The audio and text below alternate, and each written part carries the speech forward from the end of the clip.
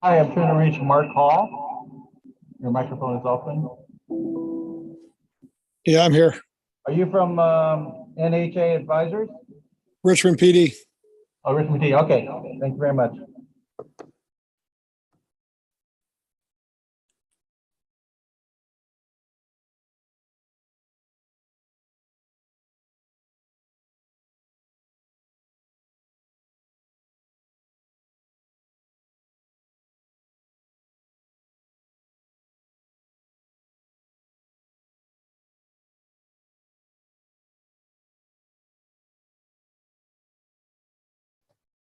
Hi, Richard.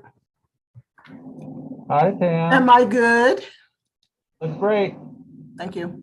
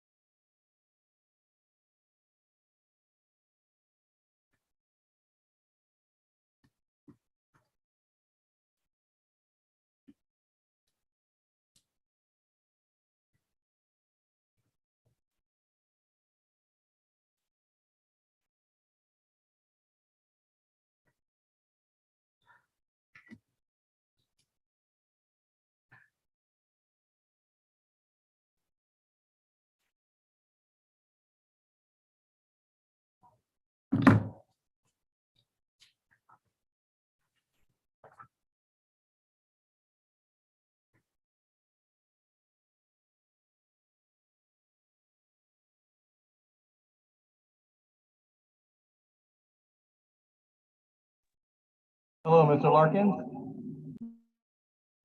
Mic is off.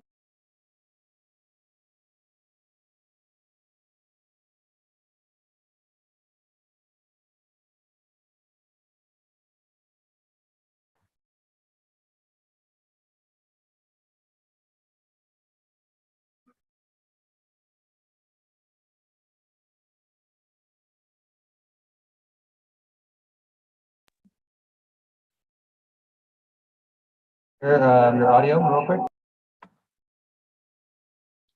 My audio is on, yes. All right, thank you very much.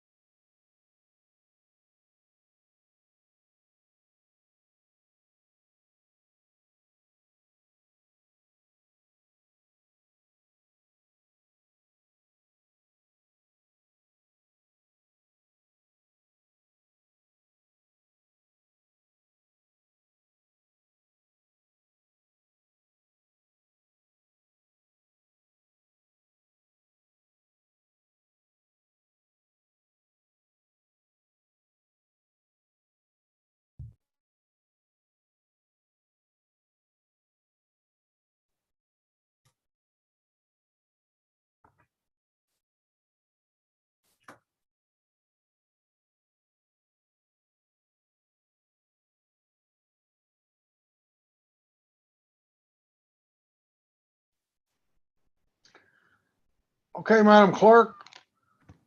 Madam Clerk, I see 4 council members and it is 4 PM. So are we ready to go? Yes, we are. Okay, would you call the roll, please?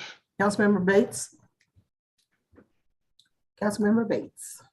He is absent. Councilmember Jimenez. Presente. Councilmember Johnson. Here. Vice Mayor Martinez. Vice Mayor Martinez is absent. Councilmember McLaughlin. Here. Councilmember Willis Here. and Mayor Butt. Here. Hi, Madam Clerk, can you please contact Councilmember Bates and see if he's able to join us? This disclosure training is mandatory.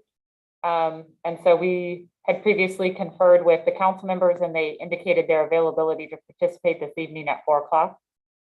So can we please hold on commencing until we see if we can get them all to join? And I will contact them as well. Is that okay, Mayor Butt? Well, there's a couple of things we can get out of the way while we're waiting on him, and we'll wait on him, but let's go ahead. So the next item is statement of conflict of interest. Does anyone have one?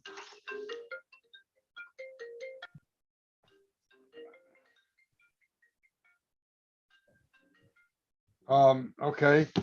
The next item is public comment. This is limited to items on this agenda. Do we have anybody signed up for public comment? Yes, we have one hand. Okay. We have, yes, we have, the hands are growing. But I just want everyone to, as the mayor stated, this public comment is limited to item E1. If you're not speaking on item E1, please lower your hand. Okay.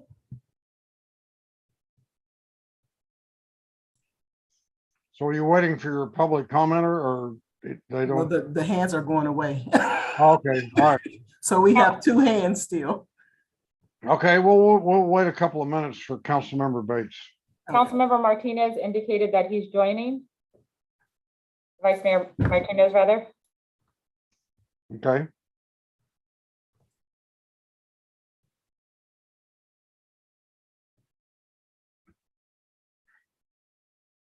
If people don't show up, can we send the police out to round them up? You know, they used to do that in the old days.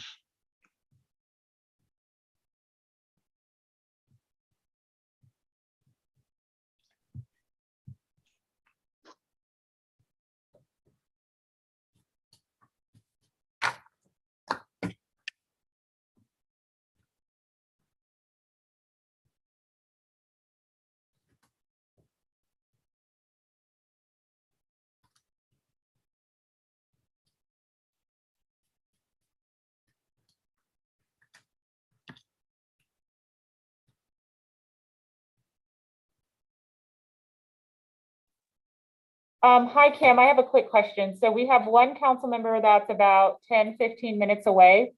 Can we provide them as well as other members of the council with additional training at a specified time? So we can catch them up. Yes. Okay, At all a right, different. so.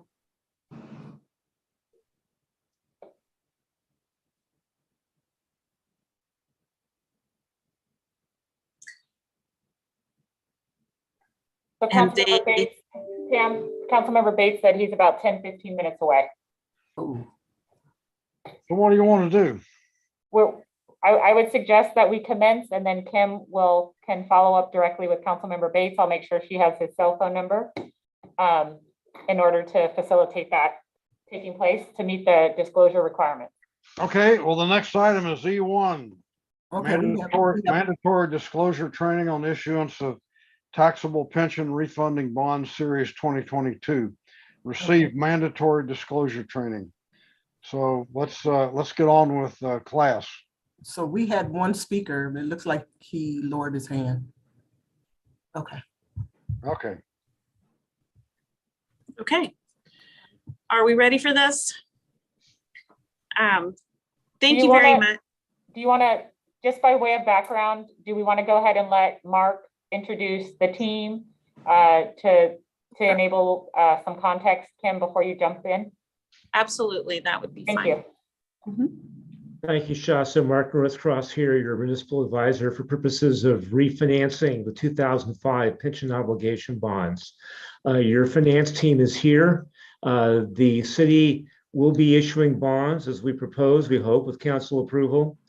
And part of the process of issuing municipal bonds now is for electeds and staff to receive some background information, we call training on disclosure. This is not necessarily disclosure to staff and electeds and the pros and cons of doing the financing. It's disclosure to investors, to people and institutions who would buy the bonds. The way the world works in municipal bonds, you have someone like us, municipal advisor, you have an underwriter, Rob Larkins from Loop Capital is on. In addition, you have a bond counsel, that's Jones Hall, Juan Galvan. I see him on as well. And you've got a disclosure counselor who is Kim Byrons from Best and Creator. And Kim is the person responsible for the disclosure document. We call it an official statement in our business, but the document is really legally mandated disclosure to investors. Kim is in charge of that, along with her colleagues at that firm. So Kim is the best person to give the disclosure training. So with that said, Kim, please train us all. Thank you very much, Mark. And I want to thank all of the council members, the mayor, the vice mayor, and city staff for taking the time today to acquaint yourself with this disclosure training and the rules, the need for it, and let's just get to it. So I believe we had provided a PowerPoint presentation. Can we call that up to the screen? It's coming. Okay. Here we go. So this is the disclosure training presentation. If you want to go to the next page. The purpose of it is that we have to have disclosure in public offerings. It is the way that information that is relevant to the financing is communicated to potential investors. And it discusses the why the bonds are being issued and the how the bonds will be repaid. It is important to provide accurate and complete information in a timely manner to investors initially and then on a continuing basis through the life of the bonds. And this is what I would call like the proper care and feeding of a bond issue or a component of it. So in this webinar, we're going to look at certain statutory obligations of both the issuers and the underwriters at the state and federal level, and review some of the consequences if there is failure to comply with these rules, and then discuss some enforcement actions, highlight some things out there as a practical experience that issuers have encountered when they did not comply, and then sort of a discussion of best practices going forward for the city and its staff. So next slide, please. We will start with the SEC anti-fraud provisions. And basically all securities are subject to registration requirements under the 1933 Act, unless they're exempt specifically, and municipal bonds are exempt. So unlike corporate bonds, municipal bonds don't have uniform disclosure requirements for the framework of the initial offering document. Technically, your disclosure is voluntary on the municipal side. We'll get to how we are required to do it later. It's regulated through the anti-fraud statutes of the SEC, and the Commerce Clause provides the federal jurisdiction for the SEC. So that's sort of the technical how it applies to you. So Rule 10b-5 of the Securities Act is you cannot make an untrue statement of a material fact or omit to state a material fact necessary in order to make the statements made in light of the circumstances in which they were made not misleading. And that's kind of applied to everything, every kind of speech that is made to the market. Rule 17A has a different definition in that it's unlawful to offer any securities under fraud or an artifice or device, to obtain money by misleading facts or omissions, or to engage in practices which operate as a fraud or deceit of a purchaser. Materiality is not really, it's one of those, I don't know how to define it, but I know it when I see it kind of things. In some cases,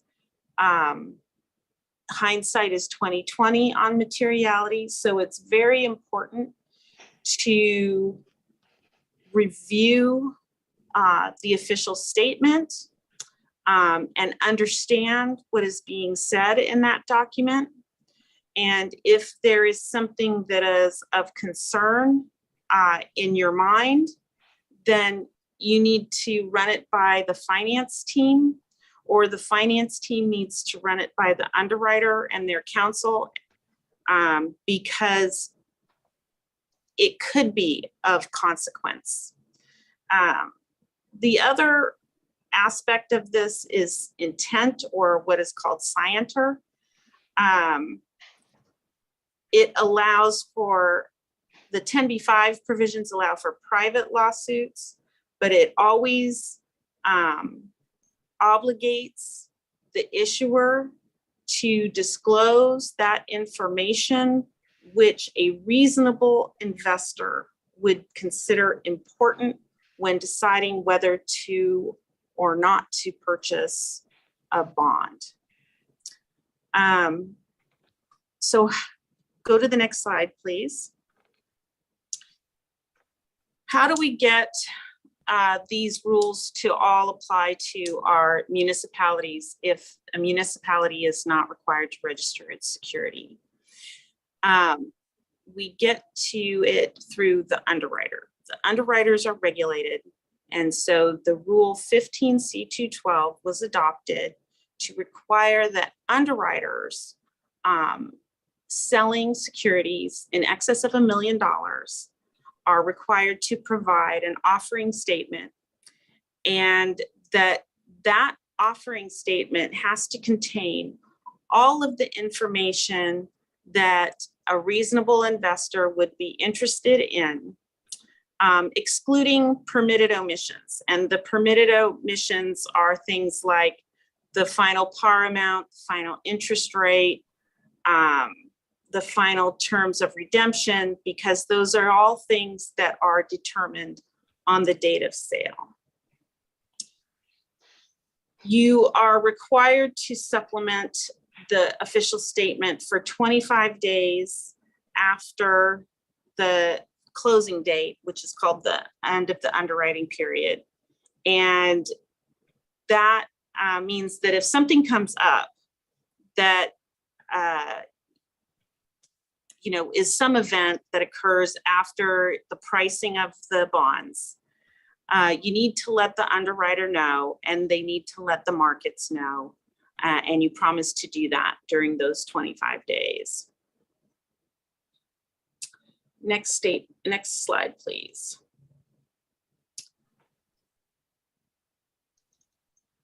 So what's in the preliminary official statement and the final official statement? It's the description of the bonds.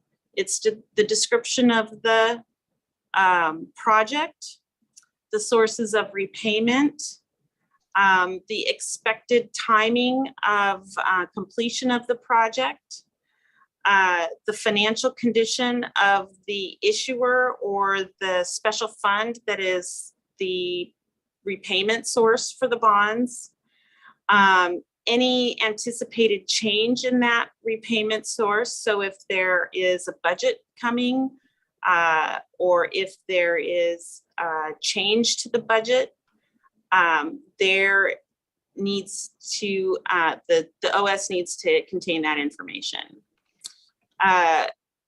Is it going to be rated? That's part of the OS. What are the risks involved with the investment? That would be included in that document. For example, earthquake, wildfire, those kinds of things that we see in California typically. Whether the obligation is taxable or tax exempt. Whether there's outstanding litigation that may be material to the financing. In that case, we do have separate conversations with the city attorney or general counsel of the issuer to discuss any outstanding litigation. We also discuss whether the issuer has complied with its continuing disclosure. That is, have you lived up to your promise to provide information to investors during the life of the obligation? Next slide, please. So here we have a specific excerpts of Rule 15C212. These are ongoing requirements while the securities are outstanding. So you have to have an annual filing, and the underwriter must enter or must know that the issuer has undertaken in writing to provide annual information to the holders of the securities and is going to make that information publicly available. And for many years, this rule was in effect, and there were these information depositories, but they were sort of all over the place. And it was very difficult for investors to actually obtain the information. The MSRB, the Municipal Securities Rulemaking Board, created a website called EMMA and EMMA. And that all that information, that annual information, is now available to investors on EMMA. And it is just posted electronically on an initial basis. Your official statement, your preliminary official statement, the final official statement are posted on EMMA for publicly offered securities. And then the annual reports are also posted on EMMA. So you just click a button, you find your securities, and there is disclosure information. You click that button and it's all right there. So the underwriter has to understand prior to offering these securities that you have entered into an annual disclosure obligation. Usually that is the obligation. The annual disclosure is posted by a dissemination agent. Now, the dissemination agent can be a third party. It can be your municipal advisor. It can be your corporate trust bank, or it can also be the issuer. There are two requirements with respect to continuing disclosure. There is the annual, regularly scheduled, we're going to provide you our audited financial statement, plus some other named information. But then there is also event disclosure, and we'll get into a little bit of that in a few slides. But the event disclosure is more about, let's see.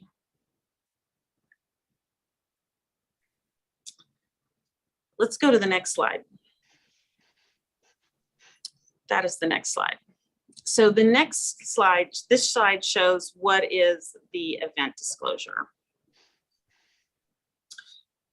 So it's things that you would expect it to be. It's payment defaults. It is covenant breaches. It's change in security, unscheduled draws on security support, like your reserve fund or a letter of credit or a bond insurance policy, a change in tax status, modifications of the rights of the holders, bond calls where you're taking their bonds away, defeasances where you've prepaid basically the remainder of debt service on the bonds, and rating changes, bankruptcies, mergers, etc. There are two new provisions, and I shouldn't say new, they're about 5 years old.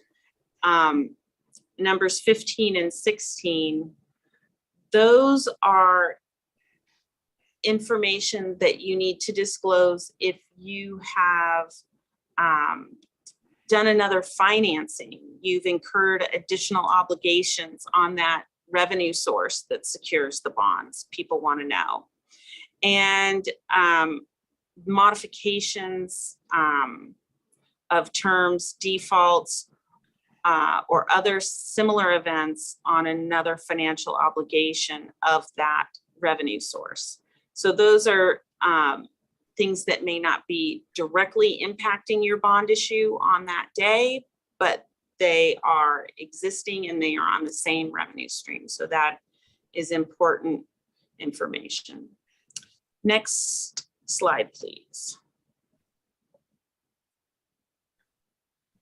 So I'm going to backtrack a little bit.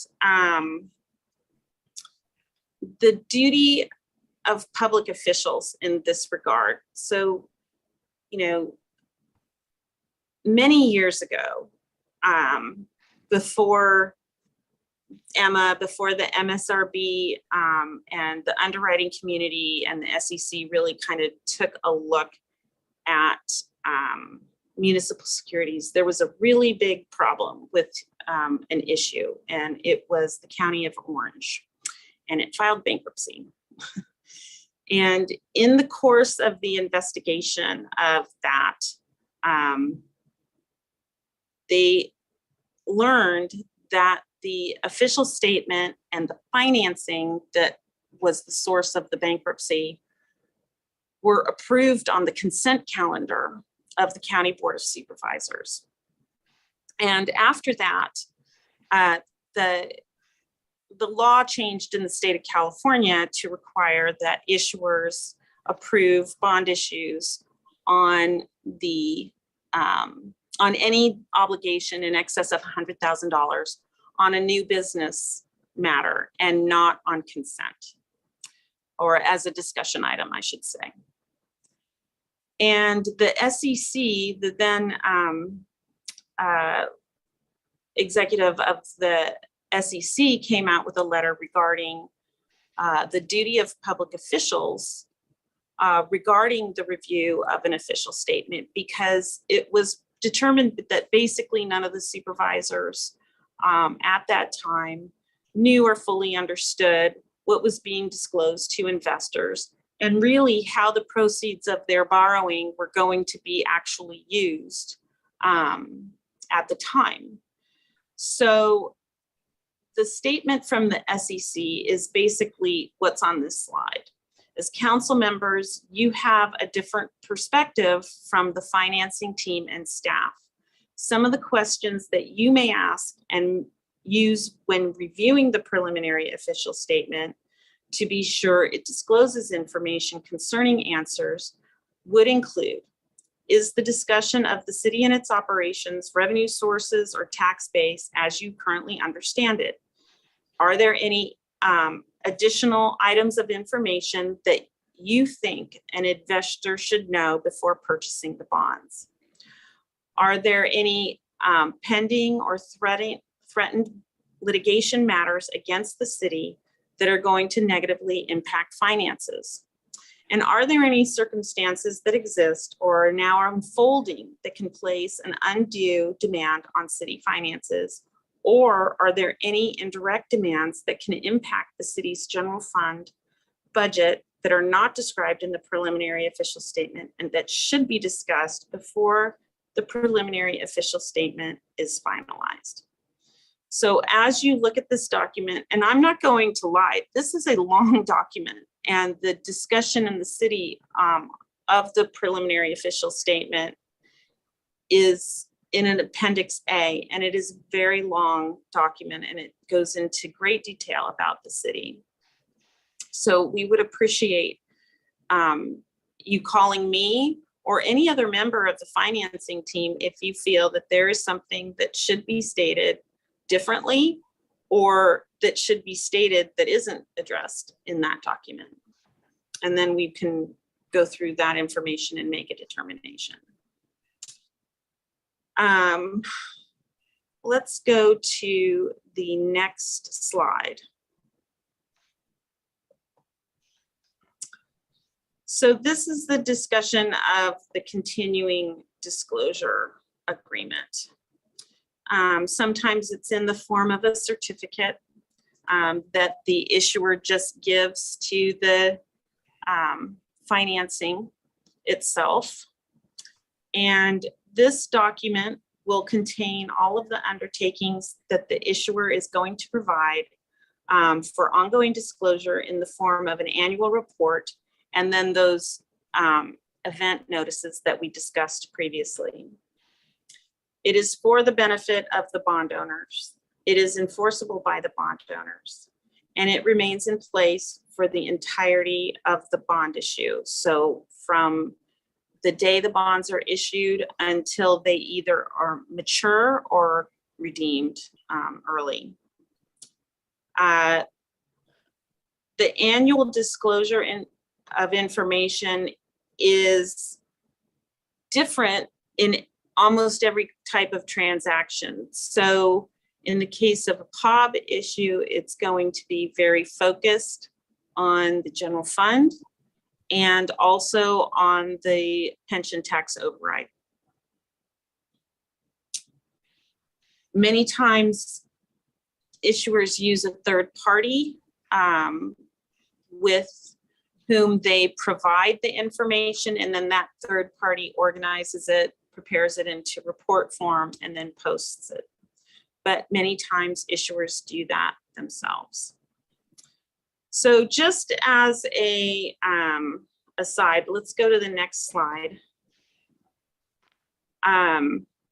This is sort of the end of the discussion on the SEC on the federal component of disclosure.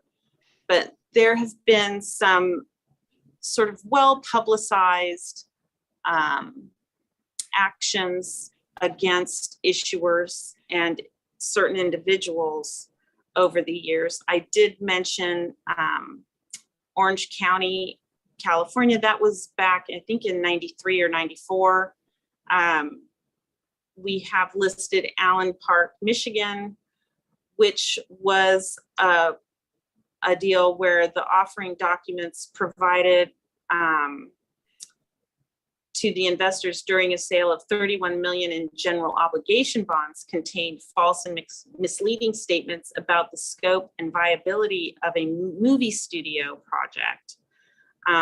They also were false and misleading with respect to the city's overall financial condition and its ability to service the debt.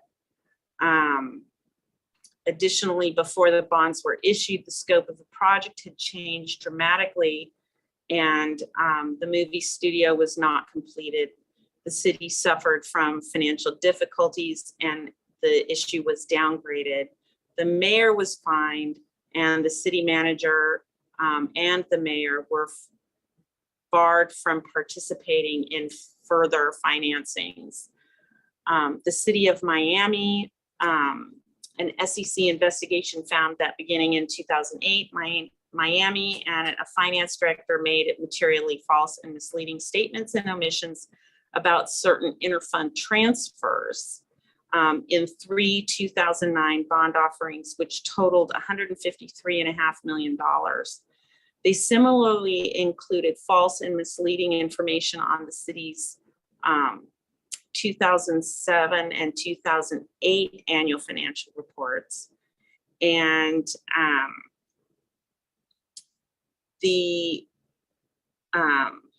think it says Baudrillard, I think he was the finance director, orchestrated the transfer from the city's capital improvement fund to its general fund in order to mask increasing deficits in the general fund.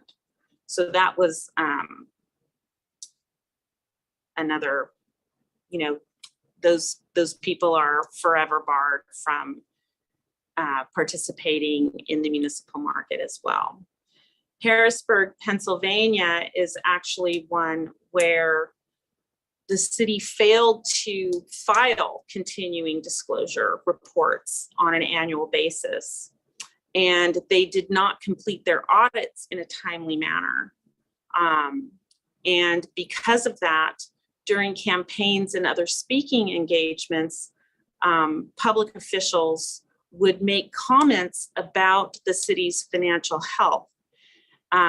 As a result, investors relied upon those public comments, but there was no other information to back that up. And so there was liability when those public comments turned out to be very much misleading from the actual financials of the city. So it's incumbent upon city officials to know what the financial condition is of the city and make sure that that information is always properly discussed. And then the city of San Diego is another one where basically what happened was in the course of a bond issue, it was revealed that a note to their annual financial statements had never been changed regarding their pension liability. And that note grossly understated what their unfunded liability was. And it just, for whatever reason, never got updated. And that resulted in liability for the city. Maricopa is an offering where the city was going to finance capital projects, but ran into some financial difficulties and ended up funding its deficit with bond proceeds. So they didn't do what they said what they were going to do, and there was an SEC action. The bottom line is all of this is that if you're going to participate in the public markets, you know, participate well. Say what you're going to do and do it. And if there is a change in circumstances, let investors know. Next slide is the consequence of violating the SEC rules. That is, you know, first there's an investigation.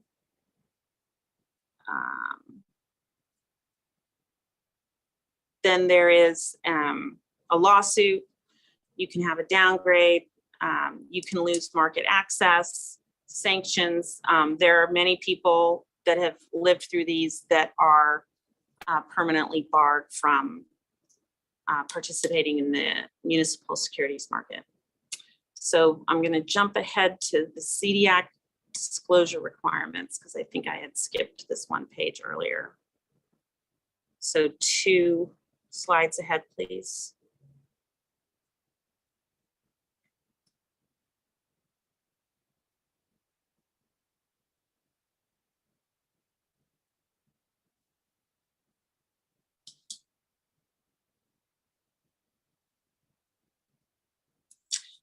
All right, so here we are, CEDIAC disclosure requirements. So, one slide back, please. Thank you. CEDIAC is the California Debt and Investment Advisory Commission. It requires that prior to issuing debt, a notice of proposed debt issuance is filed. And then after the bonds are sold and delivered, a final report is filed. And those reports have some basic information. They include the issuer, obviously, the type of bond that it is, if it's for housing, if it's for redevelopment, if it's for general city improvements, if it's for water or sewer. All of that is reported. There are some annual requirements to be followed up with. They include basically your fund balances, whether you've drawn down your funds, if you've drawn on your reserve fund, which is additional security for your bonds. If you have capitalized interest to pay for the first couple years of debt service on the bonds, how that has been drawn down. If the bonds are secured by taxes or certain revenues, they want to know if there are delinquencies in the taxes and if there are foreclosure actions. They may ask also in the tax allocation world, your assessed value. It is an immediate reporting requirement that if the reserve fund is ever drawn on, that it be reported. Also, if there is any payment default, that is also something that needs to be immediately reported. And then the next slide. So hopefully COVID is becoming less of an impact on local government, but there are some lessons to be learned from COVID. And one of those lessons is that we learned that investors kind of want to know if something bad happened, but they also want to know if they don't need to worry about anything. So if there is in the future some dramatic event on a regional, state, or national level, I think investors appreciate a statement from an issuer that says, well, we had to shut down all our operations. We don't know how long, and we don't know what our revenues are going to look like. They would appreciate that. But they would also appreciate a statement that said, well, this dramatic event happened and we're fine. We're going to be just fine. And I think that that is what COVID really taught us. So going forward, you know, just be mindful of those dramatic events that it happens, and some issuers are fine. Like most of the cities that we represent or water districts, we're able to manage just fine. But we did get word that investors really wanted to know that they were just fine. On the other hand, other issuers that we have that are sort of like amusement parks that had to really shut down, that really did suffer financially, investors appreciated understanding and knowing that they were shut down, that they were going to either use current revenues or reserves to pay their debt service, or that they were receiving other financial aid from state or federal sources. And I believe that is my last slide. We have some time for any questions or other comments from the panel. And otherwise, if something comes to mind later, I'm always available for answering any Okay, questions. are there any questions from council members? Go ahead, Claudia. Yeah, thank you for the presentation and for this training. This is really a good information for us since we are in this issuing bonds and dealing with the swaps. I just wanted to have clarity about who, when we are talking about just particularly Richmond, who is going to do the reports that you mentioned. And you mentioned that they will be, and my second question will be, you mentioned that there is going to be a preliminary official statement and a final official statement that we will need to review and ask these questions. How we can get support? You mentioned that it's a really big or long document, and I would like also to know how we can get support to really go through it and really understand what is there, so we can have our comments of what we think is missing or what we think we should put there, that is based on the information and the real understanding of what is put in that statement. So my two questions about Richmond particular. Thank you. Thank you very much for your question.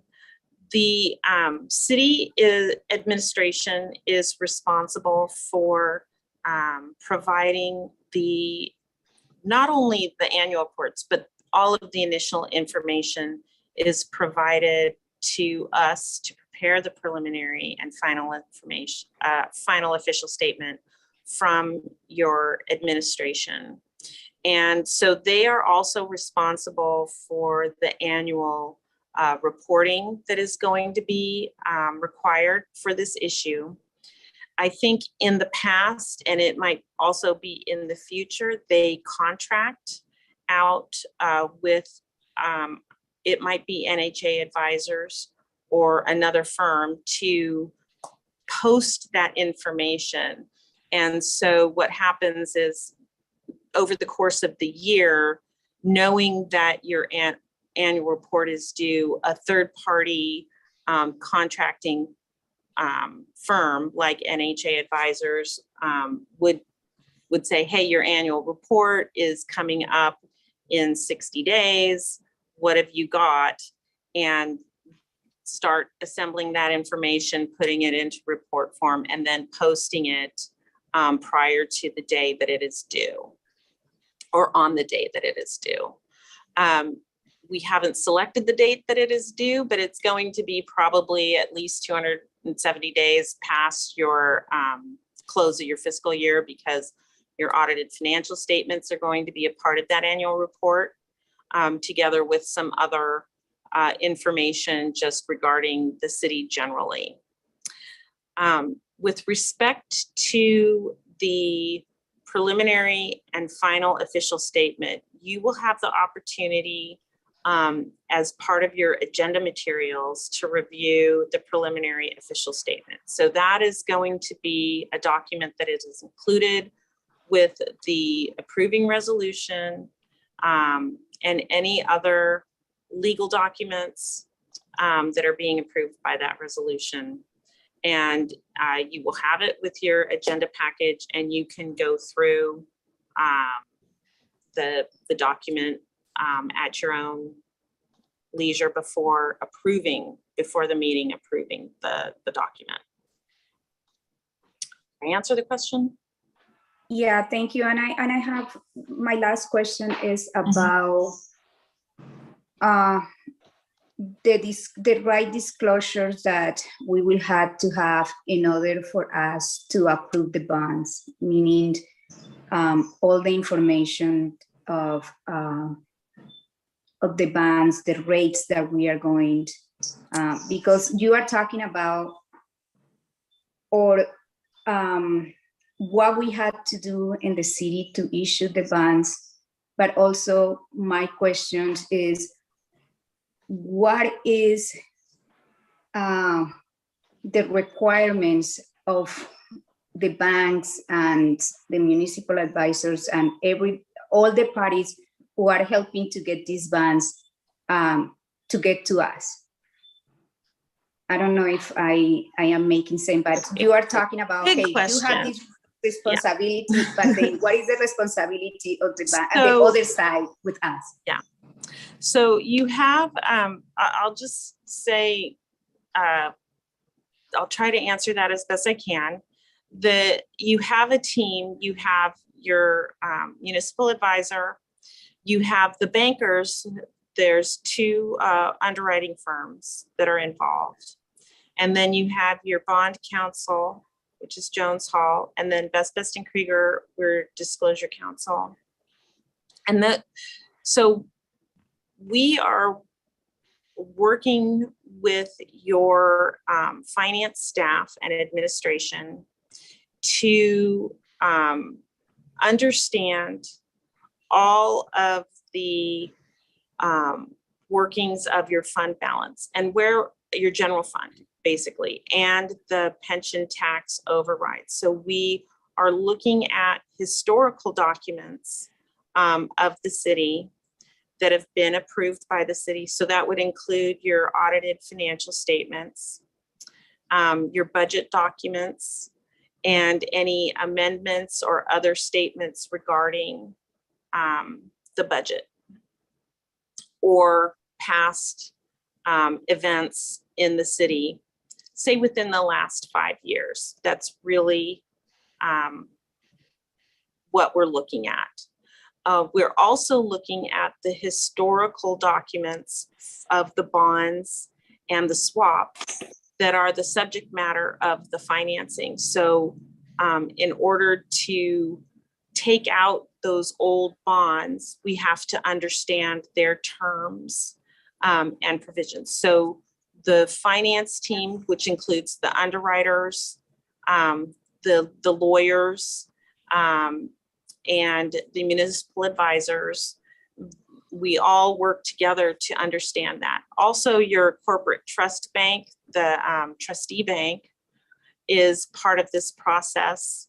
And we work with them to understand what kind of money they have on hand for the old bond deals and how they've administered that bond deal historically.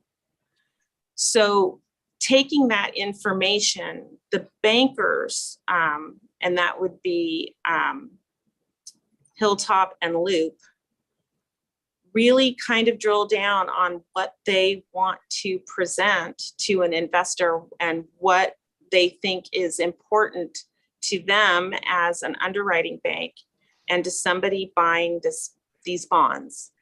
And we try to work with the city. And when I say we, I mean my law firm, Best and Krieger.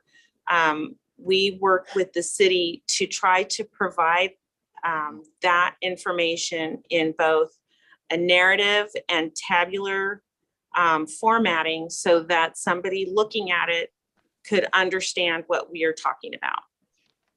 And it's not always information that's readily available. And we do have a lot of follow-up questions that we ask of your finance department. And they have been very responsive in obtaining that information and sort of drilling down into their own books to provide that information to us. And when you review the document, I don't think that anybody expects the council to know all the dollar amounts. I don't think that that is what we are looking for you to completely understand. I think what we really want you to focus on as members of the council is the description of what we're doing.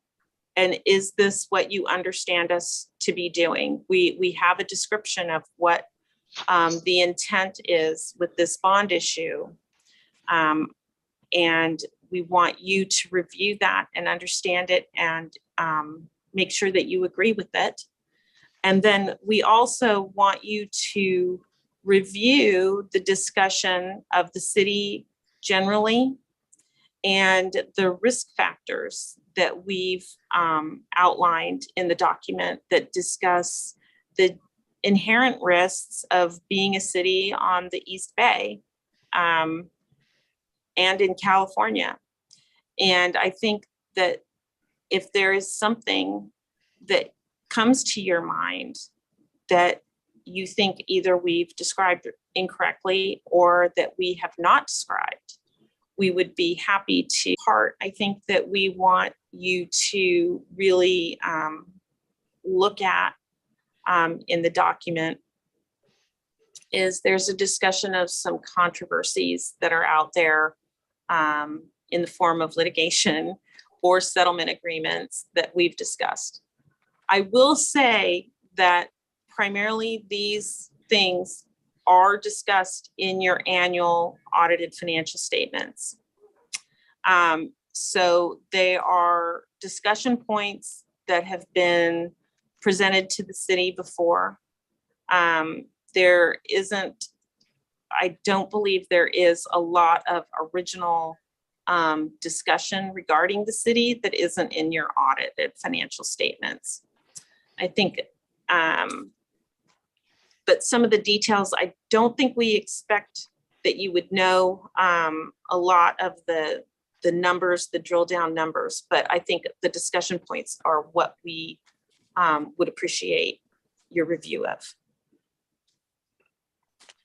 Councilmember McLaughlin, go ahead. Yeah, thank you for this presentation and your explanations. A question about this long document that you've been talking about. So I think you just mentioned that there will be a description and some points that are important for us to review, but I'm wondering if there will be like an executive summary, rather, that will provide in summary form what, I mean, I don't know how many pages you kind of emphasize that it's quite long, but, when we often have long studies or, various documents, there is often an executive summary at the beginning of, 3 or 4 pages or 1.5 pages or even 1 page.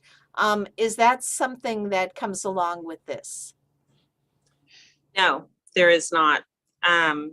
The summary component of that document is the cover page of the document, which basically describes the security, the source of repayment, and some general terms, the interest rate and the maturity date.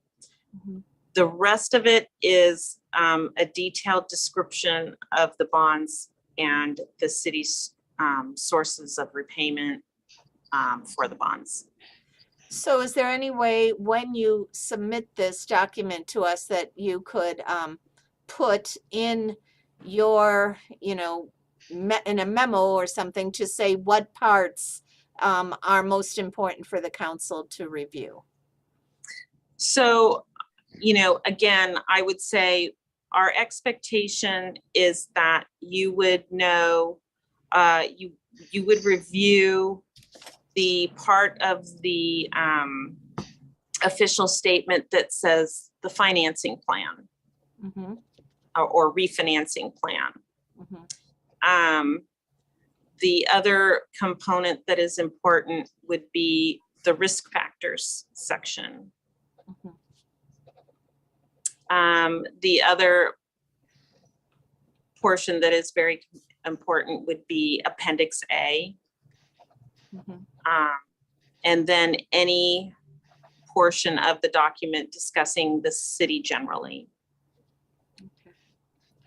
All right, I just copied them down, but if when that comes forward, if you could kind of put those 4 or 5 bullet points to guide us as we review it. I will. Okay, thank you. Other questions from council members? I've got a couple.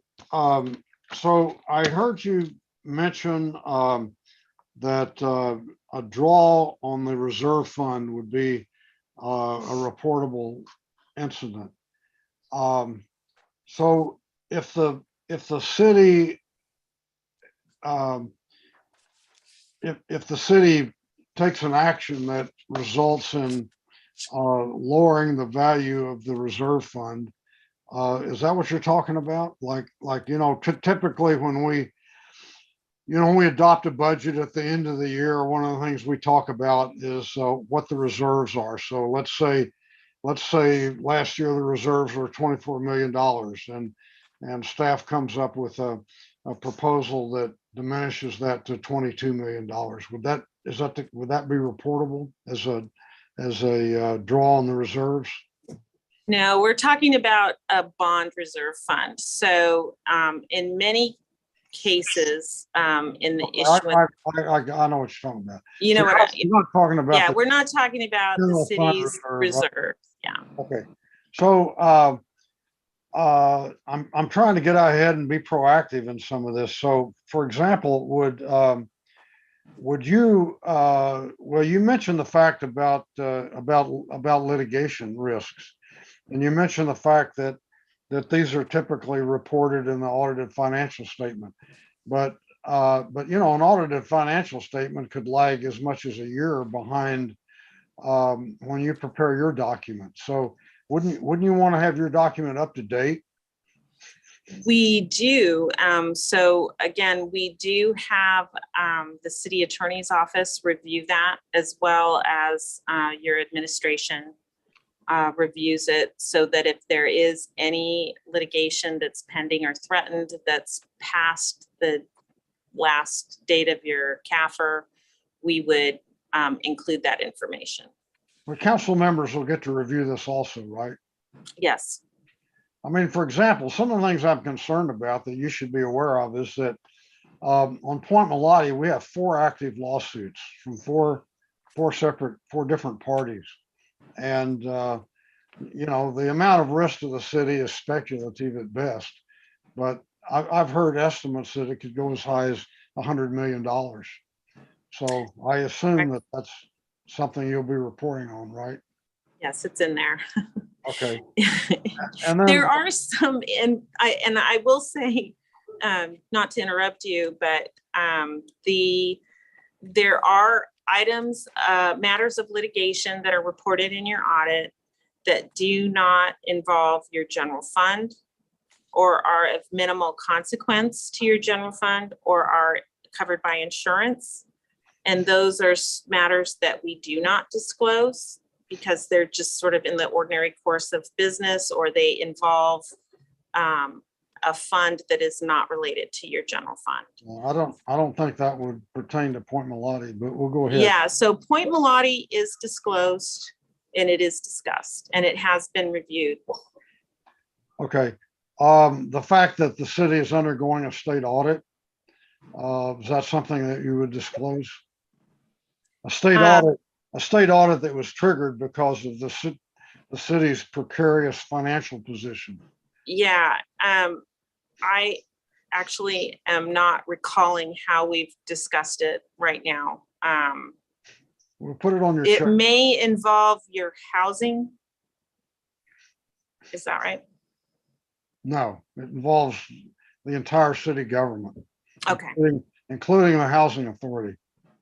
So you might want to take a look at Housing that. Authority. Yeah, we'll take a look at that. Okay. And then the fact that Richmond drives about, I don't know how much it is now, but it's in the past, it's been somewhere around 30% of its general fund revenue comes from Chevron. And the city council majority continues to advocate for shutting down Chevron. Is that something you might want to report? We do have a lot of discussion about Chevron. Okay. And then finally, the fact that Richmond has hundreds of millions of dollars of unfunded pension liability. You'd probably report that, right? We have a very vast discussion of your pension liability. Okay. Okay. All right. Yeah. Any other questions from council members? I don't see any, so I think we're probably ready to adjourn the special meeting and go into our regular meeting. I don't think we have to leave the screen, right? We're in public meeting right now, right? Right.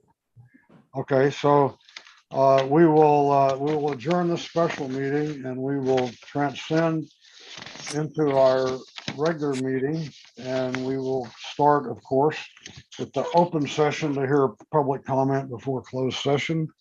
Would you call the roll, please? Councilmember Bates, Present. Councilmember Jimenez, Presente. Councilmember Johnson, Here. Vice Mayor Martinez, Here. Councilmember McLaughlin, Here. Councilmember Willis, Here. and Mayor Butt. Here. Let's see, we'll call a closed session. Would you read the closed session agenda items, please? Yes, during closed session, the council will discuss the following items: liability claims, Geico, conference with legal counsel, existing litigation, City of Long Beach versus Monsanto Company et al. Conference with legal counsel, anticipated litigation. This is initiation of litigation. 2 potential cases, Monsanto and Richmond Grown. Conference with labor negotiators, agency representatives include Jacqueline Gross, Sharon Taylor, and Teresa Fairbanks. Employee organizations, SEIU Local 1021, full-time and part-time units, IFPTE Local 21, mid-level management and executive management units, Richmond Police Officers Association, Richmond Police Management Association, IAFF Local 188, and Richmond Fire Management Association. Under public employee appointment, title City Attorney. We have one request to address the council. Okay, but before we go to public speakers, I want to announce that I will be recusing myself on item C.3.2, Richmond Grown, because that project, the general warehouse, involves a client of my architecture firm. Although we're not doing any work on the project, we do have a business relationship with one of the owners. So with that, let's go to our public speaker and remind them that they're addressing items that are on the closed session agenda, not the open session agenda. Yes, to the speakers, please address items that are listed on the closed session agenda only. Thank you. Ursula, please call the speakers. Yes, we have 4 speakers right now. The first speaker is Don Nelson. Hello, my name is Sergeant Nelson, and I joined the Richmond Police Department 15 years ago. It was a time when the city was in a state of emergency and was assisted by the California Highway Patrol to quell violence. A good labor contract led to increased staffing, which allowed us to engage with the community on levels that were not normal back then. In doing so, crime was not only lowered, but Richmond was recognized by President Obama's administration. Attorney General Loretta Lynch visited the police department and lauded us as one of the most progressive police agencies in the nation and an example for police reform. For the past 10 years, I've done background investigations and sat on oral boards for police officer candidates.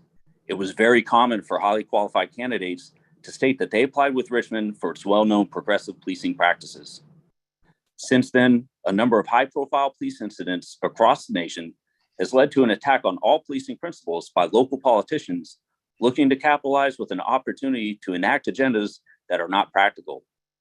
The efforts of the Richmond City Council to defund the police department, combined with a stagnation in wages, have crippled morale and caused veteran officers to flee to nearby agencies that have better pay and political support.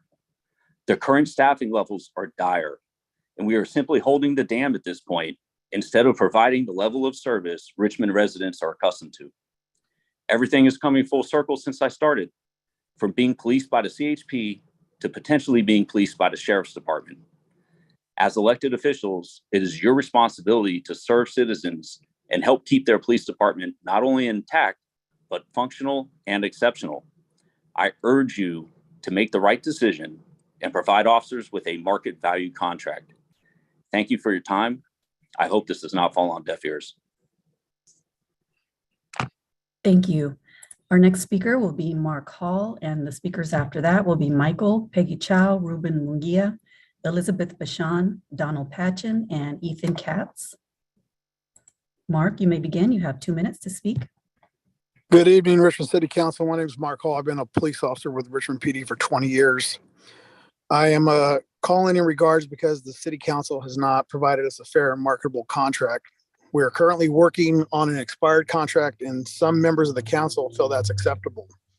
I was born and raised in the city of Richmond. I became a police explorer here and eventually became a police officer. In all my years, I've never seen a staffing crisis as bad as this.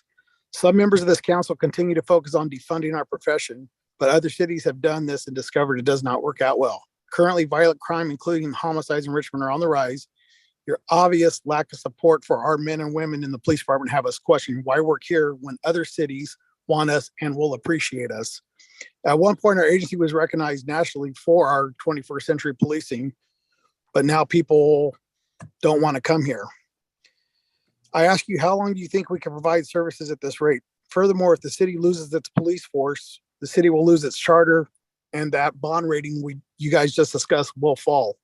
Because of your lack of support and failure to invest in our agency and the safety of the public, great officers have left this agency and they are continuously trying to leave.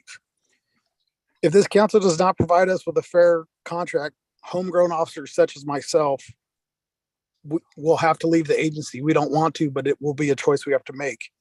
If you continue to ignore us, the sheriff will be here and will not provide good police services the way we do.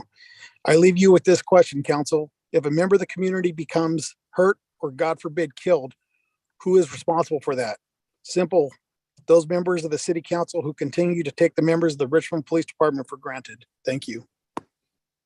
Thank you. Our next speaker is Michael. Hi, can you hear me? Yes. Can you please state your last name for the record? Sure. My name is Michael Pagaline. Good evening, City Council. I've been a police officer here at Richmond PD since 2014. I'm addressing the council today during public comment because the Richmond City Council has not provided a fair contract to police officers like me. Our contract expired on June 30th of this year, and the city's police officers have never been without a contract. The city of Richmond is already in a police staffing crisis. You've already heard from one of my sergeants, Sergeant Nelson, as well as Officer Mark Hall. I just don't want this to keep falling on deaf ears. When we say that we're at a staffing crisis, we're trying to hold the dam back, but we're already at a reduction for calls for service right now. We're trying to respond to all the calls that we can, but right now it's just not really working out for us because of these staffing levels. For many of us, it's a sad state of affairs. In 2016, the Richmond Police Department was a nationwide example of 21st century policing. When I first came on at Richmond, Attorney General Loretta Lynch actually came in and addressed all of us and told us what a national example we are. And it actually gave everybody here at Richmond such a feeling of pride and accomplishment that you would actually single out the city of Richmond and come to us and tell us that. In 2022, presently, many of us wonder how long the city police department will continue to exist. Because the Richmond City Council ignores and does not invest in its police employees, many residents' calls go unanswered. Many victims don't receive the service, the justice, and the closure they deserve because of our staffing. Crimes go unreported daily because of the lack of staff. If the council doesn't prioritize our ability to do our job, many of us will be looking for new employment in a city that values what we do. I personally have already explored the option to work elsewhere. We are currently in forced overtime shifts and are unable to provide full services to the residents of Richmond. No one wants to work here because the city council does not value its police department. Thank you. Our next speaker is Peggy Chow. Good afternoon. Can you hear me? Yes. Good afternoon, Richmond City Council. My name is Peggy Chow, and I'm a police officer with the Richmond Police Department. I am calling this afternoon to again encourage an open discussion to provide current and future Richmond police officers with a valued and marketable contract and compensation to ensure the ongoing safety and success of our Richmond community. Since joining the Richmond Police Department 8 years ago, I have grown to love our community, and I truly recognize our city's unlimited potential for economic and cultural growth. However, this growth potential is strongly interconnected with our community's confidence in their public safety. This is where you, our elected city officials, have a prime opportunity to invest in the growth, trust, and potential of our city of pride and purpose. It is no secret that the Richmond Police Department is critically short-staffed, with personnel consistently working 18-hour forced and mandatory overtime shifts. And it is also no secret that many of our neighboring communities have chosen to invest in the quality and caliber of their police services by providing attractive compensation and benefits to ensure their cities remain a safe place to live, work, and visit.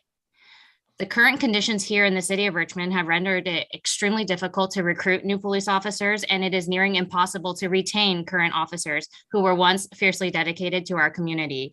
But I am calling again today to emphasize that it is not too late to rejuvenate our police force, to retain, attract, and recruit the most qualified and diverse candidates to serve our Richmond community. I urge you to please invest in our collaborative future success by investing in our current and future police officers with a valued contract and compensation to ensure the continued safety, growth, and success of our Richmond community. Thank you. Thank you. Our next speaker is Ruben Munguia. Ruben, you may begin. Hi, can you hear me? Yes. All right. Good evening, Richmond City Council. My name is Ruben Munguia. I'm an officer with the Richmond Police Department. Currently in my third year as a detective in the Domestic and Sexual Violence Unit. I'm a first-generation Mexican immigrant born in Jalisco and raised in the city of Richmond. Growing up, I didn't imagine becoming a police officer until I took a ride-along in my junior year in college. I saw smart, caring, and fearless officers respond to calls without hesitation in areas of the city I knew weren't safe. And as children come out and play in their yards and street when officers were in the area, I took it upon myself to actually ask a parent why they waited for a police presence to allow their kids to play outside. And they told me it was the safest time to have their kids play outside. I graduated college, and in 2013, I became a police officer for my city. In 9 years, I've seen new officers enter the police department. I've seen officers retire. I've seen officers get injured, and I've attended funerals for officers. I've seen the best and the worst parts of policing in the city that will stay with me forever. I've been called every name in the book, and my ethnicity has even been questioned and revoked by those who label me based on the uniform I wear. Over the course of my career, and even now, residents have continued to support and appreciate us. In 2015, as you've already heard, Attorney General Loretta Lynch visited the city of Richmond, the police department specifically. She said, if you are looking for what police ought to do, I would send you to Richmond. However, in the past 3 years, I've seen a mass exodus of officers from the department who have felt unsupported and unappreciated by the city council. We have lost specialties to include the property unit, gang unit, narcotics unit, and robbery unit. The young officers strive to become great detectives, but with officers continuing to leave and recruitment at an all-time low, those specialties and even more will be dissolved. We're all tired. These forced overtime shifts are not sustainable and are dangerous for our welfare. The forced overtime is linked to burnout and is taken away from detectives' commitment to victims in their cases and every officer's commitment to their families. As a Richmond Kid Turn officer, I'm requesting a fair contract. Thank you. Thank you. Our next speaker is Elizabeth Bashan. Good evening, Mayor and City Council members. I'm Lieutenant Bashan with the Richmond Police Department, and I'm calling on behalf of the hardworking officers of our department. I'm urging the City Council to pass a fair and competitive contract for the members of the RPOA. We are facing not only a staffing crisis, but also a crisis of low morale. While some of this can be explained as societal trends that affect many other departments around the country, the vast majority of the power to improve the salary and working conditions for these officers lie in your hands as City Council members. In the past 3.5 years, 24 officers and detectives have resigned their positions and left for other agencies. They have cited work conditions, non-competitive wages, and lack of support from the city as their motivating reasons for leaving. 12 of these resignations have come after the defunding of our department last year. Of these 12, we lost many years of law enforcement experience. These were detectives, field training officers, and future leaders of our department. Most significantly, they were officers who never imagined in their wildest dreams that they would ever leave the Richmond Police Department. We are currently on our third consecutive month of mandatory overtime shifts with no end in sight. We have officers being forced to work up to 18-hour shifts, sometimes on back-to-back days or multiple times a week. This simply isn't sustainable, especially in a profession as inherently dangerous as ours. Staffing shortages don't just affect us, they affect our community. Victims of crimes will experience longer wait times for officers, and most tragically, many crimes will go unsolved. We are on a precipice. The officers who have weathered the storm of this past year and a half are holding on to see what this next contract brings. Countless officers have told me that their decision to stay or seek employment elsewhere rests with the outcome of this contract. A competitive contract is the first and most critical step in slowing the loss of officers and allowing us to recruit the best candidates moving forward. The City Council and the Police Department should be partners in public safety, and we should be working towards a common goal of protecting our community. Thank you for this opportunity. Thank you. Our next speaker is Donald Patchen. Donald, you may begin. Afternoon, City Council. I'm Donald Patchen. I am a sergeant at the Richmond Police Department. Kind of a common theme here that you hear is around 2015. It was kind of the heyday, I think, for the Richmond Police Department. That's actually when I came. I came in 2015, about 7 years ago. I actually came from the sheriff's office where I had worked for approximately 15 years. I was actually a sergeant there. And what really attracted me to the Richmond Police Department was that it was a nationally recognized agency, had a strong community policing model. They also offered a fair compensation package. As a result, I gave up rank and decided to come to the Richmond Police Department as an officer. In the last 7 years, what I've seen is, due to lack of a good contract, we've seen recruiting drop significantly. Our pool of applicants has dropped significantly. At the time that I came, myself, another sergeant, and a lieutenant all left the sheriff's office to come to Richmond to be officers, which was almost unheard of. And the applicant pool was still filled with a lot of good officers. That pool has pretty much dried up due to a lack of a competitive contract. In order for us to provide the policing that the city deserves, we need a competitive contract so that we can retain the best and brightest and recruit the best and brightest to come to our department so that we can provide the policing that our citizens deserve. I just urge you to please pass a fair and competitive contract so that we don't have to resort to the sheriff's office coming in or some other drastic measure, because currently the staffing levels are not sustainable. Thank you. Thank you. Our next speaker is Ethan Katz. Good evening, Richmond City Council. My name is Ethan Katz, and I'm a first-year domestic and sexual violence unit detective. I'm a 14-year officer. I lateraled here from another Bay Area agency because I saw the good work that Richmond PD put out. There were ample opportunities and diversity, not only in the city, but in the department. I am one of, I think, 2 Jewish officers that I know of in the entire agency.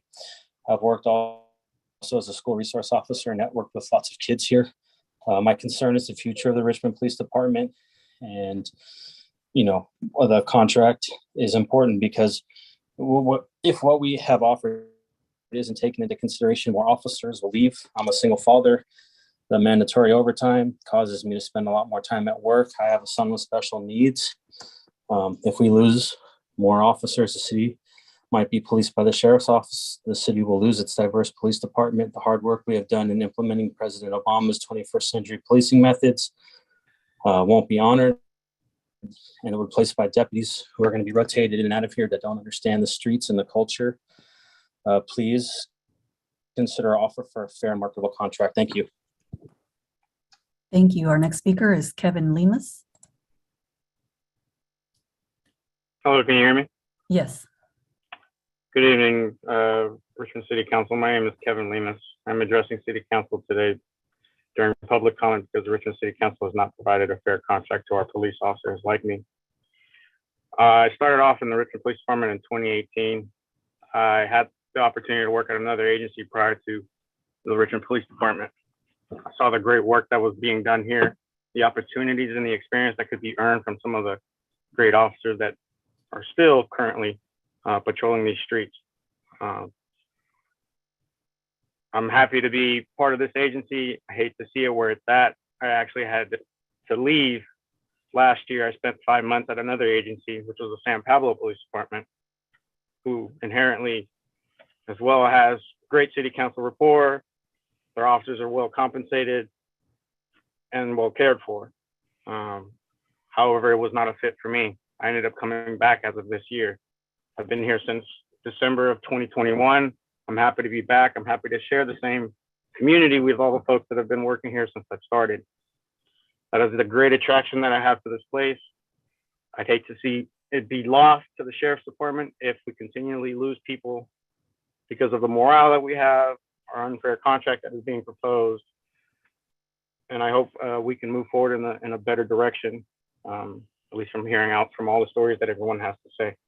I appreciate your time and thank you. Thank you. Our next speaker is Raymond Wendell. Hello, good evening. Can you hear me? Yes. Thank you. I want to say something about the police union contract negotiation as well. I think that the city needs to prioritize the good of the whole community when negotiating this, and that means two things. Number one, a fiscally sustainable, balanced contract, and number two, officer accountability. On the first point, the police are still the city's number one expense, more than 35% of the entire budget. And the old MOU, the one that just expired, is a big reason for that. There is one clause, for example, that says, anytime another bargaining unit of Richmond employees gets a raise, the police get a matching raise. There's another clause that says the police can get a salary bump just because the city has a good fiscal year. Those terms stand out, but overall, comparing this contract to neighboring cities, it's really, really generous. Those particular terms are anomalies. They're not standard in union contracts. In my opinion, they have to go because those funds can be spent in better ways for the community. I fully support the council's efforts to tamp down on police spending, make it more reasonable, and I hope that those efforts will inform the contract negotiation. In addition, I think that the union has too much power under the old MOU to fight disciplinary decisions. When an officer is terminated or suspended, the city should have the final say, not an arbitrator in that decision. The city is in the best position to understand which officers are the best assets to the community. And while binding arbitration is standard in most union contracts, most unionized employees don't carry guns. They aren't empowered to use force against the people they serve. Thank you. Thank you. Our next speaker is Ben Terrio. Ben Terrio, President of the Richmond Police Officers Association. I don't need to get too far into details. I think the members that are calling in can provide the best perspective for all of you. And it's great. I'm not surprised to see some people getting phoned in here to highlight things that they do not understand. One of the reasons for the Me Too clause was because we took a 0% across the board so that we could save the city from financial ruin in 2016. But when you don't understand a thing or how something came to be, well, it's easy for you to talk about. So I would suggest some people actually do some historical research before they actually talk about a contract they don't understand and try to be biased to due process parts of a contract that, again, they don't understand, but would gladly provide to other unions, just not police officers. Look around the Bay Area. Look what's happening in the market. It's simple. Oakland is increasing its investment in its police officers. Berkeley is investing in its police officers. San Francisco is investing in its police officers. This is not some political theater. The councils continue, laissez-faire, we don't need to worry about this issue of public safety is going to continue to grow and grow. I'm going to start sending these members out into the public in community meetings. You're going to hear them like you've never heard them before. This type of inaction is just unacceptable, and you have to find a way to make it work. It's great that we're putting on bond hearings and meetings, but I don't know how that's going to work out when you have to explain to people how you don't have public safety. Again, I would refer to your lead negotiator, who is quite well informed and actually has some legitimacy at the table for understanding. If you have questions, ask. If you have questions individually, you feel free to reach out to me. I'm more than welcome to ask or answer any questions you have. But your lead negotiator has a lot of the answers. And so if you're not listening or having conversations with him directly, I think you're doing a disservice. Thank you. Thank you. Our next speaker is Javier Santiago.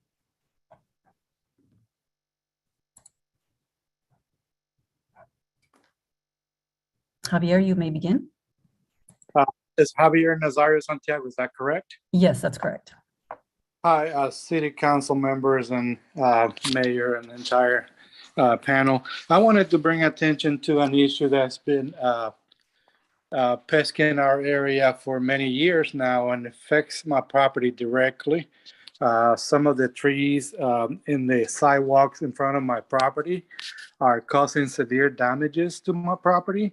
I would like to present something to the city council members that will enlighten this problem, their knowledge of this problem. I'm sure that there is knowledge about the problem, but in my particular instance, I'm spending money in repairing things that are been damaged by these, city trees roots that are growing above surface and below surface and are interfering with the foundation and the structural, parts of my home, as well as architectural parts of my home and my property. And I would like to address this because I have been previously seeking some remedies for this problem.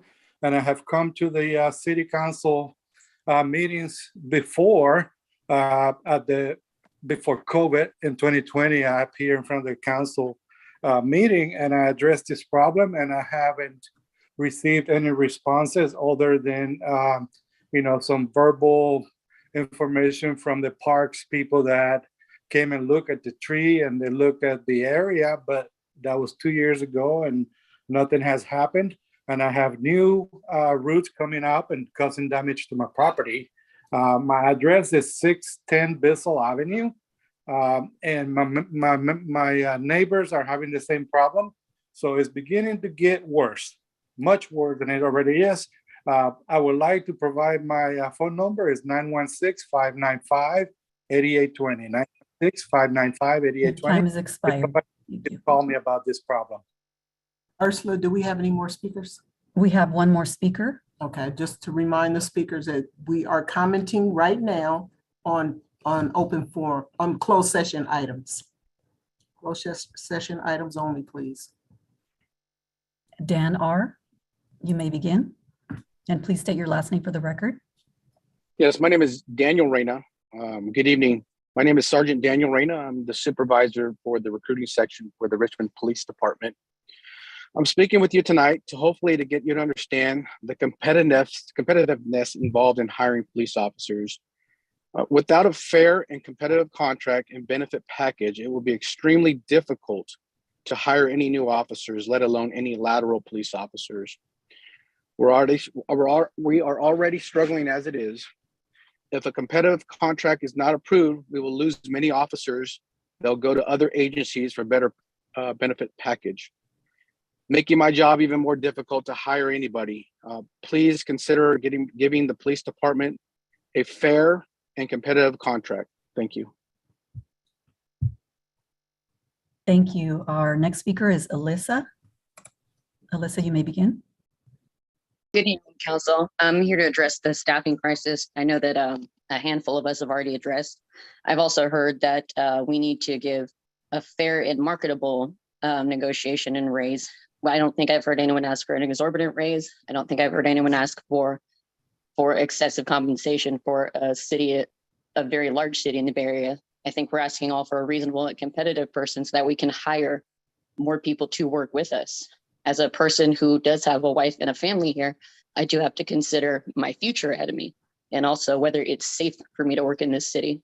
If working 18 hours a day is safe and you can find qualified candidates to do so, please direct them to Sergeant Reyna because I know he's working very hard to find people to help us.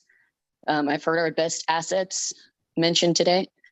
From what I understand, we've lost Bravo, school resource officers, narcotics, gangs, regulatory, probation and parole, and a grant-funded DUI car is no longer patrolling the streets of Richmond. If you have people in this city who have not been exposed to any sort of crimes that involve any of these specialties, please have them speak up and have them tell me how they're avoiding these things.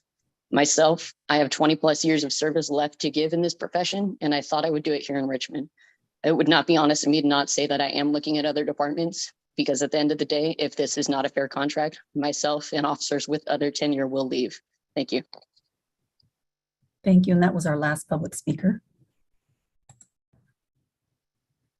Okay, unless somebody has something else, that adjourns our closed session, and we'll take about a 5-minute break and see. I mean, we're adjourned to closed session.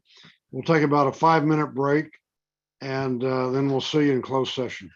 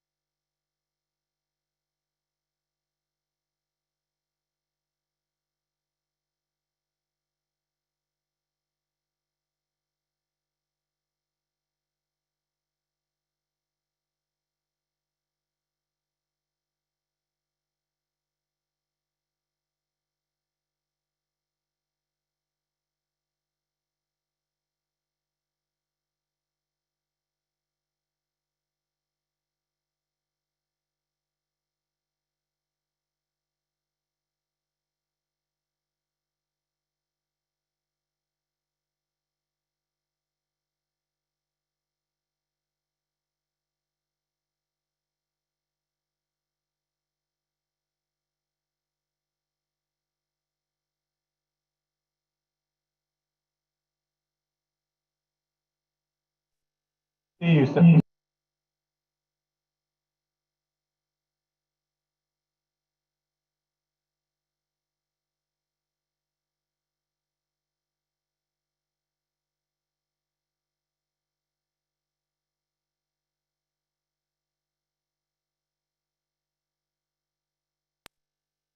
Your camera is on.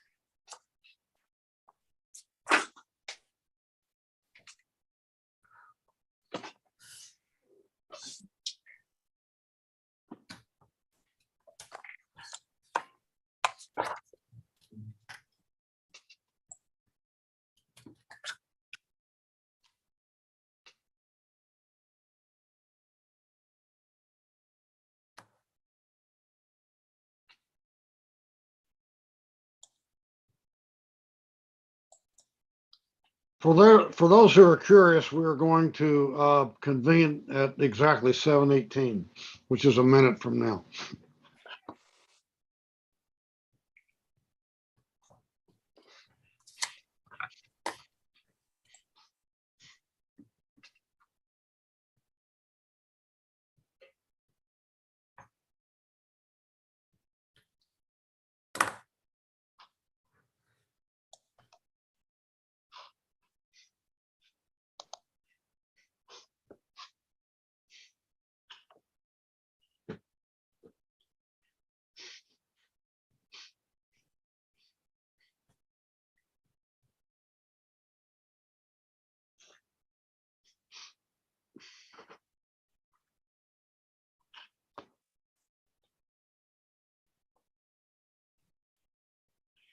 Okay, it's 7:18. Good evening, everybody. We begin this meeting with a special meeting of the Richmond Housing Authority. City Clerk, would you call the roll, please? Commissioner Bates, Present. Commissioner Jimenez, Present. Commissioner Johnson, Here. Vice Chair Martinez. Vice Chair Martinez is absent for roll call. Commissioner McLaughlin, I'm here. Commissioner Willis. Here. Lieutenant Commissioner Scott will be absent for the entire meeting. Chair Butt. Here. So let's see, Vice Chair Martinez, are you here? Okay. Okay, the next item is public comment instructional video. Would you play that, please?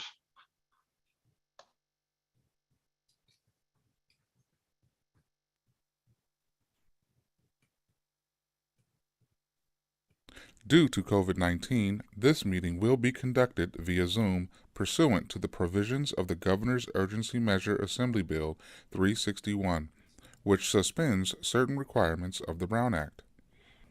The mayor will call upon council members, staff, and other guest speakers by name. Please speak clearly and state your name before giving comments or remarks. Council members, staff, and guest speakers participating via Zoom with their cameras enabled are reminded that their activities are visible to viewers. Community members participating via Zoom wishing to speak should use the raised hand feature or dial *9 if participating via phone, and the mayor or city clerk will call upon them at the appropriate time. Community members will have up to 2 minutes to speak, 3 minutes for public hearings. After the speaker's time expires, staff will lower their hand and mute their mic. Community members participating via phone will be called upon to speak by the last 4 digits of their phone number. Public input and participation are of the utmost importance to the City of Richmond City Council. Therefore, it is important for public speakers to be ready to address the council when called upon. Public speakers are requested to state their names and city of residence, but providing such information is voluntary. Written public comments received before and during the meeting in accordance with the COVID-19 public comment guidelines printed on the meeting agenda will be entered into the record and published at the clerk's office webpage. If authors of written correspondence would also like to speak on the item, they should raise their hand when prompted by the mayor, and the city clerk will call upon them at the appropriate time. A roll call vote will be taken for all action items. The meeting can be seen on KCRT's TV channel and is being streamed on Zoom, YouTube, and kcrt.com. Thank you for participating in a meeting of the City of Richmond City Council. Debido a COVID-19, esta reunión se llevará a cabo a través de Zoom en conformidad con las provisiones de la medida de urgencia del gobernador de la Ley de la Asamblea 361, que suspende ciertos requisitos de la Ley Brown. El alcalde llamará a los concejales, a los empleados de la ciudad y a otros invitados a hablar por nombre. Por favor, hable claramente y diga su nombre antes de dar su comentario. Se recuerda a los concejales, empleados de la ciudad y otros invitados participando a través de Zoom con sus cámaras encendidas que sus actividades son visibles al público. Miembros de la comunidad participando a través de Zoom que deseen hablar deberían de usar la función levantar la mano, en inglés raise hand, o marcar *9 si están participando por teléfono. El alcalde y la secretaria municipal llamarán a los oradores en el momento apropiado. Miembros de la comunidad tendrán hasta 2 minutos para hablar y 3 minutos para temas de audiencias públicas. Después de que se expire el tiempo de orador, se le bajará la mano y el micrófono será silenciado. Miembros de la comunidad participando por teléfono serán llamados para su turno usando los últimos 4 dígitos de su número de teléfono. Los comentarios y la participación del público son de suma importancia para el Consejo Municipal. Por lo tanto, es importante que los oradores públicos estén listos para dar sus comentarios al Consejo Municipal cuando sean llamados. Se pide que los oradores públicos indiquen sus nombres y ciudad de residencia, pero proveer dicha información es voluntario. Comentarios escritos recibidos antes y durante la reunión, de acuerdo con las reglas designadas para comentario público durante el COVID-19, imprimidos en la agenda de la reunión, serán ingresados en el registro y se publicarán en la página web de la Secretaría Municipal. Si los autores de la correspondencia escrita también desean hablar sobre el tema, deberían levantar la mano cuando sea pedido por el alcalde, y la Secretaría Municipal los llamará en el momento apropiado. Se realizará una votación nominal para todos los puntos de acción. La reunión se podrá ver en el canal de televisión de KCRT y también se transmitirá en Zoom, YouTube y kcrt.com. Gracias por participar en una reunión de Consejo Municipal de la ciudad de Richmond. Thank you. The next item is report from the Executive Director. Evening, Commissioners. I just want to remind everyone you have 2 more days to apply for project-based vouchers in the Contra Costa County Housing Authority. In particular, applications are open for Hacienda, which is scheduled to be leased in the fall of this year. So please make sure that you submit your application for project-based vouchers with the Contra Costa County Housing Authority. You have 2 more days. That concludes my report. Excuse me, Mayor, we missed item I. Statement of conflict of interest. Anybody have one? Okay, thank you. Next item is agenda review. We have 2 items on the consent calendar. Does anybody want to pull either one of them off? I don't hear any requests, so the consent calendar will will remain as published. And now we'll go to the consent calendar. Do we have a motion to approve? So move. Okay, Second. motion by Martinez, second by Bates, or maybe it's the other way around, but It's all right. okay, call roll, Madam Clerk. Commissioner Bates, Yes. Commissioner Menace, Yes. Commissioner Johnson, Yes. Commissioner McLaughlin, Yes. Commissioner Willis, Yes. Vice Chair Martinez, Yes. and Chair Butt. Yes. The motion passes with Lieutenant Commissioner Scott absent. Okay, the special meeting of the Richmond Housing Authority is now adjourned, and we're convening the regular meeting of the Richmond City Council. Call the roll, please. Councilmember Bates, Yes, here. Councilmember Jimenez, Presente. Councilmember Johnson, Here. Vice Mayor Martinez, Here. Councilmember McLaughlin, Here. Councilmember Willis, Here. and Mayor Butt. Here. Next item is statement of conflict of interest. Does anybody have one?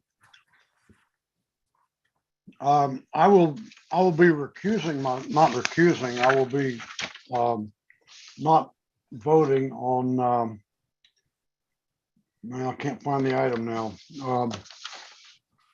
Here we go. Item V4, I have a conflict of interest, so it's on the consent calendar, but you can show me abstaining when we take that vote. I'll bring it up again. Okay, it brings us to agenda review. Any changes to the agenda? I've got several. I want to remove item V1A from the consent calendar. I want to remove item V5B and item V9A. Any other changes? Go ahead. Mr. Mayor, yeah, I don't want to remove this from the consent calendar, but I do want to make a very quick statement. V8B, which is an appointment to the Reimagining Public Safety Task Force. I don't oppose the appointment, but you know, there were other appointees that were coming forward, other applications, and you refuse other good people as well as this person. And there are many vacancies, and I really think you need to start appointing more. So this commission, this task force has a full set of task force members. So I want to bring that out publicly, Mr. Mayor. So I'm not going to pull the item, but I do think it is not fair of you to not appoint some good people and then appoint someone else when there are multiple vacancies. So that's all I have to say. Okay, thank you. Are there any other changes to the agenda? Okay, we'll move on. Next item is report of this from the city attorney of final decisions made during closed session.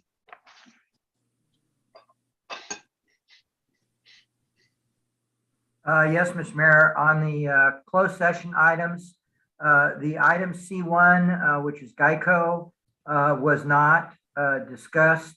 Neither was the item C5, which was the appointment of city attorney. The items that were discussed, there was a discussion of the Monsanto company litigation. There was a motion by Councilmember Martinez, seconded by Councilmember McLaughlin, to basically opt out of that litigation, and for the city attorney to make a recommendation on legal counsel. And that was approved 6-1. With regards to the labor negotiations, there was a discussion of the labor negotiations. Basically, direction was given to the negotiators to proceed with negotiations with the safety units, and direction was given in terms of the terms of negotiation. So that item is going forward, and the other item was there was a discussion of a litigation matter involving Richmond Grown. There was no reportable action taken on that. That's the closed session report. All right, thank you. The next item is report from the city manager.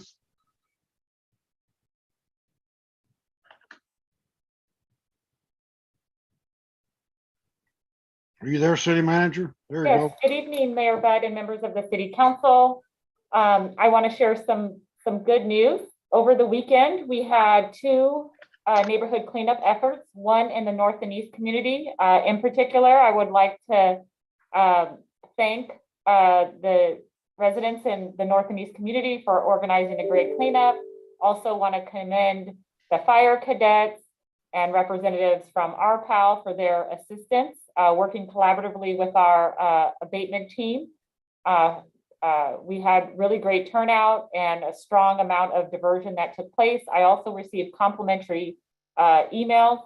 The residents were very pleased that seniors and those with disabilities were able to get service Friday before.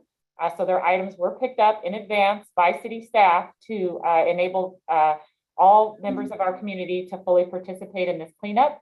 The second event that took place this weekend was at on the Greenway with Urban Tilth.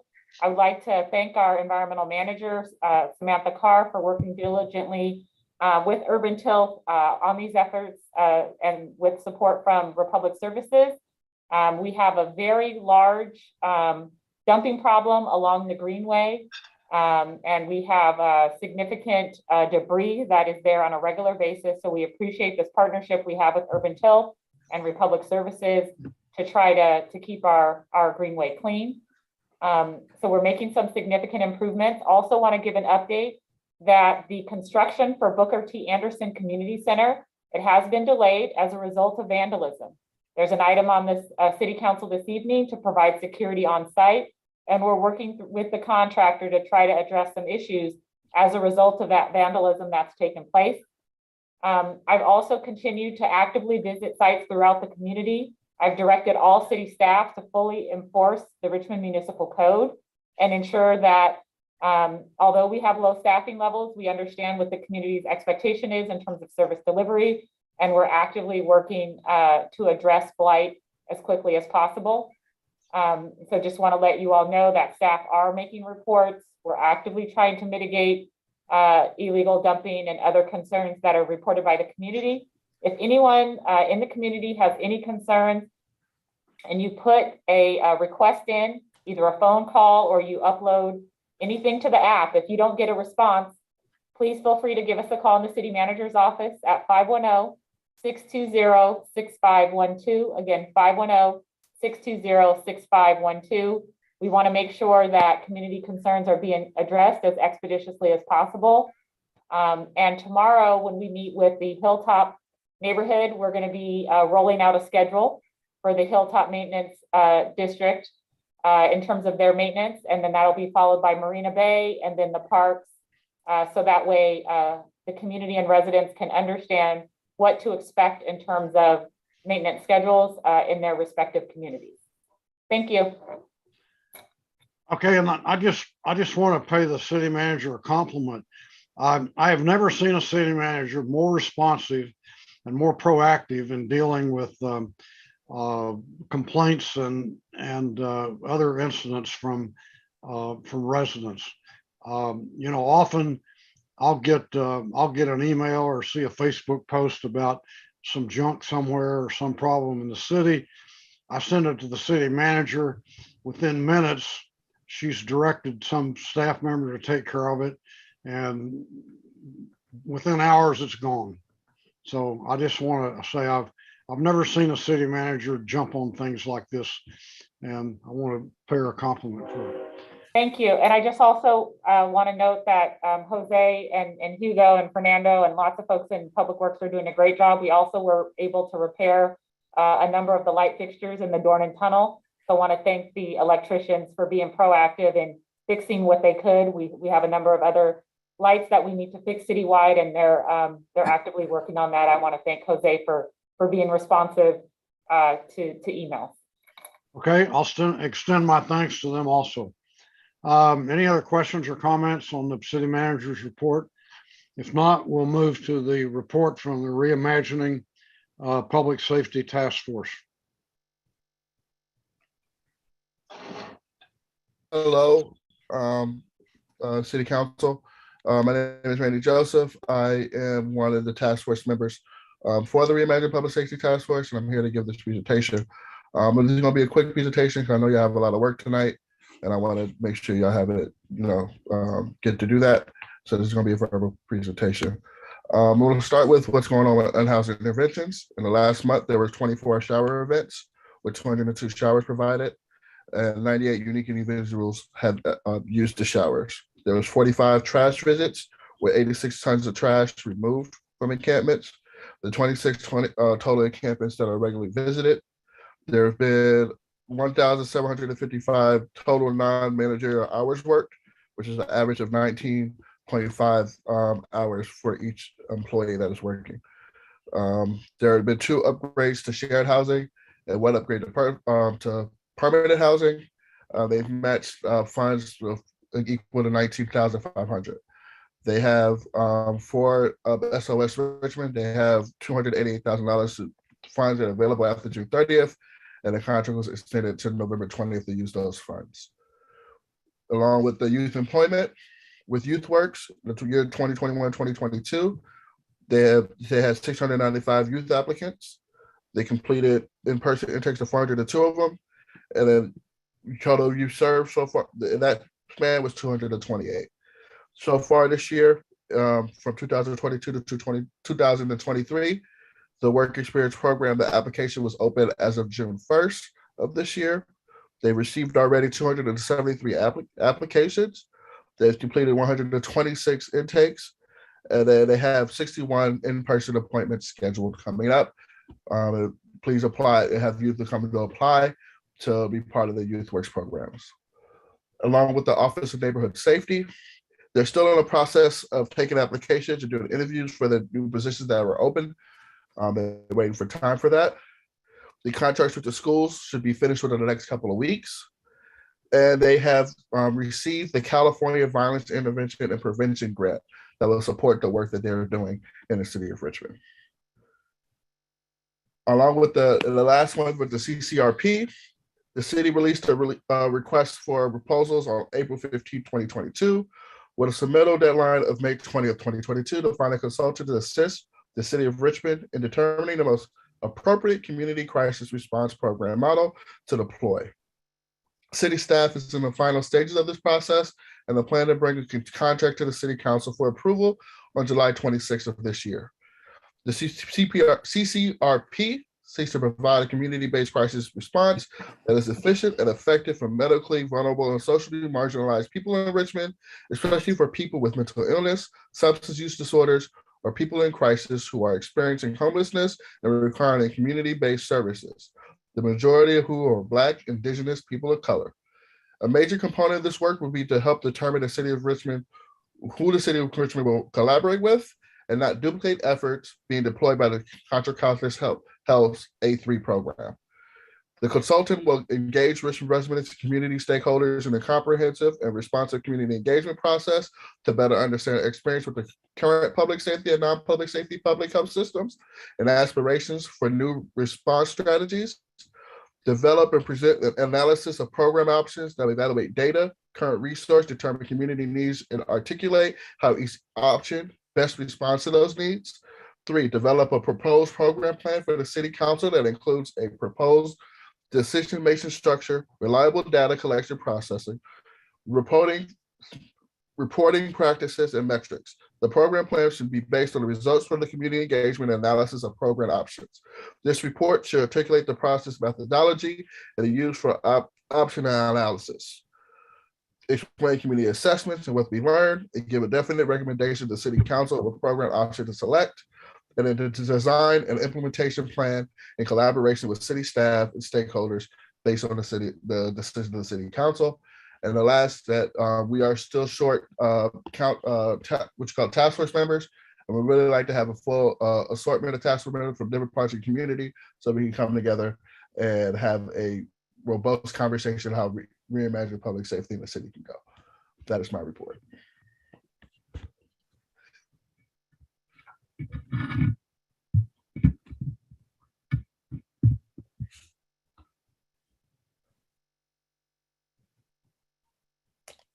Yes, Mayor ma'am. Butt.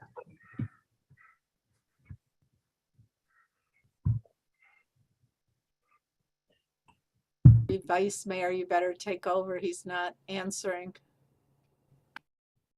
I'm sorry. Yeah, sorry, guys.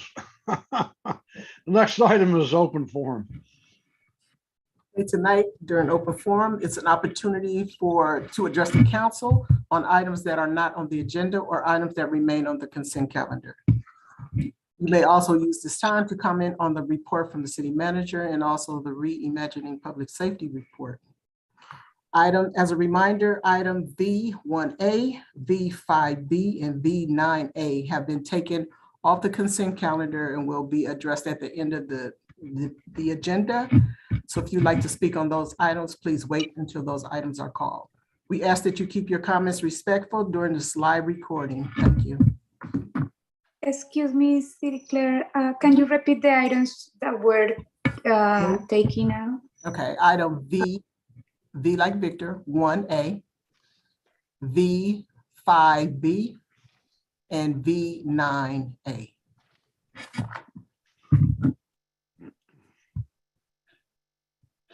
Okay, and Ursula will call the speakers. We currently have 5 speakers, and they are Ilona Clark, Madeline Law, Don Gosney, Daniel Barth, Carol Johnson, and Randy Scott, and Naomi Williams. You will have up to 2 minutes to speak. Ilona Clark? Can you hear me? Yes. Yeah. I'd just like to point out that as a public meeting, not only should we be able to see the city council members, but we should be able to see each other, at least to see who's present in the virtual room. We should be able to tell if there's 2 people attending the meeting or 200. And that is one of the things that we've lost when we went online. You do have the power to change that with a few clicks of your mouse, I'm sure. And I would strongly suggest that you do that to continue the publicness of these public meetings. And I think that should apply to all the public meetings where decisions are being made by elected officials, excuse me, for members of the public. Thank you very much. Thank you. Our next speaker is Madeline Law. Good evening. My name is Madeline Law. I'm from Park Plaza neighborhood. Needless to say, I'm very disappointed that the Miraflores development is not on the agenda tonight. Not surprised, but very disappointed. This is a pattern our city and city council has followed for many years since I've been involved with the city. The lesser neighborhoods are put on hold for what they need, but the more influential neighborhoods get all of the attention. Housing developments have occurred all over the city except for on the south side. We have to stand at the end of the line all the time. For 4 months, we have been promised that the item for Miraflores would be on the agenda for approval before the council goes on hiatus. But here we are, the last meeting in July, and no Miraflores. I am a woman that stands behind my word. If I say I am going to do something, it's done. If I can't meet the deadline, I let people know why it's not being done and what I can do to make it better. This is a practice that the city does not use. I have not heard anything from the city or the city council other than it's coming. I know our turn will come soon, but I just hope and pray that I'm still here to see that. You all have a wonderful vacation. Be safe, stay healthy, and I will see you again in September. Thank you very much. Thank you. Our next speaker is Don Gosney. Before I get into my comments, I want everyone to grab a pen and paper because before I'm done, I'm going to give you my phone number so you can call me about life-changing career opportunities. The Plumbers and Steamfitters Local 342 is offering signups to get into our apprentice program. Signups will start on August 1st and go through the month of August. But since they're shutting it down after the first 750 applications are received, I wouldn't expect that the opportunity will still be around after a couple of days. We're not offering jobs, we're offering careers. If you want a job, I hear that Mickey D's is hiring, or maybe Target. We're offering great paying careers with outstanding benefits.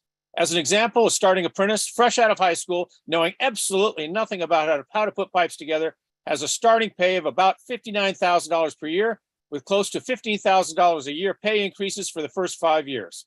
On top of that, after a brief probationary period, they get an additional $92,000 worth of benefits.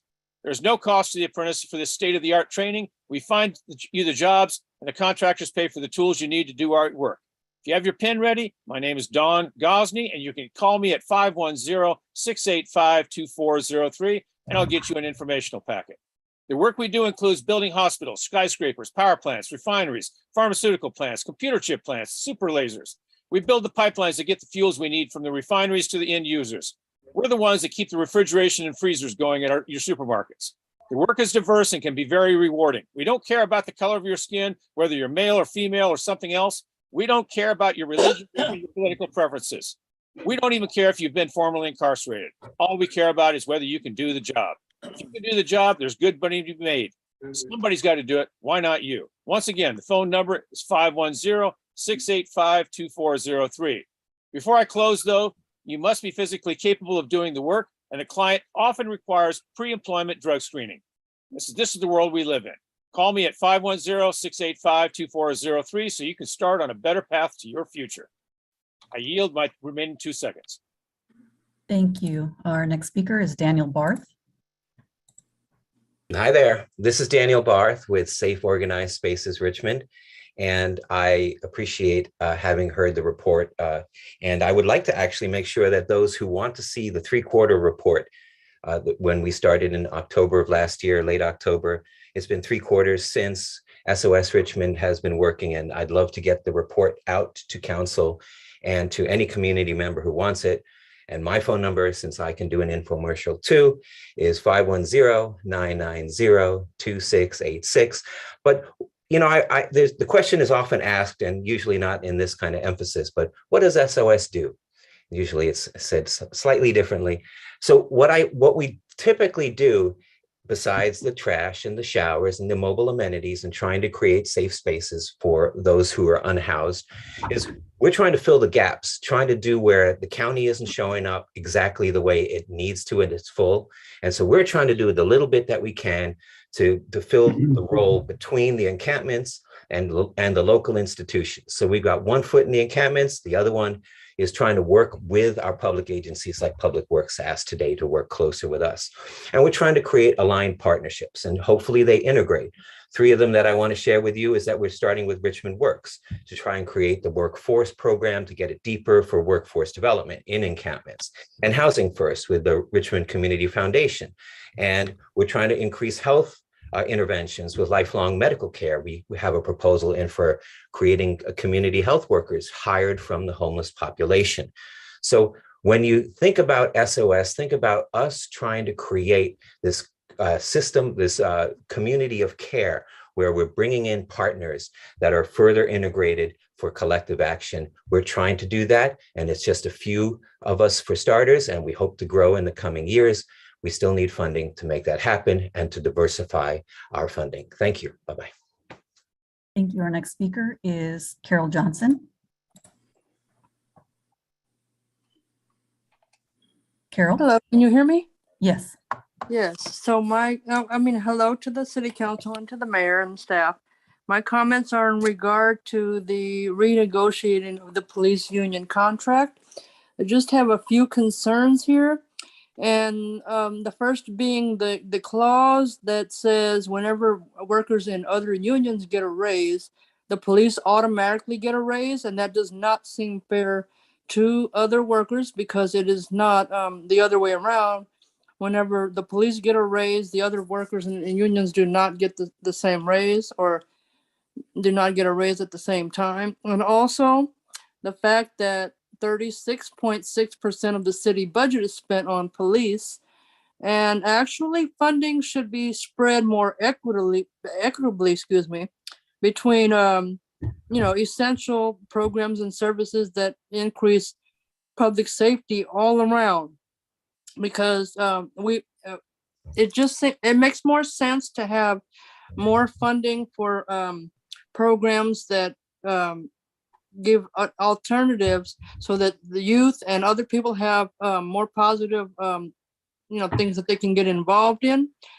And it's not all about the police. Can we cut down our over reliance on the police? And also the issue of police accountability. The city council as a whole should be deciding about getting rid of problem officers so that we will not have any more officers like Wallace Jensen, who killed PD Perez, or officers involved in the Celeste Guap scandal.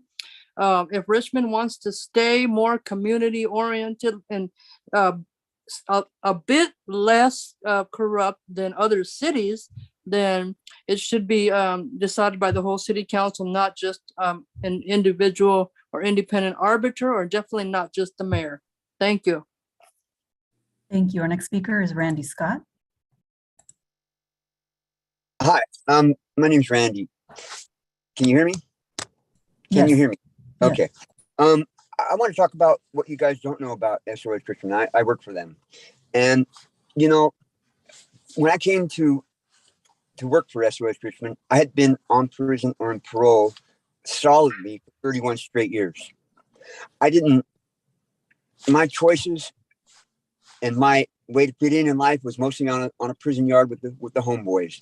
But I couldn't fit in out here. It was too much stigma. And then somehow Daniel Barth met me and listened to my story, and he hired me.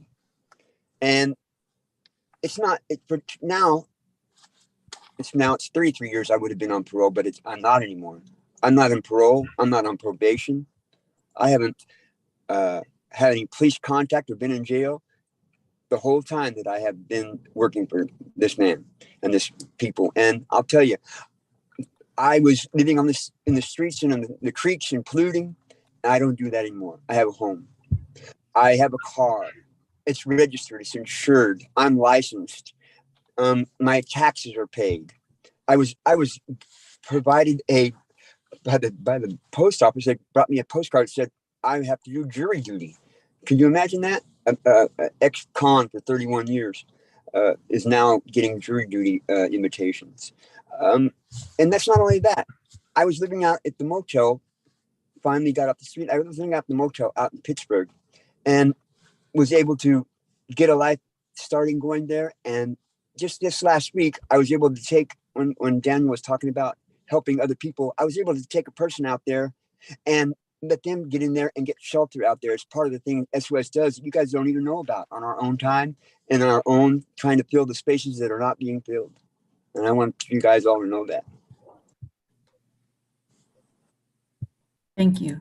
Our next speaker is Naomi Williams.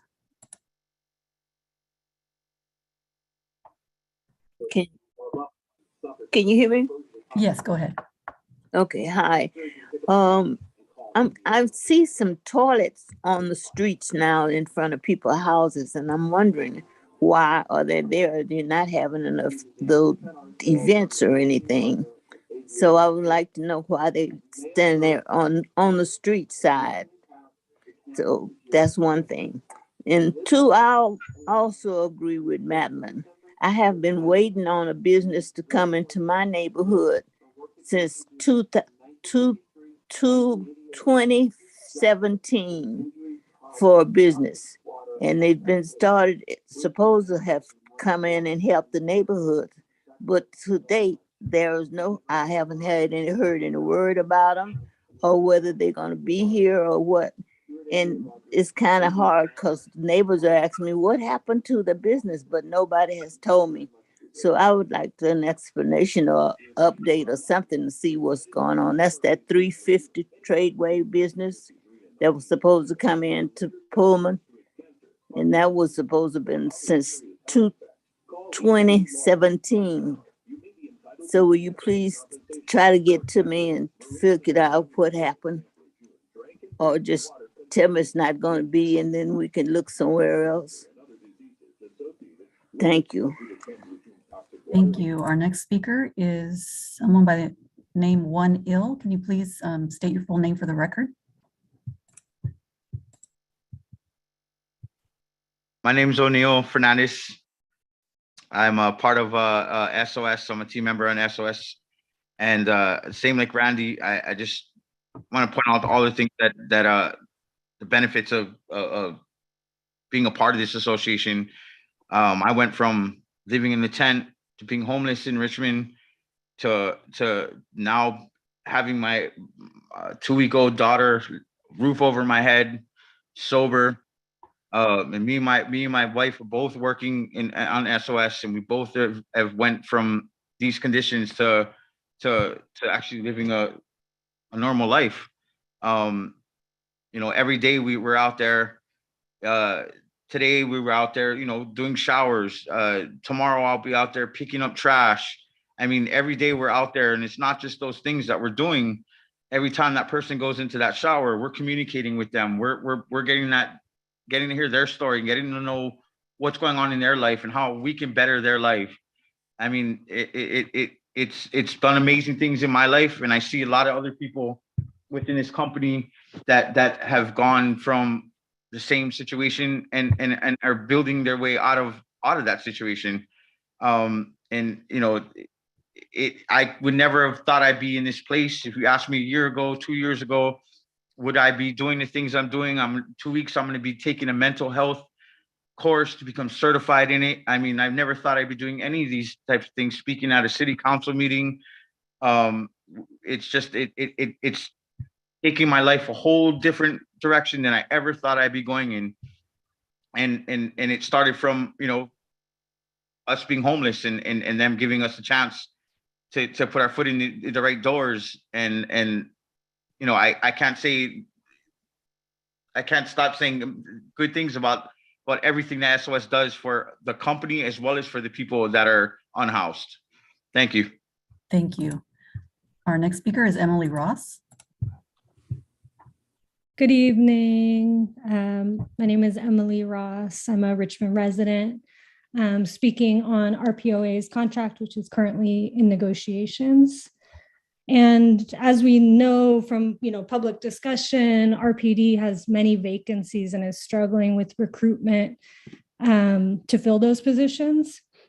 But I don't often hear seniority preferences raised as a factor in recruiting and retaining new officers. The MOU that just expired requires RPD command to defer to the preferences of senior officers in making shift assignments, regardless of community needs. This could impact the ability to recruit and retain new officers. So the city could adopt language similar to Oakland's police contract, which states that the functional needs of the city shall prevail in deploying personnel. Also, RPOA already has a very generous compensation package. So as we seek to address these recruitment issues, paying more and more and more doesn't seem to be the answer. Lifting up comments made by Carol Johnson about the MOU clause that makes it so if any other bargaining unit of Richmond city workers gets a raise, the police automatically get a matching raise, but not the other way around. I worry this Me Too clause could prevent the city from giving raises to lower paid workers, given the additional budgetary strain that would be caused by giving a raise to an additional bargaining unit. Reminder that the staffing issues we face are citywide. They're not contained within the police department. So let's not continue broadening this pay gap for our city workers. When you're thinking about a fair and equitable RPOA contract, which I know that you are, please keep the community as a whole in mind. Yeah, I'll leave it there. Thank you. Thank you. Our next speaker is Helen H. And if you could please state your full name. Hi, my name is Helen Hagerson, and I'm a Richmond resident. I'm also calling about the police union contract negotiations. First and foremost, I believe that the police need to be accountable to the communities they serve. And I'm concerned that the binding arbitration clause in the old MOU gives the union too much power to protect officers who abuse their authority. Under this provision, if an officer is terminated or suspended, the union can appeal that decision through a multi-step process that ends up in front of an arbitrator. The union can pour all the resources it wants to into that fight, and the arbitrator has the final word. That makes me feel unsafe. Officers carry guns and can use deadly force against Richmond residents. And I believe that the well-being of the community should be prioritized over officers' job security. I think that the city should take an approach similar to San Ramon, where officers can appeal their terminations and suspensions, but the city council has the final word, not an arbitrator. That way, officers still have due process rights, but at the same time, our elected representatives are fully empowered to protect us. And I'm also concerned about the Me Too clause. Except for the fire department, the other Richmond city employees don't have a Me Too clause in their contract. And I don't believe that that's fair to those city employees. I think it makes them harder to get a raise. It makes it harder for them to get a raise. And since the city knows that it would have to give the police the same raise. And I believe that those employees are just as vital to the community as the police, and they deserve fair and equitable treatment. Thank you. Thank you. Our next speaker is Linda Whitmore. Good evening. My name is Linda Whitmore, and I live in Richmond in the Santa Fe Neighborhood Council, Santa Fe neighborhood, and I'm part of the Santa Fe Neighborhood Council. Tonight, I just wanted to mention something that's happening when I watch or listen to the city council.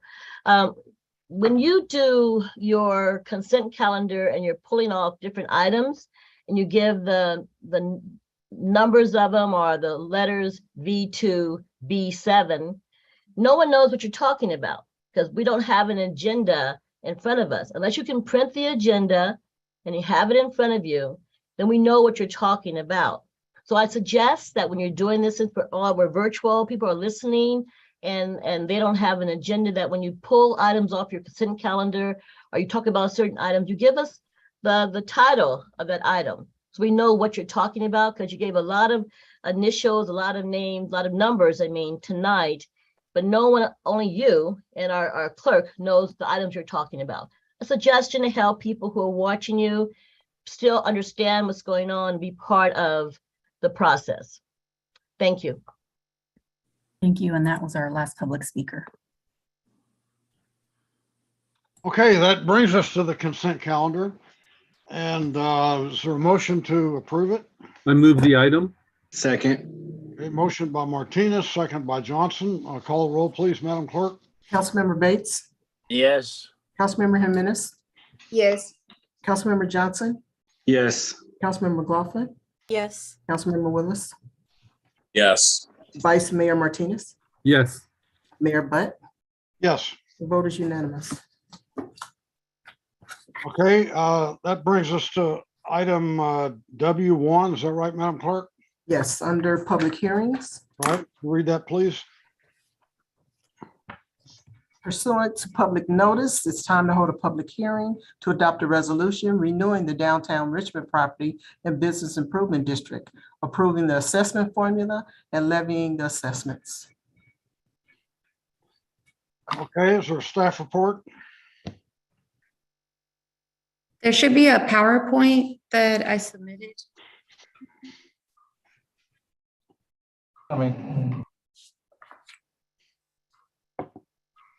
Thank you, KCRT.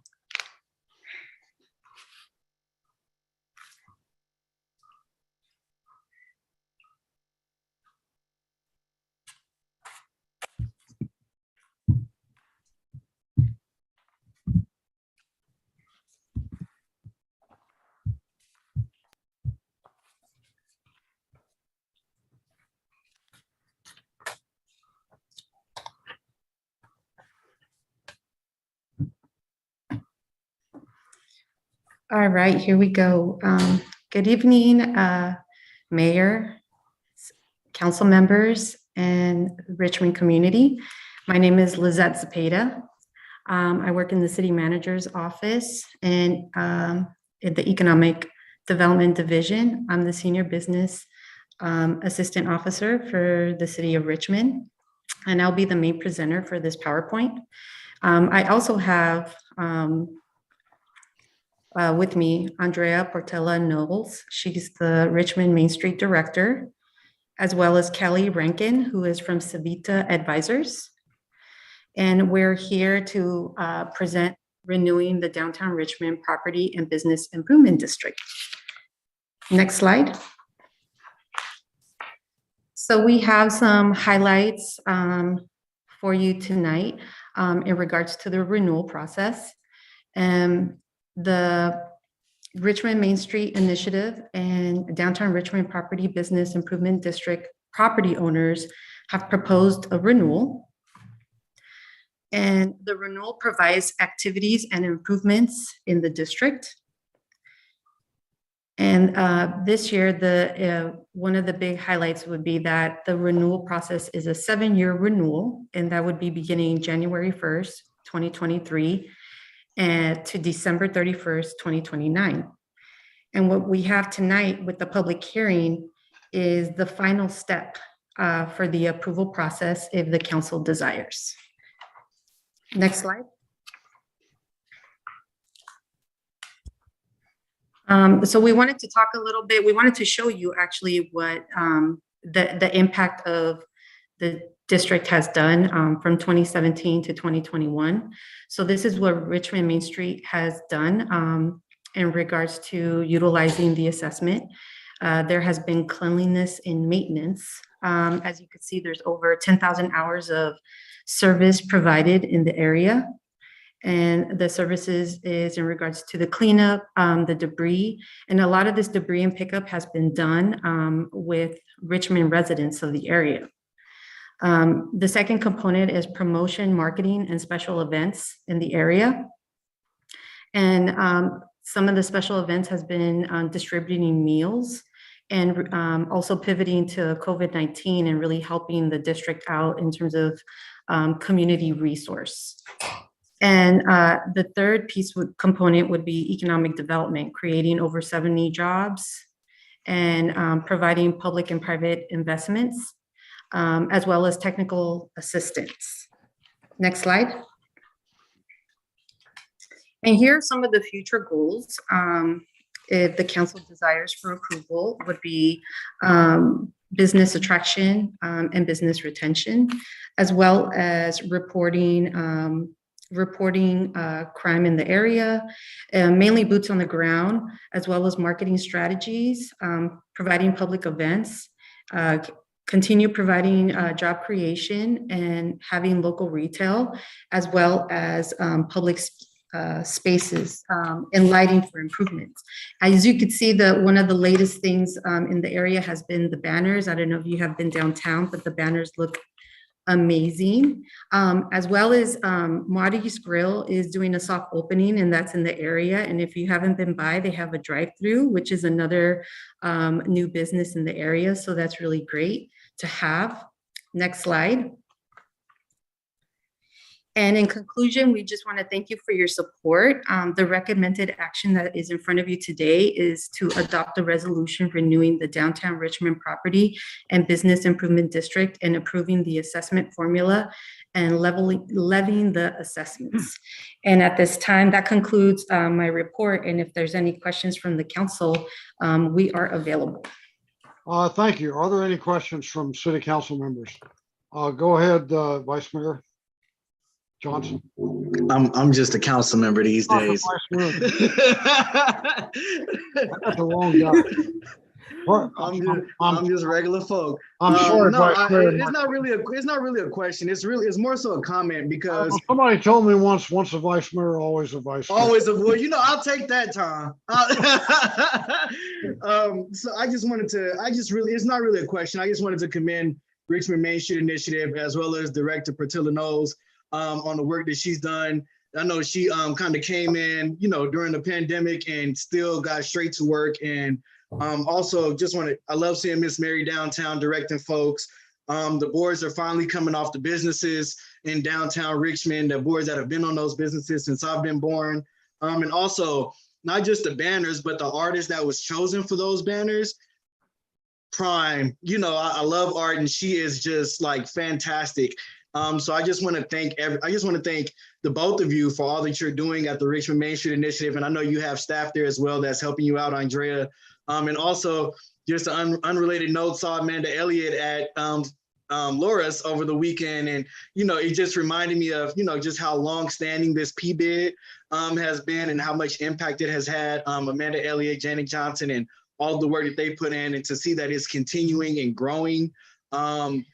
Next is 12th and McDonald, but we won't go there tonight. Okay, thank you. Councilmember Jimenez. Muchas gracias, Lisette and Andrea, por esta presentación. Muy lindo.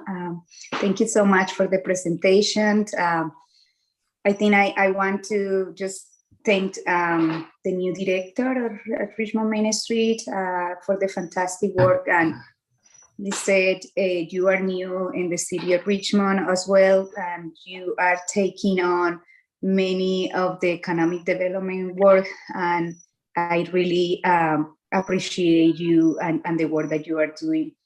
My only comment or my only question is about the new business tax, license tax, the Measure U, and how that has impacted the business that you are working on with in Richmond Main Street, and and how when you are talking about retentions of new businesses and supporting, what are you thinking about is the plan? So thank you.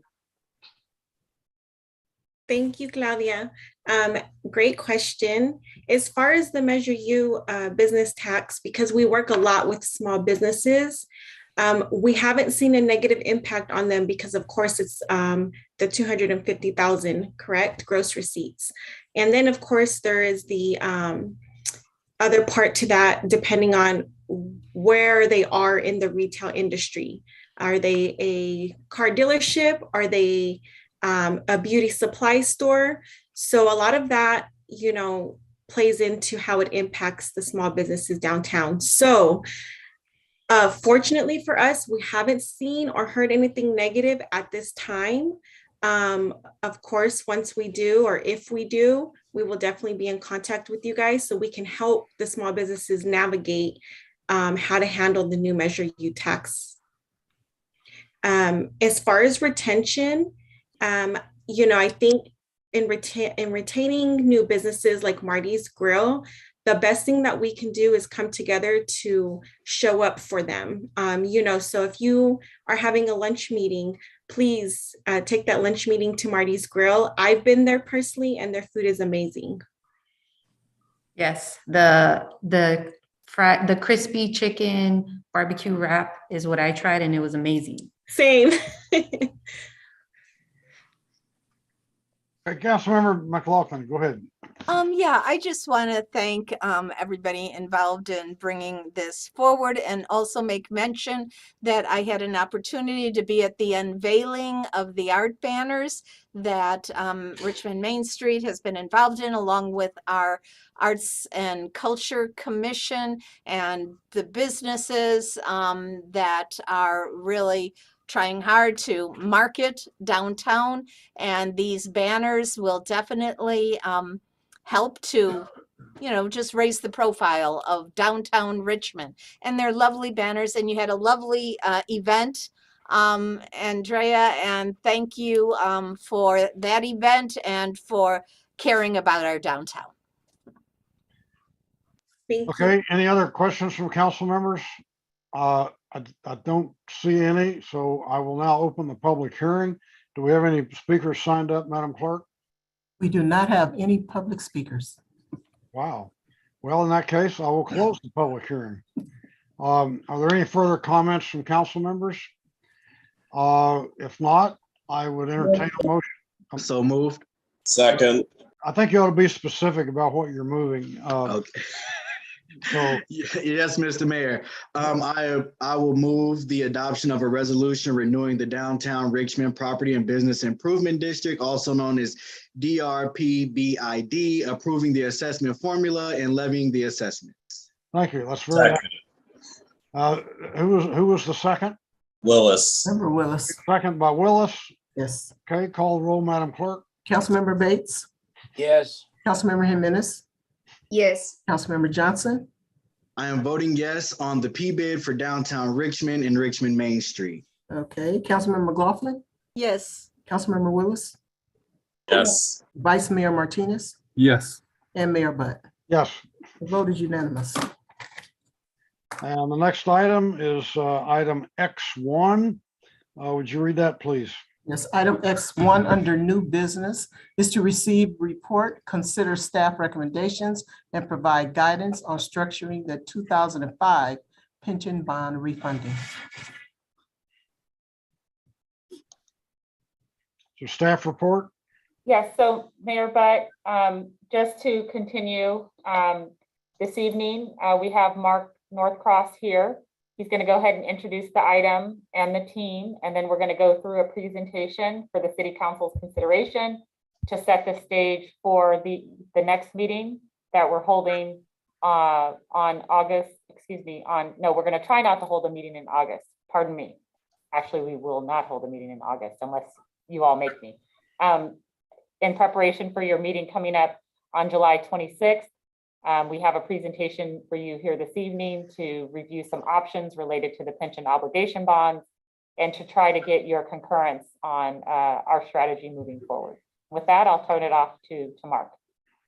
Thank you, Shasa. Mark Northcross here, Municipal Advisor for the Pension Obligation Bond Refunding. We have an informational presentation tonight for this council because we need direction on a key policy question on refinancing the 2005 bonds, and that's called term extension. We're going to take you through that. My colleague, Mike Meyer, will help me with the presentation. As Shasa noted, we have our bond counsel, Juan Govan, is on the call as well. And we've got representatives from our underwriting team, Rob Larkins from Loop Capital and Craig Betancourt from Hilltop Securities. With that said, I would ask staff to put the slide deck that was in your agenda package up on the Zoom screen, and we'll take you through this.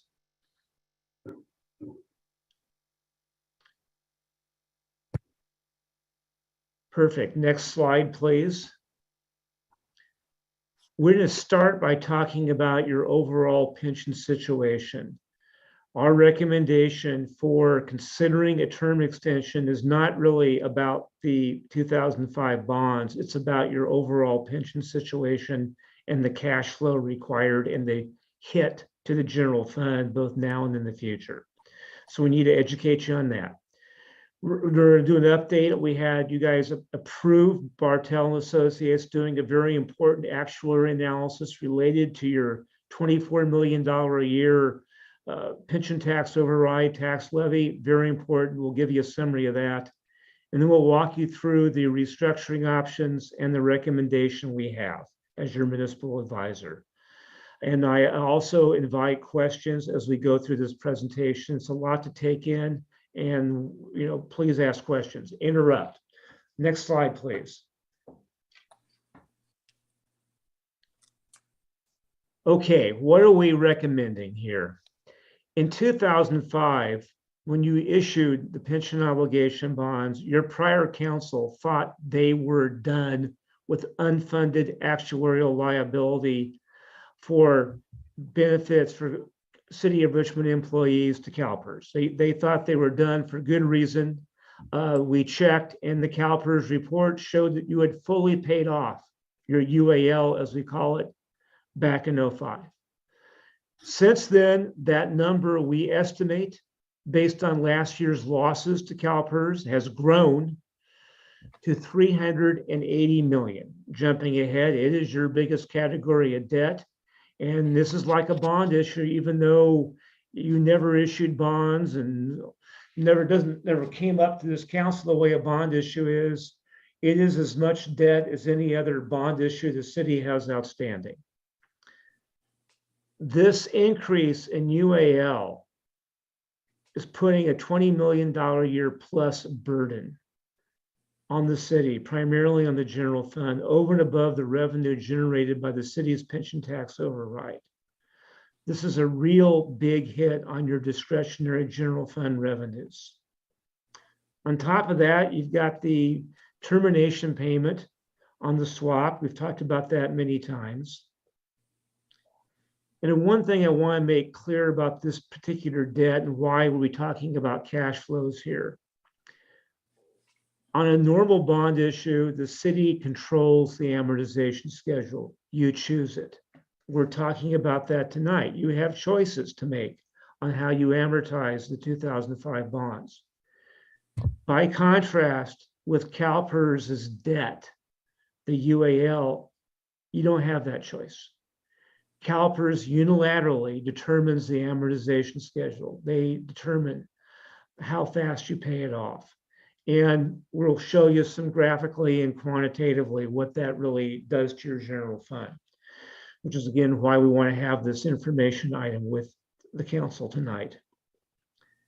Extending the term of the 2005 pension bonds through a refinancing, they mature in 2034 now, is an opportunity to better align the future pension costs of the city with your tax override money. And it provides a significant reduction in cost to the general fund over the next 12 years. I want to make one thing really clear on this though. That cost reduction is significant, it's real, but it doesn't put money in your pocket. It reduces the amount of money coming out of your pocket. So I want to set the stage here. Dear council, staff, we are realistically talking about saving you money, but not the kind of money that enables you to go out and hire more people and fill vacant staff positions. It's not that kind of money. It means that less money is coming out of your pocket in the future than would otherwise come out of your pocket. I want to make that real clear. Having said that, next slide. Just a little background on the bond issue. Why are we doing this now? The 2005 POBs are currently accreting, meaning there's no interest payments, there's zero coupons, zero interest. They convert to a variable rate bond issue on August 1 next year. Their variable rate index called LIBOR expires on June 30, 23, which means that it has a whole other technical issue. Just for the record, the 2005 B2 bonds were issued as zero coupon bonds back in 2005. They started out at 41 million because interest is kept accreting and accruing. It's up to 128 million. And on top of that, again, the termination payment. We've talked about that before. So thank you, just hearing it again. Next slide.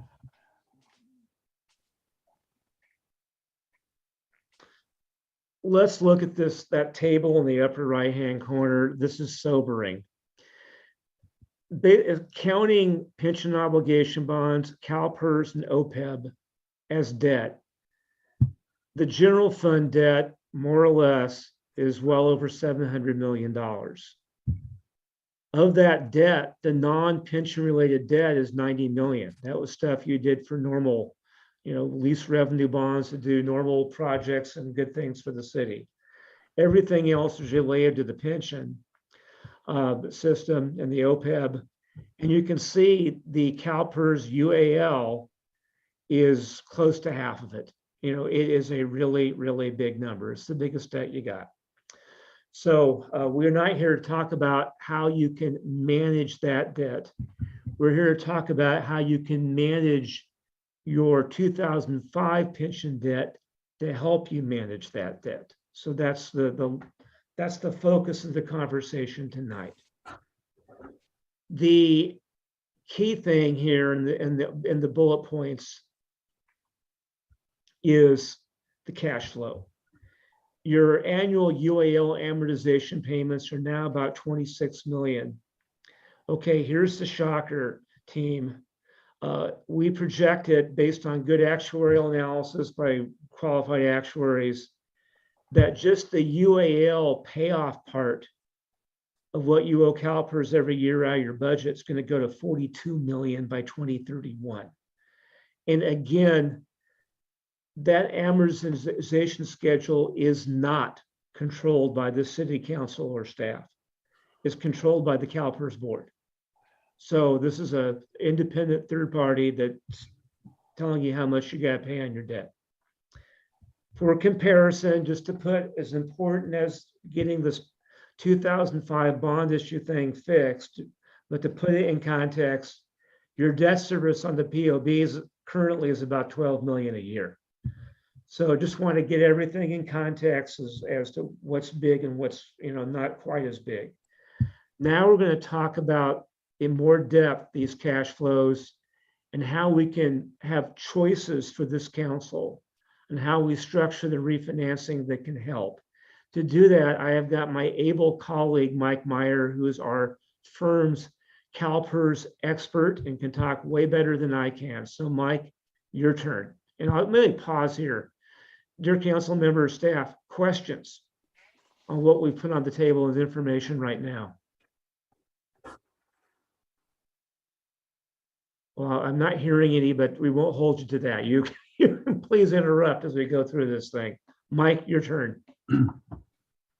Thanks, Mark, and good evening, Honorable Mayor and Council members. Mike Meyer with NHA. If we could flip to slide 6. As Mark mentioned, and as we talked about with the council at both meetings in June, the city's actuary was performing at that point in time a comprehensive study as to what portion of the city's pension costs are legally able to be repaid by the pension tax override. And since that time, that study was finalized. It is attached to the staff report. It's a rather lengthy report, but the big takeaway is that they established the percentage of those pension costs that can legally be repaid. And those costs are shown at the top there, and they range from about 68 to 87%. So the vast majority of the city's pension costs can legally be repaid by the pension tax override. The challenge is that that levy is set at 0.14%. And so that's generating about 24 million. So the eligible portion of the costs are 42 million. They grow to 50 million in a couple of years and then grow to 60 million by 2029. As I mentioned a second ago, the revenue being collected, though, is a lot less. It's only 24 million based on current assessed valuation. And so what that means is that there's an additional 20 million or more of pension costs that are being picked up by the city's general fund right now that could otherwise be paid for by the pension tax override. And so the financing team and staff have been mindful of this challenge as we've developed some different restructuring options for the pension bonds with the aim of reducing this challenge to the city's general fund. So as we flip to slide 7, please, just before we get into some of the analysis, I want to talk through some of the policy goals. And I think this version of the presentation is maybe not the one in the agenda packet. So, but I'll keep going with this slide here. Just to visually depict the challenge that we just discussed on the previous page, as shown in the chart on the right in the bars, these are your projected pension costs over the next 30 years or so. And they're broken up into 3 components. At the bottom there in navy, those are the normal cost payments for your current employees. The gray payments, as Mark mentioned on a couple slides earlier, is the largest debt that you have related to pension. This is the $380 million debt you have with CalPERS. That's the UAL that's shown in the gray bars. And then on top there in royal blue is the pension bond debt payments. The revenue that the city's collecting to use for these pension payments is shown in the teal. Again, that's the 0.14% levy. And right now it's generating about 24 million. You do see a slight increase in that revenue stream moving forward, as we have assumed some modest growth in assessed valuations moving forward. But again, the challenge here is that those bars are significantly higher than the revenue collected. So 24 million being collected, that leaves about 25 million that's being paid by the city. You can see that in the black arrow there, in the black little bar for fiscal year 23. That's about 25 million that the city will be paying outside of the pension tax override. That number quickly grows to 48 million over the next 8 or 9 years. So that's a very large escalating repayment shape for the pension debt. Next slide, please. So in terms of the, right before we get into some of the options and the analysis, I want to talk a little bit about the plan of finance that is consistent with the council's action last month on the 21st.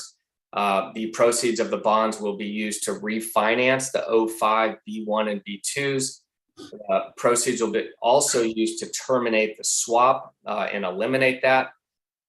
Money will also be used to defease the 1999 POBs. And then the structure that will be used for the bonds will be a very traditional and simple fixed interest rate with semi-annual debt service payments that will be easy to administer for the city. We have looked at 3 preliminary options just to give council a sense of the pros and cons of keeping the same term versus extending the term. And again, we've looked at these term extensions to really more efficiently leverage that pension tax override revenue stream. So essentially to reshape these expenses to better mimic that revenue stream with the end goal of bringing cash flow benefit to the city's general fund. Moving to, if we could flip to slide 9, please. So before we get into the actual dollars, we wanted to just visually depict what we like to call reshaping of the pension bond debt. So again, to reiterate, out of the 3 main components of the city's pension costs, at this time, we aren't doing anything with the gray bars. That's the UAL debt you have with CalPERS. And again, nothing with the normal cost payments in navy blue. So the one tool that the city has through this restructuring is to reshape those royal blue payments that you see up there on top. And so on the top left there is the 2034 term option. So that maintains the same term that you currently have for those bonds. You can see there in the first 3 years, we're able to shave off some of those payments to a lower level, but those payments are rapidly escalating through 2031. So overall payments would grow to close to 80 million. On the top right, you can see the 2044 term option. So this is a 10-year extension. And what you can see there is that by extending the royal blue bars out 10 more years, we're able to reduce the size of those blue bars. So we're able to lower the city's peak in payments there to under 70 million. So about $7 to $10 million of lower payments each year. And then in a similar fashion on the bottom right, that's the extension to 2052. You could see that those royal blues go all the way out to 52 with the benefit of bringing a little bit more of a lower annual cost over the next 15 to 20 years. Next slide, please. So these are the numbers behind those charts here on slide 10. And there's a lot of analysis that has gone into these options. What we felt was the best way to compare these options is to really look at the impact to the city and primarily the city's general fund. So what is the city going to be paying away from what the pension tax override covers?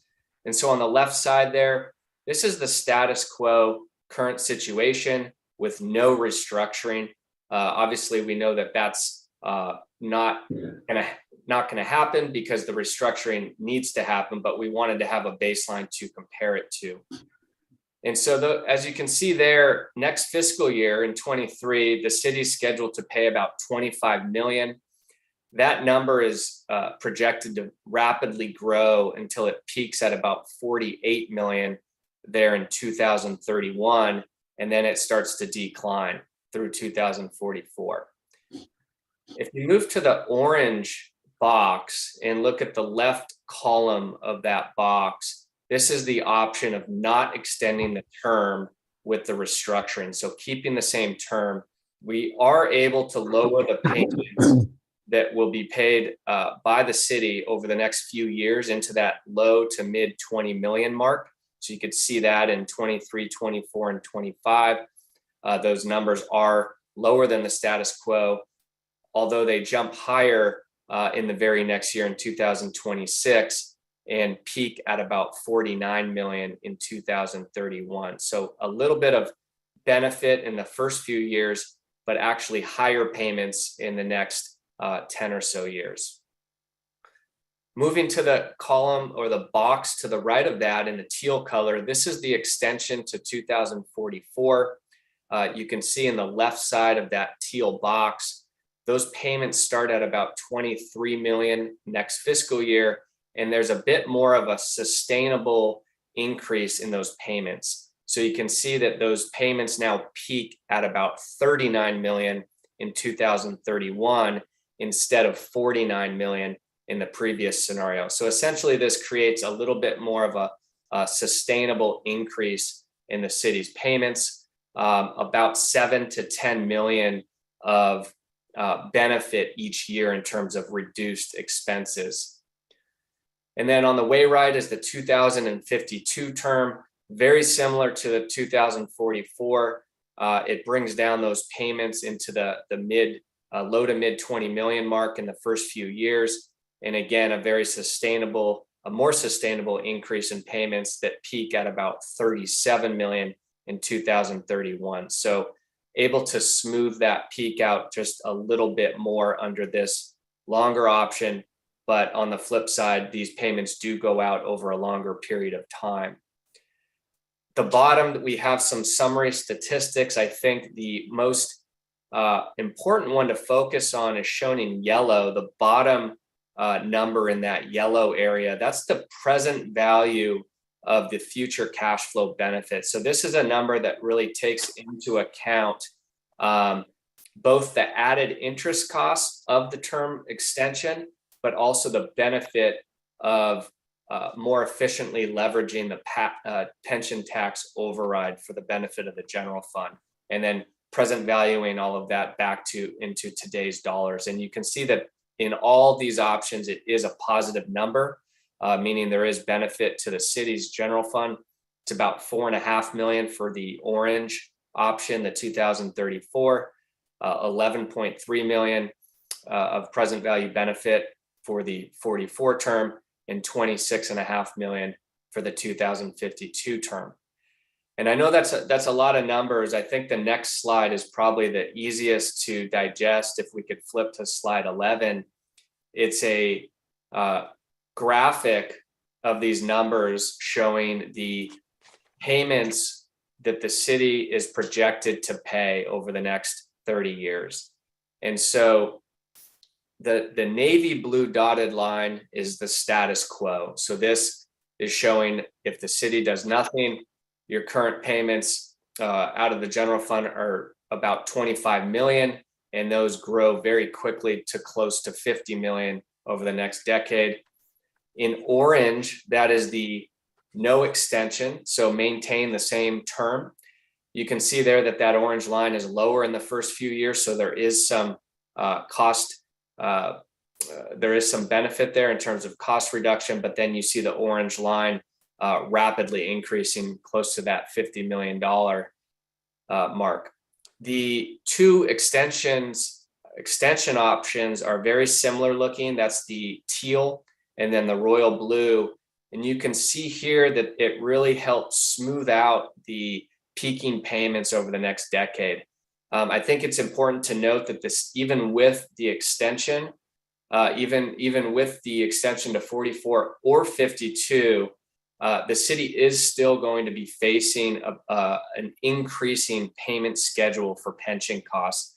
The extension makes it a little bit more sustainable by bringing down that peak in payments. So you can see that those numbers grow from about 23 million in 2023 and then top out at anywhere between 35 and 40 million in 2031.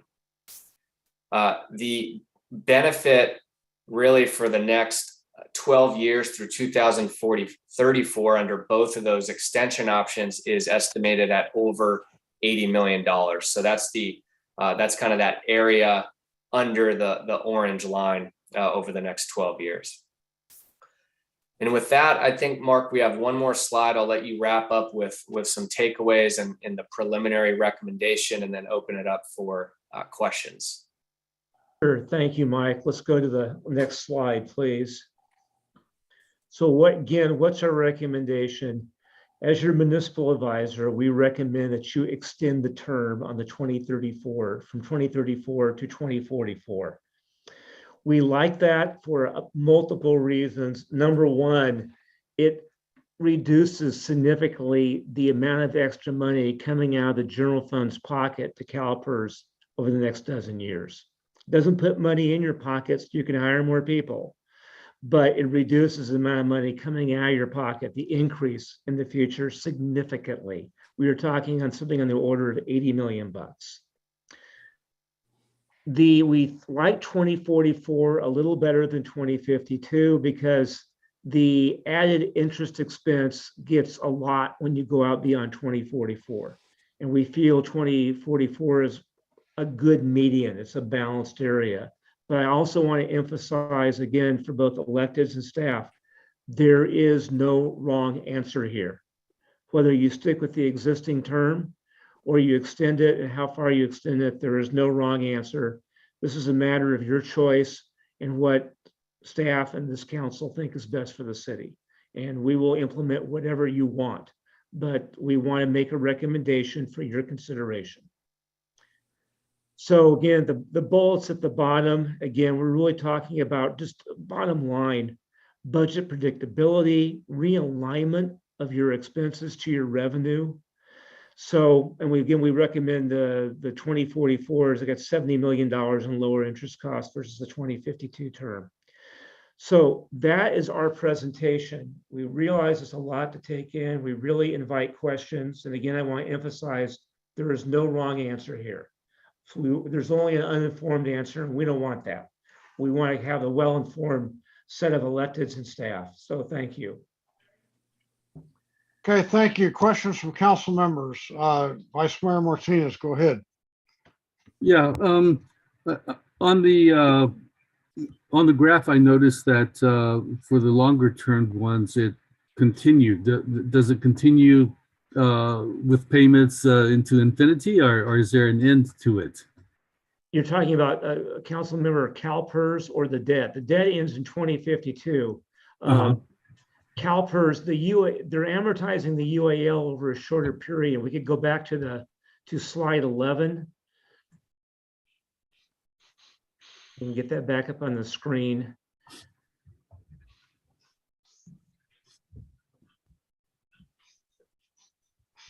It's coming. It's coming. Great. Slide 11, the prior one. Thank you. Mike, could you take our council member through the CalPERS UAL amortization? I'll call it the hard number. So to directly answer that, the debt will end at the years stated here. So even under the 52 term, the bond will be, paid off. I think the better visual is on slide 7, if we can go there.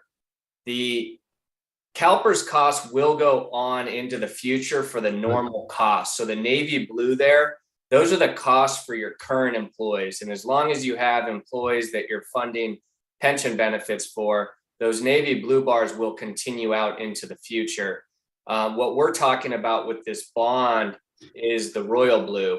And so that's where we've shown a few different options, and that will be a fixed term. So those will be paid off at that term, unless you pay those off early. So one thing to note here that was on our summary slide, and I think is a key feature, is that there will be a 10-year prepayment feature, meaning that even if you do a longer term bond, starting in 10 years, you'll be able to pay that off early if you find that you have extra funds, or if, let's say, rates come down and you want to refinance that, you will have the ability to do that. The other part of the equation is the gray bars here. That's the current schedule for the $400 million debt you have with CalPERS. They charge a 6.8% interest rate on that debt. That will change in the future. So if CalPERS underperforms in the future, which there are, if you look at recent history, there's a good chance they may, you will see gray bars get added into the future, but that's something we can't predict at this point. And if I can, Councilmember Vice Mayor Martinez, what staff will continue to do is we will continue to update this chart in future years so you can see what's happening with the estimated UAL payments and the debt to CalPERS, because what's really important to take away from the meeting tonight is this allows us to deal with the current 160 million, but we still have, as mentioned before, 380 plus million that is owed as a responsibility on behalf of the city to CalPERS. Okay, so with the POB debt service, if we stretch it out, how much more will that cost us in interest? Can we go to slide 10, please? I believe it is.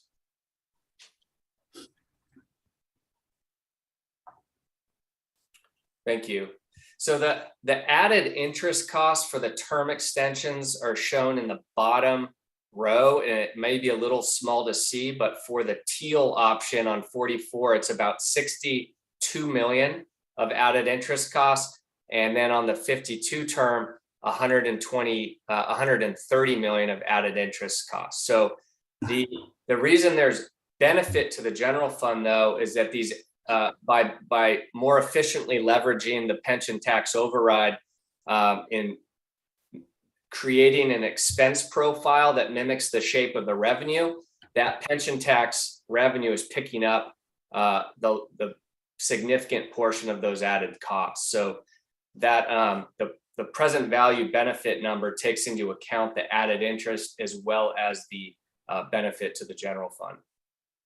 Thank you. But Mike, doesn't that also mean that the funds would be spoken for in these outlying years, right?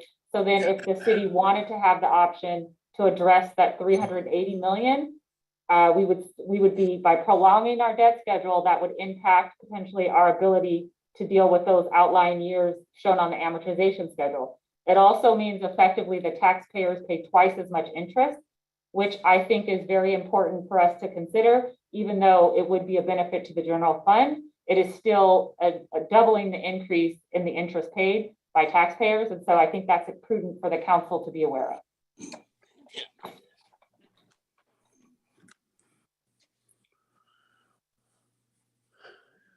Thank you. Mayor, you may go on. Okay, I see Councilmember Jimenez. Go ahead. Yeah, thank you for the presentation and the work that all of you have been doing with these. One thing that is important to know is that by doing this, we are getting rid of the swaps that had been really putting the finances of the city in a high risk. As I have said before, this little city of Richmond had been paying in termination fee over $40 million. And now, hopefully, like we are getting rid of these, but there is a termination fee of 20 million that, because how the swap is done, as interest rates go up, the termination fees goes down, but it still is a termination fee. So adding that to how much we had been paying to the banks. And then the other part is that having swaps, it means that we can know renegotiate, meaning if the interest rates goes down, the city with the swap didn't have the ability to really do a renegotiation to lower the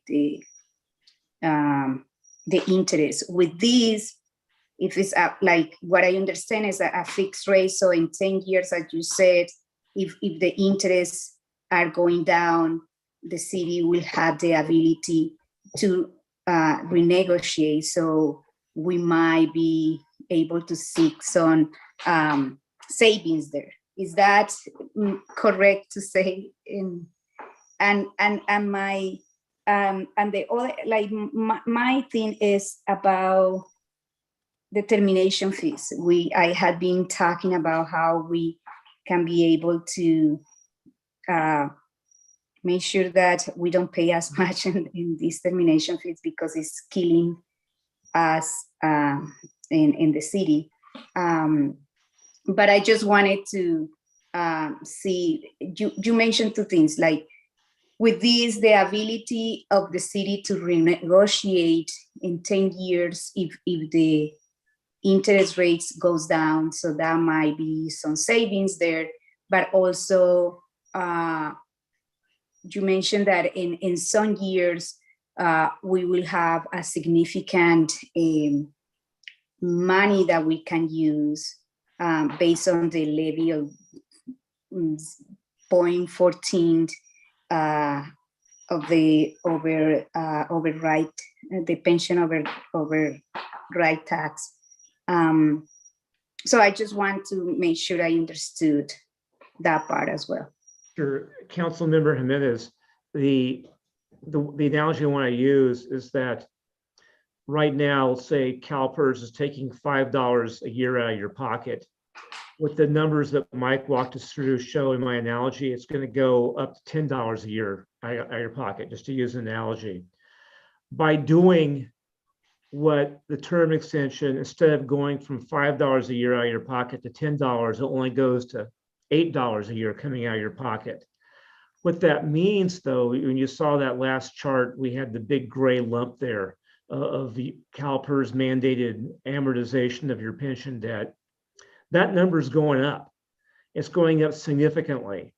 And this particular bond issue cannot fix that. There are other things that the city can consider in the future. And so what we're talking about, we'll make it clear, we are reducing the amount of money, the increase in the amount of money coming out of your pocket in the future, but it's not going to go down from what you're paying now. We can't, on this bond issue, get it to go down, which means that it's, might say, instead of calling it savings, it's a lot less of a worse thing. You'll be bleeding X amount if you don't extend the term. You'll be bleeding less if you do extend the term, but you're still bleeding compared to where you are now. Does that help? Yeah, yeah. My other thing I think is we have been discussing that, but it's about really connecting with the work that Bradwood is doing. I think like we have a good team, and adding additional point of view and additional advice is important. So I think like I thank you for making that clear, that connection is going to be strengthened, so we have the best advice that we can get to make the best decisions about these important issues for the city. So thank you. No, and thank you for bringing that up. We're going to stay in close communication with Brad Wint at Charles River Associates from now on. We'll be talking regularly, so thank you. Councilor Bates, go ahead. Hey, thank you, Mr. Mayor. Well, I don't know whether we've had good news or bad news. It seemed to be not too pleasant. My question is, has anyone considered how we're going to generate revenue to offset a lot of this debt that we're exposed to? there's an attitude from this council. They don't want Punt Malati. They don't want Seneca. They don't want a lot of these developments that generate significant finances to the city and jobs and so forth. So how and what has anybody come up with an idea? We're losing businesses because of Measure U. So as we go through this scenario, what are some of the potentials for gain in revenue? Did you even consider that?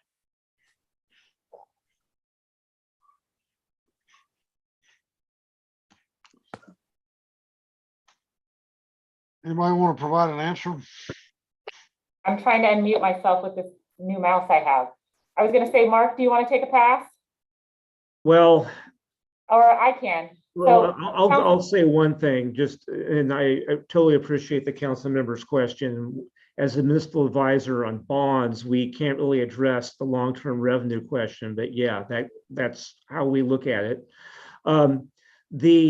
What you can do, it can consider.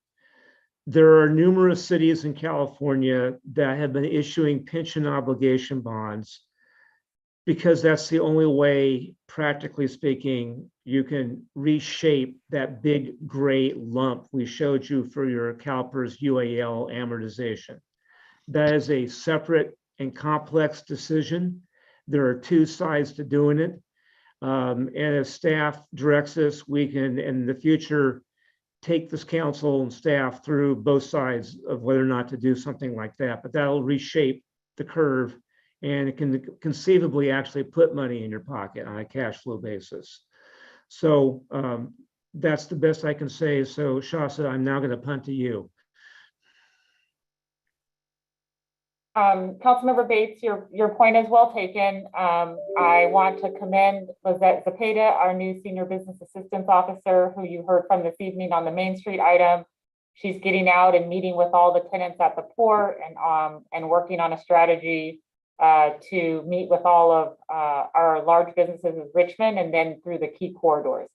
So your points are well taken. We are trying to, we're also going to look at our entitlement process.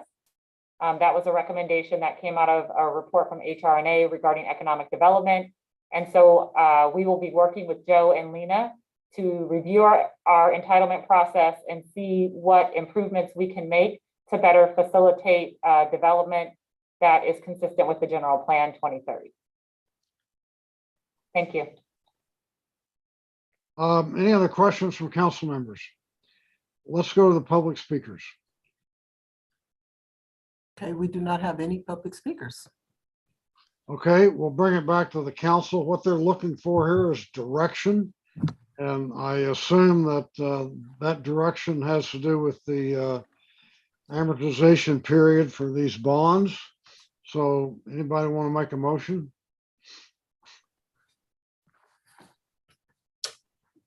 I move that we adopt the 2044 amortization schedule.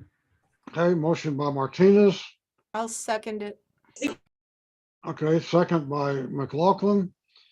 Let's take a vote, Madam Clerk. Councilmember Bates, Well, reluctantly, yes.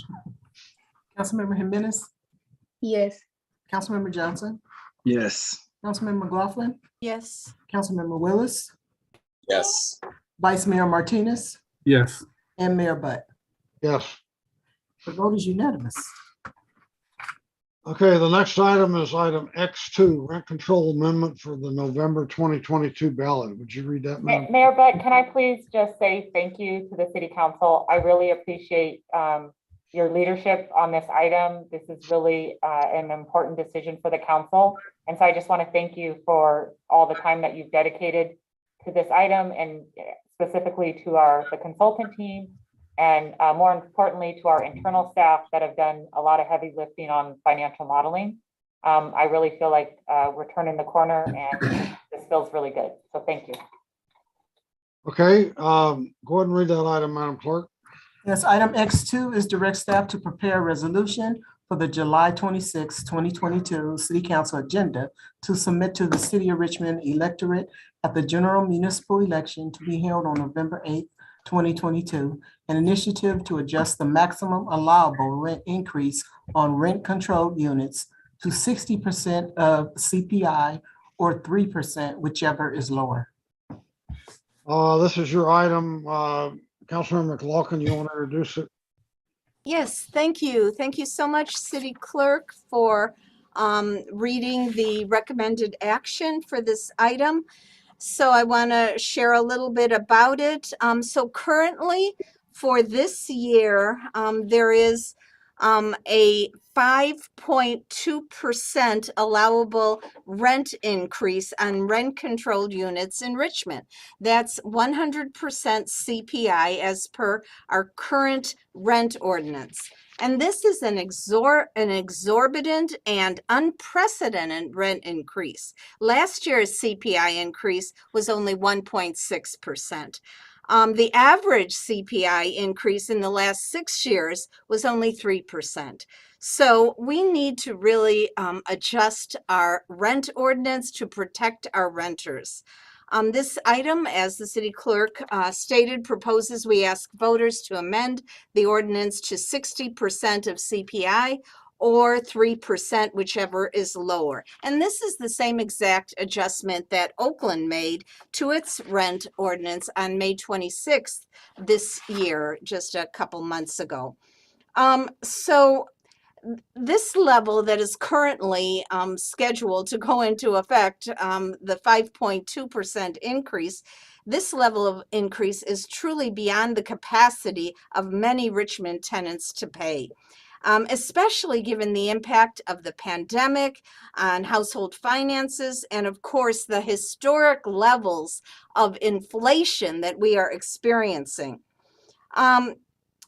Richmond renters have expressed to me and others, and to the council as a whole, their grave concerns about the impact of these high increases in terms of their ability to survive and thrive. There was a recent East Bay Times article on July 8th that talked about tenants' concerns about paying this high level of rent hikes. And as I stated earlier, this ordinance is in line with Oakland's ordinance, which has the same provisions, 60% of CPI or 3%, whichever is lower. But also it's very similar to San Francisco and Berkeley's ordinances. So currently Richmond is the outlier that has 100% CPI allowed. So the cost of shelter accounts for nearly a third of the consumer price index. So it's the largest component of the index. And as such, it plays a large role in inflation. A report published by the Federal Reserve Bank of San Francisco assessing the relationship between the cost of housing and inflation finds that rising rents account for a significant portion of the inflation we are experiencing. And it creates this vicious circle where a rise in rent drives up inflation, and those inflationary numbers then in turn can be used to further increase rents.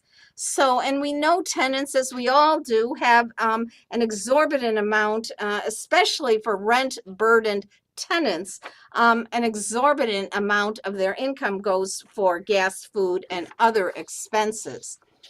Now, setting the CPI adjustment to 60% of CPI or 3%, whichever is lower, is an appropriate balance of that protects renters from large rent increases and provides owners with a fair return. And if a landlord feels that they are not getting a fair return, there is a provision in the overall ordinance, which is staying in there, that allows for a hardship provision that landlord can go before the rent board and provide the documentation saying they cannot afford, they will not make a fair return if the rent is too high. So there is a protection for landlords. Now, tenants don't have that avenue of protection. If the rent is too high for them to pay, they get evicted.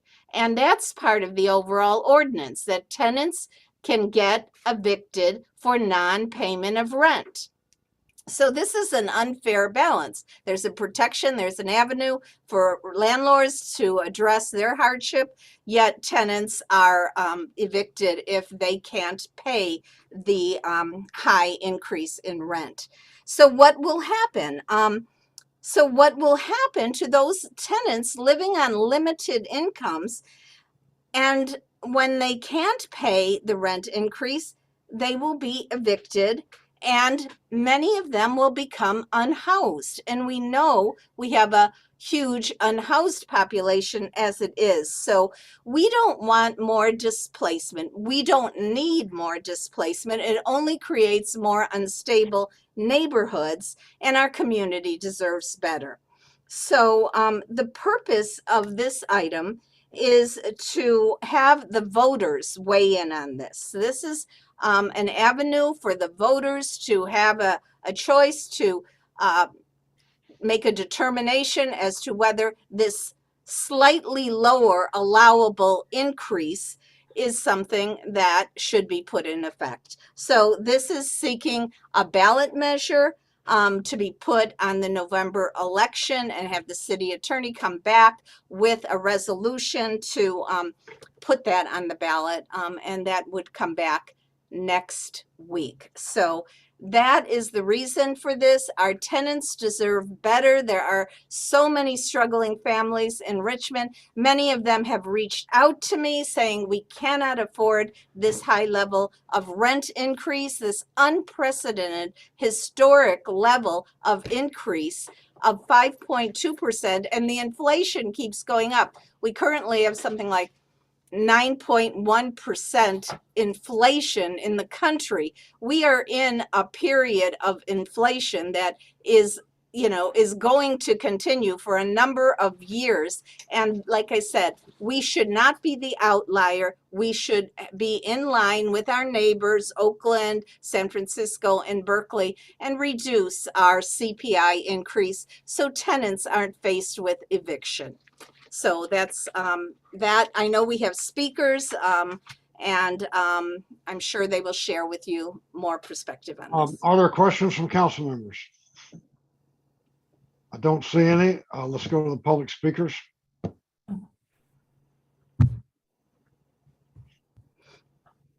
We currently have 9 public speakers. They are Elsa Stevens, V. Manasian, Ilona Clark, Don Gosney, Fallon Scoggins, Lysandra, Leah Smith, Simon Weisberg, and phone number ending in 2438. Elsa Stevens? Can you hear me now? Yes. Oh, good. Elsa Stevens, Richmond voter. Yes, please allow me to vote on that resolution, because though COVID is still killing, some renter protections have already run out. Meanwhile, oil companies are price gouging gasoline, forcing grocery prices and everything else to go through the roof. Now, most Omicron deaths are older people whose children, while mourning them, must scramble to find sitters so they can return to work. Surviving businesses that survived COVID, are lucky to offer loyal workers reduced hours. Now is not the time to raise rents 9%. Nobody can afford that. With no food, no walls, no fences, families are completely exposed to crime, disease, death. Homelessness also kills businesses and neighborhoods. It also bankrupts all levels of government tasked with mending its wounds. If rents rise with the price of gas, Richmond will be devastated. I'm counting on this historically progressive city council to do whatever it can to protect families by keeping Richmond rents as low as possible. Thank you for your time. Thank you. Our next speaker is V. Maniason. If you could please state your full name. Hi, can you hear me? Yes. Hi, Vahe Minasan. Good evening, and thank you for giving me the opportunity to speak. As a Richmond resident, I would like to express my extreme dissatisfaction with the RPA and Councilmember Gailey McLaughlin's proposition, which could cut allowable annual rent increase to 60% of CPI or 3%, whichever is lower. This ill-conceived proposition is a direct threat to mom and pop housing providers who are indispensable and valuable members of this community. Moreover, this reckless proposition will severely and negatively impact homeowners who have already endured the most severe rental restrictions during the pandemic, often with little to no protection at all.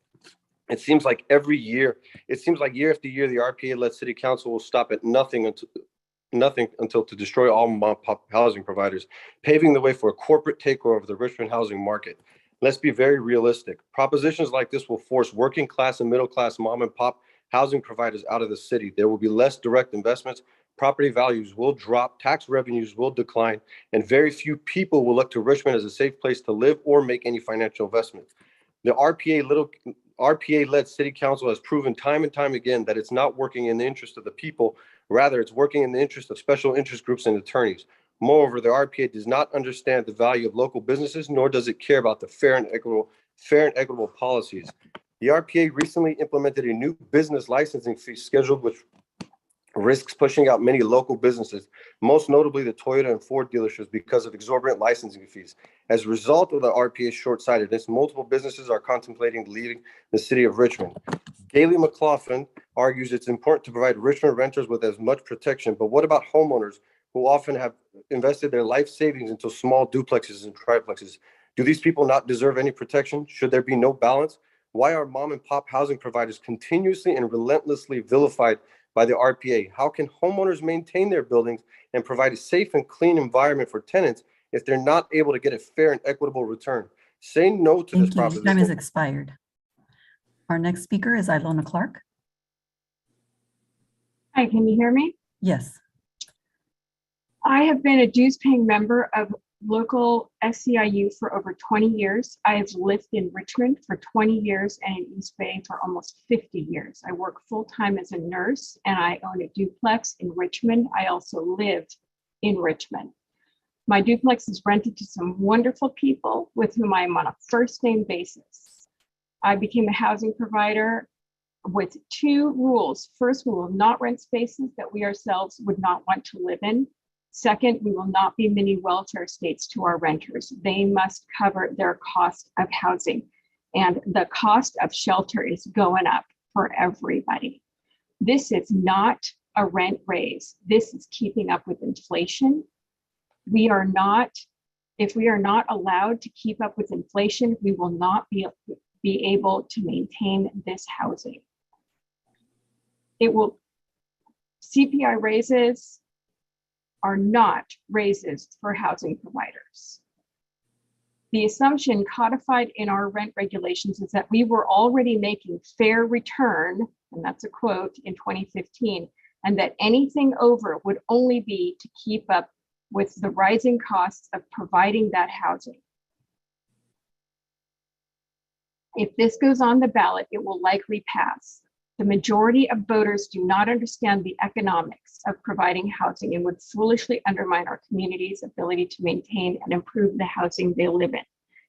Most voters are very poorly informed. Case in point, the one who just spoke mentioned a 9% raise. That is not on the table, no matter what the decision is. You will get headlines and you will get votes if you put this on the ballot, but you will undermine the viability of this community long-term, and your stance will. Your time has expired. Thank you. The next speaker is Don Gosney. For the life of me, I'm having a tough time understanding why this council and their pals seem to think that renters are a privileged class of people who deserve handouts from everyone else. When the cost of living goes up, it's only fair that the cost of living be passed on to the renters. But this ballot measure expects the landlords to eat 40% or more of the increase of the cost of living? Why? There's this ridiculous assumption by so many of you that all landlords are evil and all landlords must be corporate giants laughing all the way to the bank off the backs of renters. The truth is, though, that a great many of Richmond's landlords are regular people who worked hard, saved their money, and bought second homes to rent out as a source of incomes, often as retirement income. But some members of this council and their pals want these landlords to go into debt to support the tenants.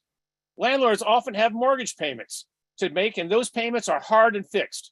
When the tenants go down, when the tenants go down while the cost of living goes up, you seem to be perfectly fine with the idea that the landlord should go into debt and maybe even lose their investment. Why do you all hate landlords so much? When you raised your hand and swore to represent the people of Richmond, did you mishear the oath and think that maybe it meant that instead of representing the residents of Richmond, that it meant that you were to screw them 6 ways from Sunday? How come the proponents of this measure never mentioned the $100,000 it would cost to place this on the ballot? That's money out of our pockets. And there's something else for the city attorney. Since at least 3 members of the council are renters and will receive a direct benefit from this ballot measure, should it pass, is this not a conflict of interest? Shouldn't they be required to recuse themselves from this discussion and vote? Oh, by the way, if you want to emulate Oakland so much, why? Maybe you should advocate that we increase our murder rate to match Oakland's murder rate. Isn't that fair? You want to copy Oakland all the time? Let's do it right, huh? Thanks. Our next speaker is Fallon Scoggins. Hi, my name is Fallon Scoggins. I'm a housing provider and a resident of Richmond. I really hope we're all focused on striving to create an equitable balance between renters and landlord. And I have to agree with the speaker that just spoke, is it feels very unfavorable towards landlords. And there's a high expectation and a sentiment that we're not going through the same challenges, the same pandemic, the same inflation that our residents are going through. So as a housing provider, I am strongly opposed to this proposed amendment. It appears that the creators of this amendment are not looking at the fiscal challenges that landlords have been facing since 2016 and are making assumptions that inflation is not impacting us at all. Let's just really look at it. Since 2016, like the last 7 years, all that landlords, mom and pops have gone through. Rent control came into effect, sure, with just cause. And then we had to take on the new rent board charges that you can't pass through. The new business taxes are coming through, all while during the pandemic, charging on gross receipts, not net operating income. So all the rising costs across the board, including labor, supplies, materials, vendors, and they are being impacted, these costs, by 100% of inflation, not the 60% that you're proposing. So I really employ Gail McLaughlin to really sit down with mom and pop landlords and understand the plight that we're going through, because all during your speech, you did not mention one time speaking to landlords, speaking to us to understand what challenges we're facing, what challenges the pandemic impacted on us. Every time that I hear you speak about any of these things, it is all one-sided. You represent us and we are in this together. And so before this goes on, I really implore all of you to speak at a round table and have a formal discussion. Thank you. Thank you. Our next speaker is Lysandra. If you could please state your full name for the record. Hi, my name is Lysandra Perez Lozano. Okay, you may begin. Okay, so the cost of garbage increased, the cost of water increased, taxes increased, the cost of materials increased, the cost of gas increased, the cost of labor increased, but you want to decrease the allowable increase of rent? It just doesn't make sense. We take pride in being housing providers and keeping the properties well maintained. The reason we are able to do this is because of this small increase and increase of rent, and we also do most of the work ourselves. Please don't use our nation's temporary inflation crisis as an excuse to limit rent increases. Because if anyone is struggling, it's the housing providers, not the tenants. For example, they're still driving their newer vehicles, a few even upgraded during the pandemic, while I had to sell my 2004 Escalade and downgrade to a 99 Honda Civic. So please don't kick us, the housing providers, while we're down. Have a good night. Thank you. The next speaker is Leah Simon Weisberg. Good evening. This is Leah Simon Weisberg. I'm with the Alliance of Californians for community empowerment. I want to just speak in support of the decrease. When the initial ordinance was passed, we were all concerned that 100% of CPI would be too much if we saw an increase in inflation. Because we hadn't in 50 years, we thought maybe 100% would be appropriate. As we're seeing, we have a once in a lifetime, hopefully once in a lifetime increase. I know I'm 50 and this will be the first time that we've had such high inflation since I was born. We are seeing a situation where on the one hand, low-income workers are really, really struggling. While a lot of folks have done fine during the pandemic, it has all fallen on those benefits, and the recovery has really sat mostly with upper income people who've been able to work from home. And so the same folks who are renting are really the ones struggling. The federal government, the state government, and local government have spent billions of dollars to bail out landlords. They've gotten more money as an industry than anyone else. We've heard these kind of generic complaints, and I say generic because the exact same structure and almost same comments, including this one about a new vehicle, the exact same thing was said around why they should get rid of the moratorium in Alameda today. So these are just the talking points coming from the realtors. It is really important to remember that every landlord, if you are suffering any of these situations, you can go to the rent board and file a petition and explain how you have these costs and that you're not getting a reasonable return. It is your constitutional right to do that. We encourage you to do that. No one should be struggling to keep their apartments if that is the case. However, it shouldn't be at the stake of really poor people who can't afford those rents. Thank you. Our next speaker will be Chris Moore, and the next group of speakers will be Swilma, phone number ending in 6261, Matt Noble, Christina B., Tuan N., and Derek Barnes. Chris Moore, you may begin. Thank you. Hey, through the end of 2021, the city of Richmond has issued permits to meet only 44% of the state mandated RHNA targets for affordable housing. Overall, for all housing targets, the city has only achieved 50% of the total RHNA targets versus 103% for the entire county. In just 18 months, the RHNA targets will increase by 150%. Why, rather than spending time on ballot initiatives that only serve to reduce housing production, why isn't the council focusing on meeting the state mandated RHNA production goals? Why? What does it do when you do these type of initiatives? It halts investment and development of new multi-unit buildings and small mom and pop buildings in Richmond.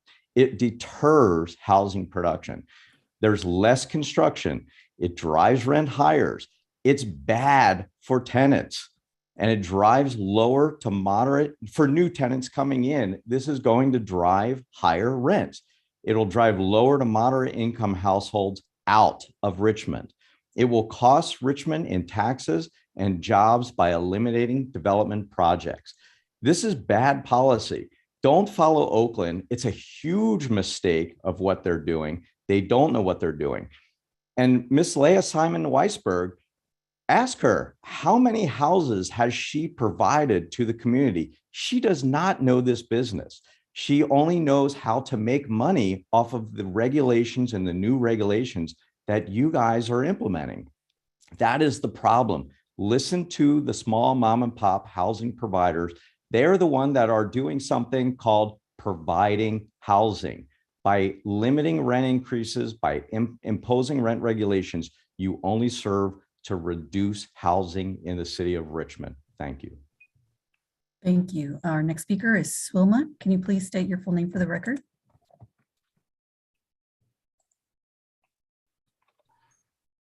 Swilma?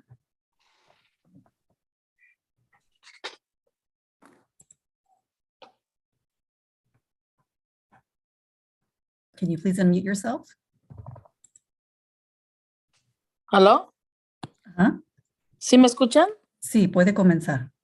Sí. Buenas noches, mi nombre es Wilma Navarrete. Yo vivo en Richmond desde hace 20 años Y más que nada quiero agradecerles a los concejales, por la ayuda que le han dado a Richmond. Y también quisiera agradecerle también a la concejal Leila, no sé si lo pronuncio bien, Leila Marufrin, por poner este tema en la balota. Y darle gracias también al concejal Melvin Williams y Claudia Jiménez, Eduardo Martínez, por apoyar y proteger a los inquilinos de Richmond.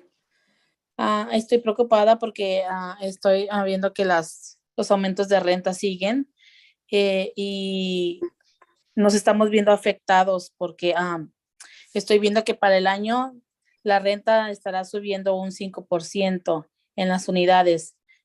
Todo está subiendo, todo está muy caro y se me hace injusto porque todo sube, las rentas suben y a los inquilinos no los protegen en el sentido de que viven deplorablemente, porque ellos quieren ganar nada más y no se dan cuenta que uno está batallando con la crisis, con la pandemia y la verdad estamos desesperados.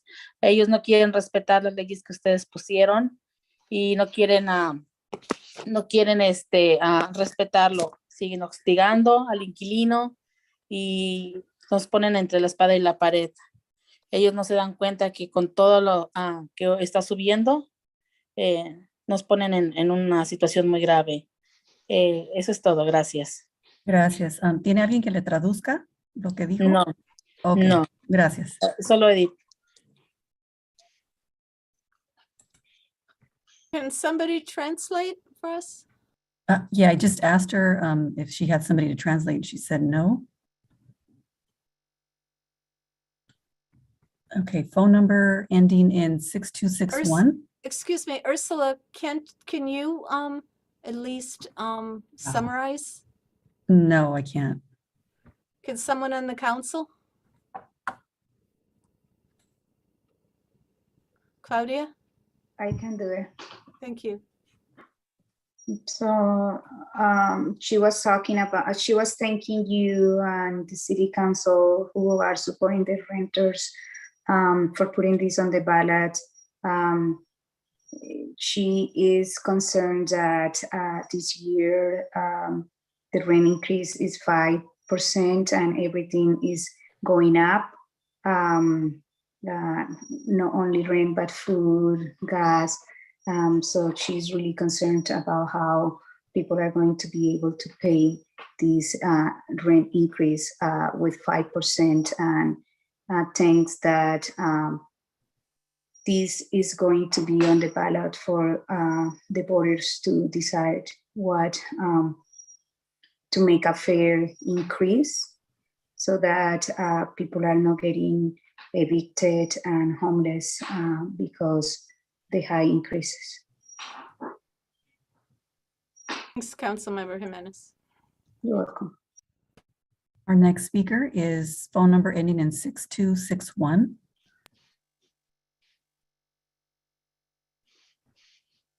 Número de teléfono que termina en 6261. Hello, can you hear me? Yes. Hi, yes, my apologies. I was trying to figure out how to help translate the previous speaker. My name is Edith Pastrana. I'm a Richmond tenant and community organizer here in Richmond. I lived here all my life, and I just want to say thank you to the council folks for supporting this, and thank you, Gail, for putting this on the agenda today. I think that it is fair that the city of Richmond, should vote for whether or not this is something that we can do, because during the pandemic, we learned from our members who live in Richmond and have been going through the process of applying for rent relief because of the pandemic. Many families have lost their incomes, and I understand it's also difficult for landlords. However, landlords have, since the start of this entire business, somehow have made it possible to continue to increase rents This is about fairness. It's not taking away your right to increase your rent. You can still do that. There are processes for how you can do that. What we're mostly looking at is that some of our members who are already paying over $2,000 in rent that may not be it may not be fully equipped to withstand another increase of 5% or more, or however much the percentage is going up. As we know, everything has gone up. This is true for everyone. Tenants not only will feel the impacts of inflation at the register, but now if we don't take an action or steps to make sure that housing is affordable for everyone, then the future for affordability when it comes to housing feels really dark. So we appreciate your stance on. Thank you. Your time has expired. Our next speaker is Matt Noble.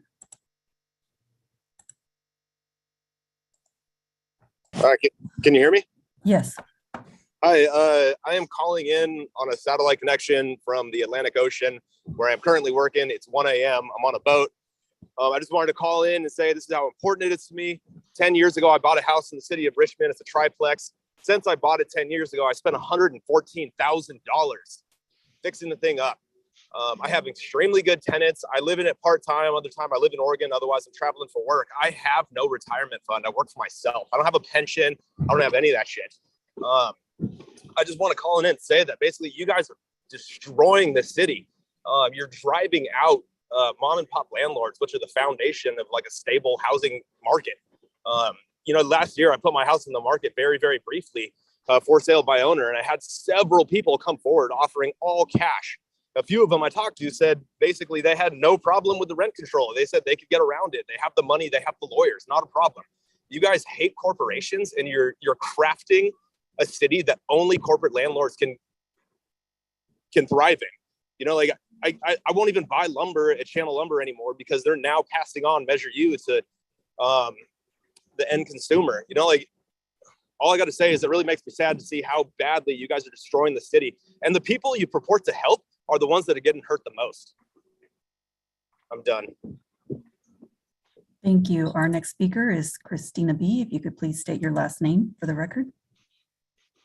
Hi, my name is Christina Rexy, long-term Richmond resident and housing provider, and I concur with the other housing providers that have called in as well. And I'm just curious why, yet again, the housing providers are not getting a chance to weigh in. You don't consult with the stakeholders. I presume you also have not spoken with the rent board to try to understand what the problems are that you're trying to solve. And I'm concerned about the city too. If we really do have a majority of tenants who are going to be rendered homeless by a 5% increase, serious problems that we need to look at way beyond what the cost of housing is. So to make such onerous legislation for landlords that, as Chris Moore pointed out, will discourage housing production at a time when we really need it and will create great hardship to a lot of the mom and pops who started out with extremely low rents when Measure L came into being, and then there was the rollback. We've never been given a historically low rent adjustment like Berkeley did eventually because they were sued and had to make that adjustment. We've never been provided that adjustment. So to compare Richmond to Berkeley is completely disingenuous. To not look at the bigger picture seems foolhardy, and to not really assess what the bigger structural systemic problems are also seems really foolhardy. Let's come together as a community and do what's best for our community. Thank you. Thank you. Our next speaker is Tuan N. If you could please state your name, your full name. Hi, my name is Tuan No. I'd like to just make a few fact checks. Point one is a CPI adjustment is not a rent increase, it's a rent adjustment to match inflation. Point two is shelter is not the driver of inflation, it's gas and food. I actually talked to economists who do CPI calculations for the Bay Area, and they provide us with our regional CPI numbers. And inflation without shelter for this last cycle is 8.4%. Inflation with shelter is 5.2%. So it's the gas and the food that's driving the inflation, not shelter. The other point I like to make is a fair return basically is a dead end. Less than a tiny fraction of 1% of rental units even qualify for the bureaucratic requirements of filing a fair return. And 3 or 4, whatever, housing is not the cause of homelessness, because during the eviction moratorium, there was an exponential rise in homelessness and encampments everywhere. It's actually the fentanyl addiction and the mental illness and the other problems. So please don't just use people's suffering to push a housing agenda. And when you force these onerous regulations and you force on local mom and pops and you force housing providers out of business and you discourage production, there's less available housing and rent increases for tenants. I have not received rents for months and months during this pandemic. I have evicted nobody. And I also have to deal with inflation. This 60% CPI restriction means that small mom and pops like me who provide housing have to absorb 40% of inflation each and every year going forward. It's hugely unfair. We have put a whole life savings in. Thank you. Your time has expired. Our next speaker will be Derek Barnes, and the speakers after will be EK, phone number ending in 4440, Emily Ross, Jeannie, and phone number ending in 1383. Derek Barnes, you may begin. Good evening, City Council members. I'm Derek Barnes, CEO of East Bay Rental Housing Association. Our association represents about 1,600 members who own and operate more than 43,000 rental units across Alameda and Contra Costa County. I urge you to vote no to advance resolution X.2. I also have a few points to make to echo what has been already said. You know, inflation has been high over the last 12 months. Everyone knows that. It's up around 9% now. The cost of operating housing hasn't remained stagnant and isn't capped. Everything has become more expensive, as other callers have said. You know, doing this will, you know, create additional hardship on top of, you know, the inability to really evict anyone over the last 28 months. In addition to having no or slow rental assistance coming in as well. You know, what only accelerates small property owners being pushed out of the rental business and out of investing in our local communities. Small property owners, as others have said, is the lifeblood of providing housing in the area, and we don't want to give that up. Oakland has also adopted an amendment without moving through committees or engaging impact analysis or study, or moving it to the ballot, and that's unfortunate. By the way, Berkeley has a cap of 7%, and Richmond shouldn't follow Oakland for all the reasons stated earlier. Has anyone on council ever been through a rent board petition or hearing? It's difficult and often results in a biased decision that doesn't really favor housing providers. We have to stop coupling homelessness and eviction, as an earlier caller said. There are multiple and complex reasons for people to be homeless. Eviction by itself isn't a leading cause, and certainly not over the last 28 months. Thank you very much. Thank you. Our next speaker is EK. If you could please state your full name for the record, please.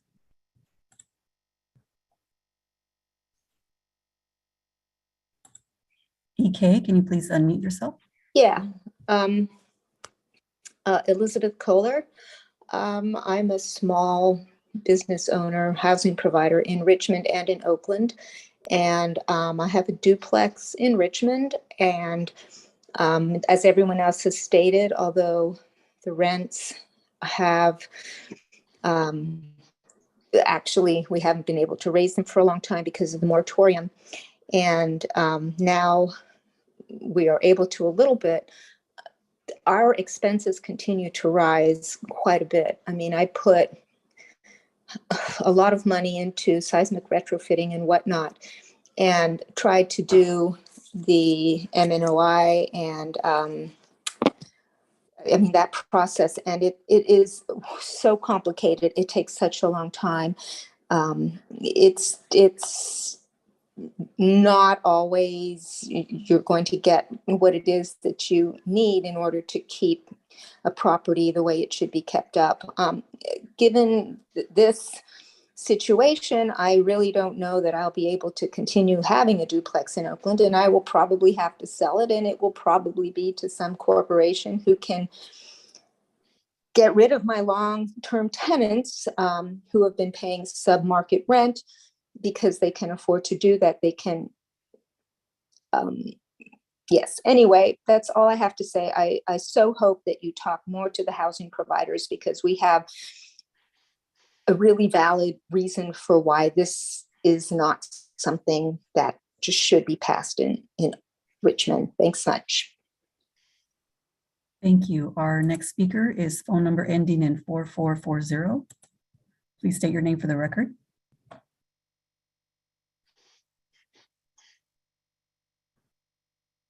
Hello, can you hear me? Yes. Yeah. Okay. Hello, my name is good evening. My name is of the council. My name is Raul Vasquez. I am a tenant. I live in Richmond, and I am a member. I'm a ex organizer. I live here for 40 years in Richmond. I live with three children and my wife. I am speaking today because to show appreciation to the council member Gilma McLaughlin for putting this on today's agenda, and to thank council member Melvin Willis, Claudia Jimenez, and Eduardo Martinez for support and protect Richmond tenants, because we have a lot of problems. Because the owner always trying to raise the rent whenever they want, but now we got control. That's why we asking to put this on the ballot, because now one time they raised my rent $1,000. You think it's fair? It's not. That's why I'm speaking, because this get out of control, and I think right now it's 5% is too much, because we coming from the pandemic. People is not 100% working, and I think the owners already make a lot of money out of this pandemic, because the state helped them to pay the rent from people to rent behind, and they don't have to complain about it. That's why it's good to have the increase, because people are suffering. The children now we have to pay more for gas, more for food, more for a lot of stuff for a living, and we have to worry about the people right now, because it's a lot of homeless. It's a homeless in front of my house right now because they don't have no place. Thank you. Your time has expired. Our next speaker is Emily Ross. Good evening. My name is Emily Ross. I'm a Richmond resident and renter. I wasn't going to speak tonight. I already spoke on something else, but kind of horrified by some of these comments, particularly that the leading cause of homelessness has nothing to do with the price of rental housing. That's exactly the leading cause of homelessness. According to the U.S. Government Accountability Office, every $100 increase in median rent, homelessness goes up by 9%. Inflation is up for everybody. Everyone that drives cars pays more for gas. Everyone that eats food pays more for food. However, housing expenses are slated to increase more for renters than landlords or homeowners. People that own property have more fixed expenses compared to renters. And what landlords don't talk about is, in addition to rent, they get equity, an investment that outpaces virtually any other investment you can make. I'm a renter. I just got my 5.2% increase, and I am feeling it. My increase more than covers what my landlord pays in annual fees to the rent board, which is a fee that supports tenants and landlords. They still have plenty to cover additional overhead and more likely profit. and they get to increase it every year. So housing providers saying they don't get a chance to weigh in. If you're a Richmond resident, you do. The action tonight is to allow voters to decide. It's not that the council is deciding, it's putting it in the hands of voters. So I would support you doing that. Thank you. Thank you. Our next speaker is Jeannie. If you could please state your full name for the record. Hi, my name is Jeannie Llewellyn. I have been an East Bay resident forever, it seems. And what I've seen is that I agree that rents have been going up, but I've also lived in other parts of the Bay, and Oakland, the East Bay is one of the last bastions of cheap rent relative to the other parts of the Bay Area. And at the same time, I sit there and think, is this going to help me if I rent for a cheap rent? Because then I could see that the owner probably isn't going to be able to upkeep the place, given the fact that inflation that we were just talking about has increased the cost of repairs as well as maintenance. So I'm seeing something slide. And so I don't think penalizing the landlords is going to help, because it's a business for them, and that I would like to see them in business and stay in business and keep a healthy place. And at the same time, still house me. So I don't really want to see, I think the eviction moratorium needs to go away, because at this point it's kind of getting ridiculous. It's sort of like babysitting people that really need to be already walking. And at the other hand, I also think too that capping any sort of increase is very artificial, and I think it's very manipulative. I may be a renter, but I also may be a property owner, so I don't want to be limited in either direction. But at the same time, if I can't afford to live here, I need to figure out what to do. So for those who are feeling the pinch, I recommend we look into different ways of solving it. And eviction moratorium is not one, as well as capping any CPI increases.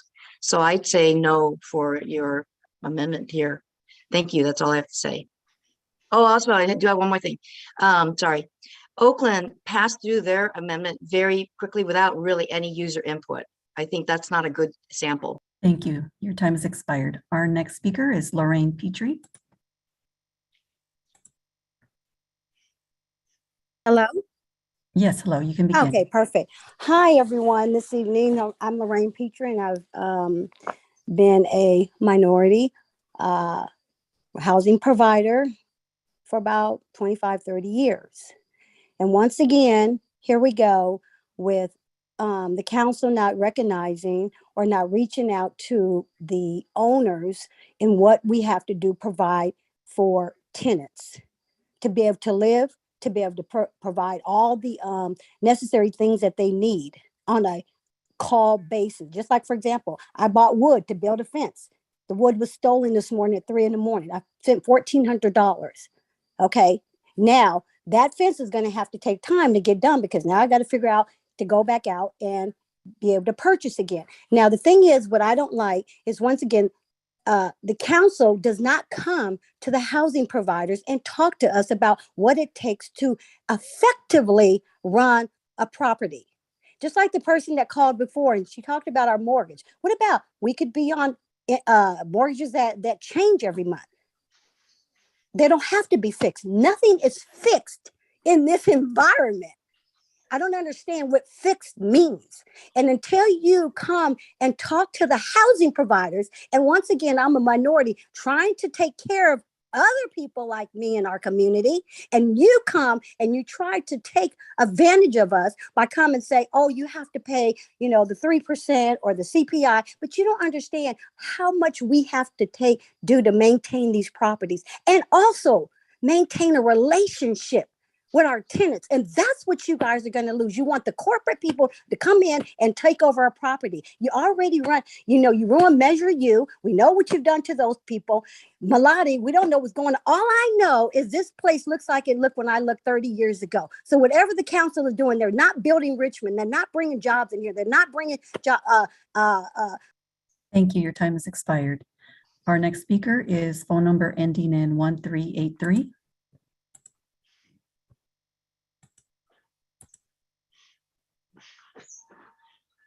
Hello, good evening. Can you hear me? Yes. Yes, good evening to all the council members. I got messed up. My name is Patricia Aguiar, and I'm the Contra Costa ACE organizer.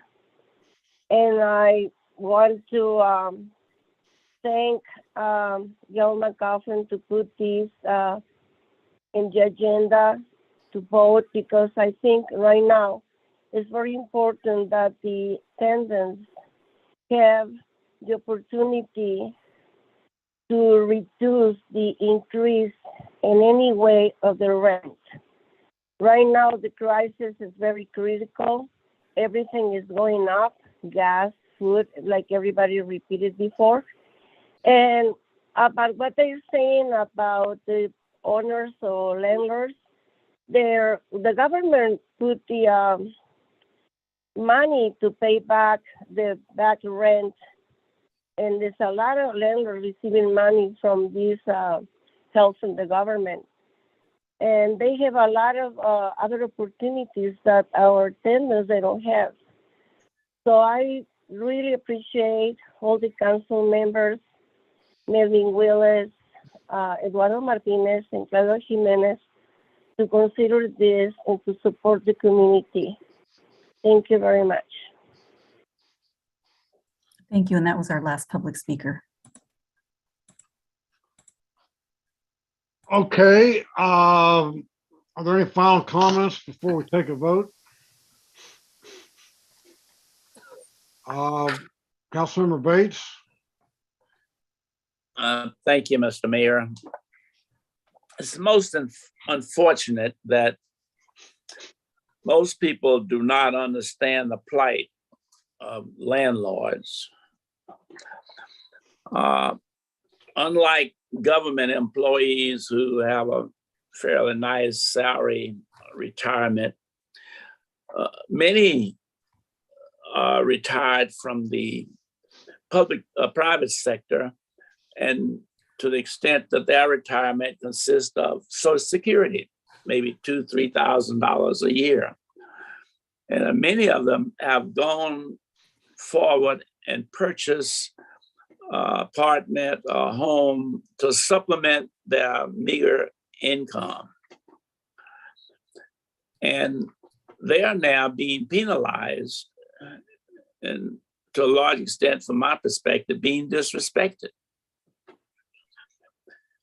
Some of them have had units where during the last 2 years haven't received anything financial mean or rent because of the rent control, and the state legislature and the federal say you can't evict anyone. At the same time, the legislators are now stupidity, I would say, while they're protecting renters, they never once went to the banking institutions and says during this pandemic, you cannot, you don't have to pay the mortgage. Just extend it as long as necessary. But no, again, the little mom and pop, and these are senior citizens, and a lot of them, there are others that are not senior citizens, but a larger number of senior citizens who are just trying to get by the best they can. And now we want to slap restriction on trying to get a little bit of the money that they are out of.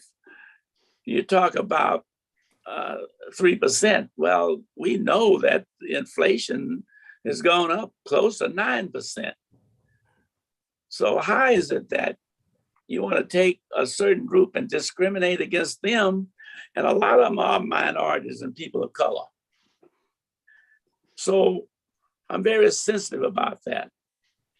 And I just don't understand why a person who owns property in Richmond, doing the best they can to survive, that they have to be slapped around. Pretty much just like we're slapping around our business community with all these ridiculous increases in taxes. So I won't be voting for this measure. I think is ill-advised, and it'll go on the ballot. And it may very well pass because close to 50% of the individuals in this community are renters. But in good conscience, I cannot treat our mom and pops and our seniors, and maybe I'm oversensitive because I'm a senior myself. I don't own any rental property, but I understand their plight. So don't expect me to support this particular measure. Thank you. Councilmember Willis. Yeah, thank you. Yeah, the only comment I just want to say on my end is I definitely just want to acknowledge like both sides of the argument of the issue. Like I do actually take it seriously, but at the end of the day, I can't see myself voting against this because even before fighting for the original rent control, when I was advocating for it, I told people, you know, most of the time you won't get more than anywhere between a 3% increase. And remember working with the senior population who wasn't covered under rent control, but they ended up getting a 5% increase and they had to fight back tooth and nail just for it to be 3% because that was more manageable for them. And I frankly, after a call I got during the holidays in December, I remember not only trying to schedule meetings with the Richmond rent program, but sent a tenant to go through a petition process for a rent decrease because he's paying close to over $2,000 a month in rent. And it was raining inside of his bedroom perpetually during one of the worst storms we had in a long time. And yeah, I mean, I will say it, most people in the city of Richmond are renters, and a significant increase on them is going to be a significant increase on the entire population. And I will even help set up meetings for landlords who feel like they're experiencing hardship and want to understand the petition process. The same way I've set up meetings for tenants to go through that petition process, I'll do the same because I just want there to be fairness on all ends. And I don't want to see people priced out because they can't manage this chaotic inflation crisis that we're in. And ultimately, it's going to be up to the people of Richmond to decide what they want to do with this, which is also another best thing for me. So I'll give the voters a chance to vote for it. I know if this makes it on the ballot, I'll be voting for it, but let democracy prevail and y'all, you know, advocate for your positions. And I just wanted to say I did respect and hear all the public comment, but that's my position and my explanation from my personal experience.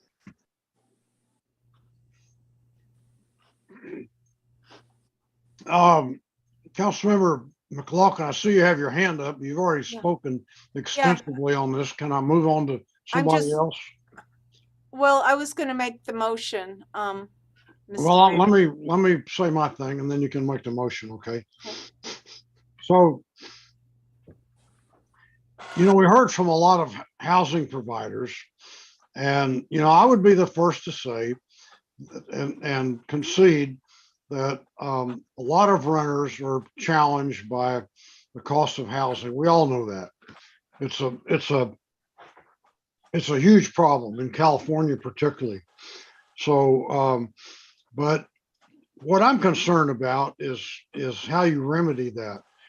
And, you know, the spirit of the whole rent control just cause ordinance we have, and this proposed amendment to it, basically continually goes to housing providers for a solution. You know, housing providers are, you know, they have to pay rental inspection fees. They have to pay fees to the rent board, which continually go up. And they've got to pay measure U taxes that are going up for larger landlords. And as Councilmember Bates brought up, I think, or somebody did, you know, during COVID, people were barred from evicting anybody for 2 years. And a lot of landlords just got no rent at all. They had a renter in their unit for a couple of years, paid no rent, left, and they got left holding the bag. So being a landlord is very, you know, it's very challenging. And it's a double-edged sword, you know. I know that I know that what's driving this is that you want to make housing affordable, but we also want to make housing available. And what's happened in Richmond, I think largely because of rent control, is that we've actually lost units. There are fewer units available for people to rent in Richmond than there were 5 years ago when rent control started. And they continue to decrease. So, it's for every action, there's an opposite reaction. And the reaction for the reaction for continuing to put economic strains on landlords is you have fewer landlords and you have fewer units for rent. And that's not good for anybody. Another thing I'd like you to look at is do the math. The average rental cost of an apartment in Richmond is about $23,000. And if you look at the difference between the 3% cap that this ordinance is seeking and the 5.6% inflation that Councilmember McLaughlin brought up, that's a delta of 2.6%. Well, 2.6% of $23,000 is about $1.50 a day. So I don't know if, I suppose there are people who are going to be driven homeless because their rent goes up $1.50 a day. But it's kind of hard to believe that, that it's going to have some kind of mass impact. So I think what you have to look at is just how far you want to push landlords. There's been no new rental housing built in Richmond for years. Nobody wants to get into the rental housing business in this city because of the way landlords are treated. So I know how this vote's going to go. Let's just get a motion and get on with it. You want to make the motion, Councilor McLaughlin? I'm happy to, but I see Councilmember Johnson's hand up. Maybe he wants to second it. I don't know. I will make the Councilmember motion Johnson, unless you want to call on him first. well, you go ahead. Councilmember Johnson, you got something? Go ahead. Thank you for allowing me to speak. I did want to make a comment in regards to something Councilmember Willis has said, because as everyone knows, fairness is extremely important to me. And I was just wondering, is there an opportunity for staff to reach out? Because I heard the housing providers and, and their feeling of being disrespected because they haven't been reached out to. And it hasn't been written yet from my understanding. Is there an opportunity to reach out to the housing providers to come up with a reasonable cap? Because I just hate how these issues drive a wedge in our community and really, puts one group against the other when actually everyone works together. So that's my first question. And in all honesty, as a policy student, we learn never to deny the people an opportunity to weigh in. And, Councilmember Bates, I may be extra sensitive to the case because I wasn't allowed on the ballot in this recent election. So, that's kind of my stance on this period. I think I've stated that on other issues as well. Whenever there's an opportunity for the 110,000 citizens to weigh in on an issue, let's get our campaigning on. I think that's what it's about at this point. Okay, but I was wondering from staff, is there an opportunity to reach out to the housing providers so we can see if we can come to a reasonable cap? Go ahead, Councilor McLaughlin. Yeah, so the ordinance amendment has been written. So it's just a question of coming back at the next council meeting with a resolution saying that this ordinance amendment will go on the ballot. So the fact there will be an opportunity for weigh-in, that's the purpose of putting it on the ballot. So having it on the ballot gives everybody an opportunity to weigh in. My comments before I make the motion just quickly are senior citizens are renters, low income workers are renters, people of color are renters, because I know this has came up in terms of landlords. This is one tool in the toolbox to help with the housing crisis. Landlords get to do increases every year. And we have we have to protect our struggling families. And there are many, many renters who cannot afford this, as we've heard from the speakers. And it's just, there's an imbalance here when landlords have owned the property, renters are, beholden to them as to whether or not they get to stay unless we put in protections. That is why we put in the rent control ordinance. That is why we need to have a more responsible increase that is allowed, and that increase is 60% of CPI or 3%. And I think it was stated by one of the speakers that when this ordinance first came about, we thought, well, CPI is never going to get that high.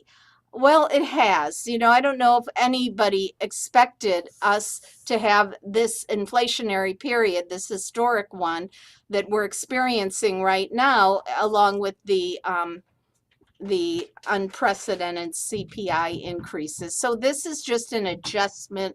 Landlords still get to increase. If they have a hardship, if they can't make their mortgage, they can go before the rent board. So my motion is that we direct staff to prepare a resolution for the July 26th City Council agenda to submit to the voters at the general election in November an initiative to adjust the maximum allowable rent increase on rent controlled units to 6% of CPI or 3%, whichever is lower. Okay, is there a second? I'll second it. Second by Willis. City Manager, did you have your hand up? I just wanted to acknowledge the question that was directed towards staff. And at this juncture, and please, Madam Clerk or Mr. City Attorney Alshire, my understanding is given the deadline that staff is not in a position to conduct any outreach at this juncture. And for that, I certainly do apologize to the stakeholders, but we are under a compressed deadline to comply with the county's timeline. And so this item before you here tonight, as such, doesn't mean that staff can conduct outreach. Yeah, it kind of reminds me of Measure U, where we were presented with the ballot measure a week before the deadline, and nobody had a chance to weigh in on it or evaluate it. It was just slam bang. Okay, so let's call the roll, Madam Clerk. Councilmember Bates? No. Councilmember Jimenez? Yes. Councilmember Johnson? I'll abstain. Councilmember McLaughlin? Yes. Councilmember Willis? Yes. Vice Mayor Martinez? Yes. And Mayor Butt? No.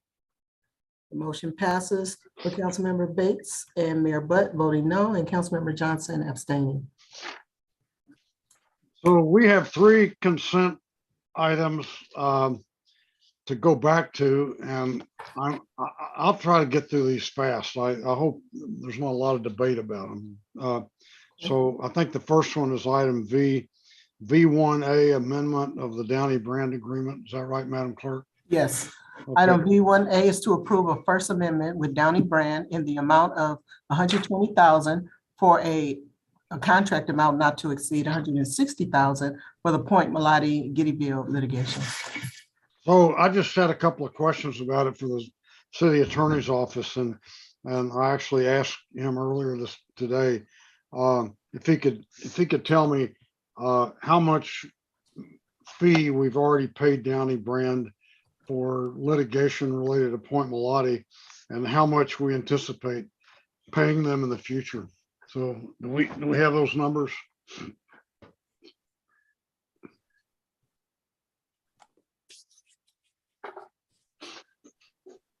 I guess not. So is there a motion to approve it? Mayor Butt, if you want to hold on for a second.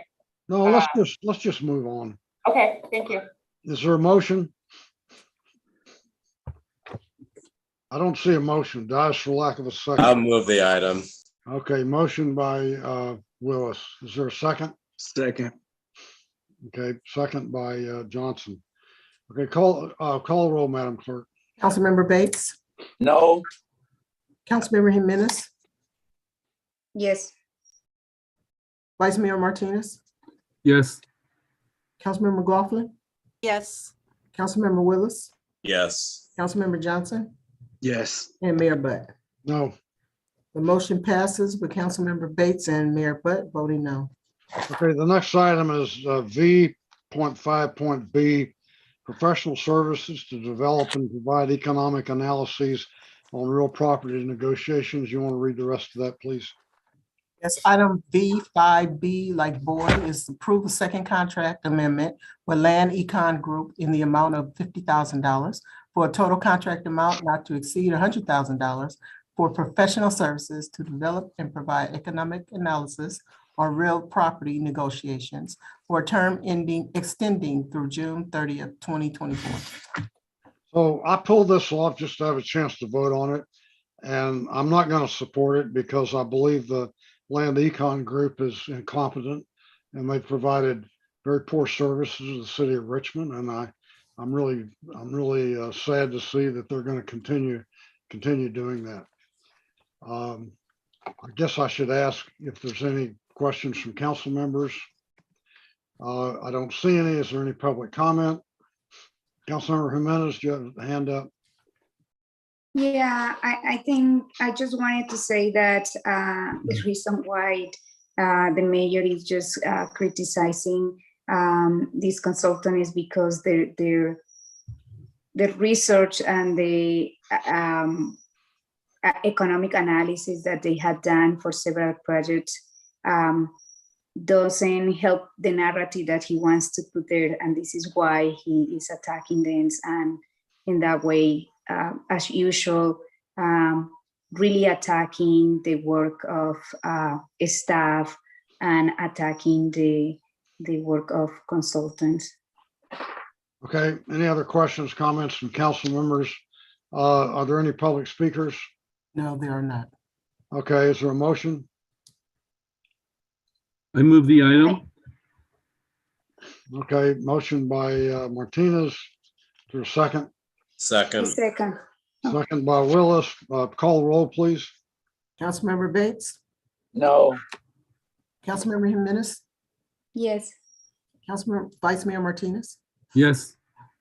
Councilmember McLaughlin, Yes. Councilmember Willis, Yes. Councilmember Johnson, Yes. and Mayor Butt. No. The motion passes with Mayor Butt and Councilmember Bates voting no. And the next item is V.9.A, approval of agreement with Contra Costa County for animal services. Would you read the rest of that, please, Madam Clerk? Yes, item V9A is to approve a 2-year contract with Contra Costa County for animal services with automatic renewal for successive 3-year periods until either party terminates the contract in an amount not to exceed $877,736 during fiscal year 2022-23 and $1,300,284, during fiscal year 2023-24 with a term beginning July 1 of 2022 and ending June 30th of 2024.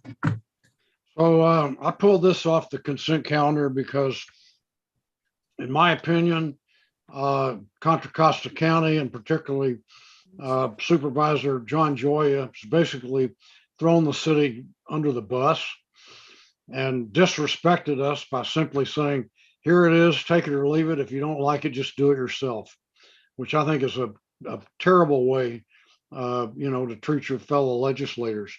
We asked that the county bear a larger share of this. They basically put the largest share of increases onto the cities instead of sharing with it. They refused to use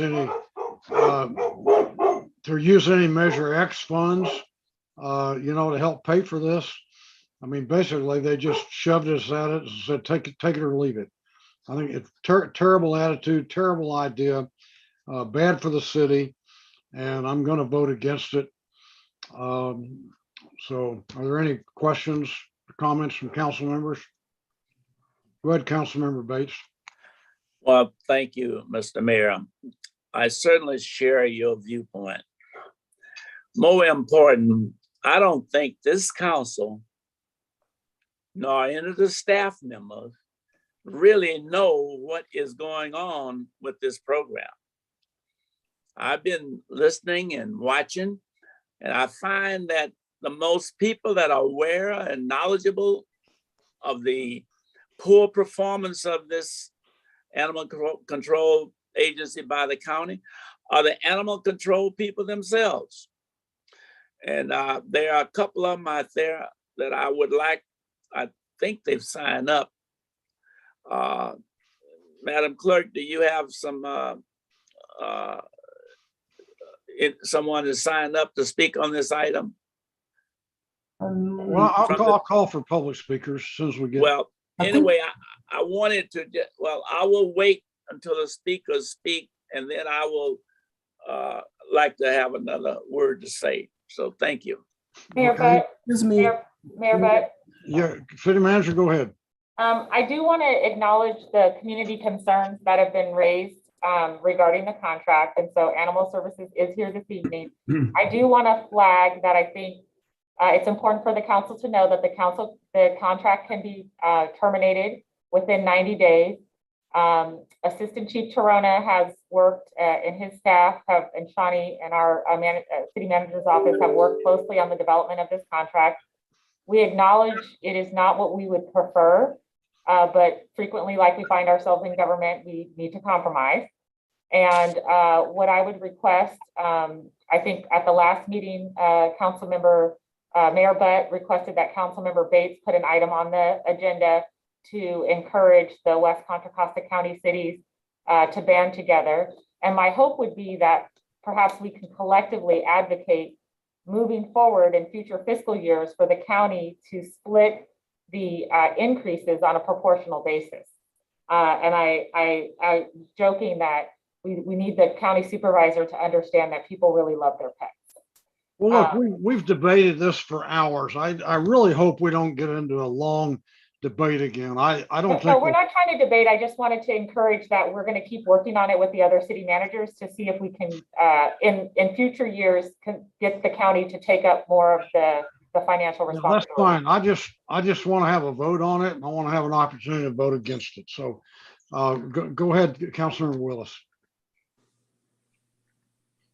Yeah, I was just gonna say that I do share some of the same concerns that the public has raised, along with what the city manager raised too. Unfortunately, I feel like we're in a neutralized position because, as I understand it, the other cities in the county have already voted for it, and we're the only one that hasn't.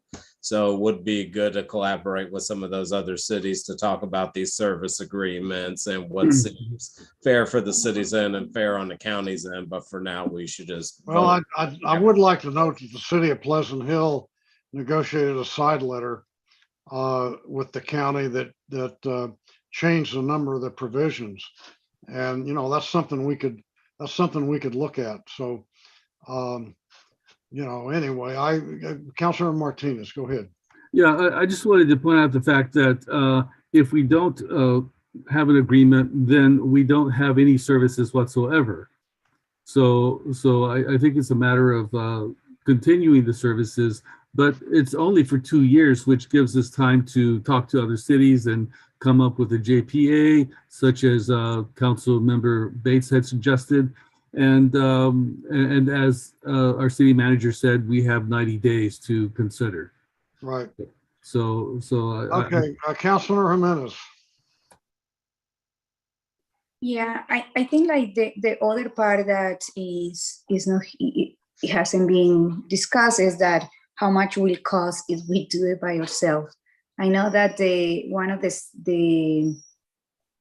cities, I'm sorry, the cities that are not doing it through the county is Enya, and the cost is over $2 million for that service. So like if people want to do that, then it's an option, but I think for us to have the county to do the services and do this contract will be fiscally responsible. And then having some conversation about what we will do next. I will encourage people and staff to continue in that conversation. But at this point, all of the other cities have already approved this. Councilmember Johnson. No, yeah, I just wanted to give Mr. Steve Bordeaux the opportunity to speak. I saw him shaking his head in disagreement to the side letter, and I wanted to hear what he had to say. And also, hey, Chief French. You know what? I'll give him 2 minutes, just like everybody else. We've debated this for Well, hours. he's answering my question, Mayor Bud. Hold on, I'm asking him a question. I'll give him 2 minutes when we go to public speakers. So anybody else have anything before we go to public speakers? Okay, let's call public speakers, Madam Clerk. Okay, we have one public speaker. Elsa How Stevens. about Mr. Burdos? Did he sign up? Mr. Berto, would you like to speak? I am here and just thank you for the opportunity, Mayor Butt and Councilmember Johnson. Just wanted to clarify the side letter that was requested by Pleasant Hill changed nothing. There's nothing that is different in the City of Pleasant Hill's agreement than is different in your agreement. And I think as many council members here have pointed out, it is July 19th, and this agreement was to begin on July 1st of this fiscal year. So you currently don't have an agreement, whereas all of the other cities in Contra Costa County at this point have signed it. As I said the last time I was here in April, if you want to look into doing something yourself by, for the city of Richmond, or if you wanted to look into a JPA, we would be happy to assist you in that. But I do take umbrage to some of the language that was used that would indicate that our staff or Supervisor Joya is not 100% compassionate and looking to share the burden. The final thing I'll clear up is that one of the council members mentioned a more equitable cost mechanism. As you could read in the contract, when we go into year 3 of this agreement, it does go to a cost sharing model, whereas if our costs to provide, if our revenues that we bring in from our user fees and whatnot exceed the costs to provide the services to the city, that's going to be reflected in a reduced per capita rate that would be applied to the following fiscal year.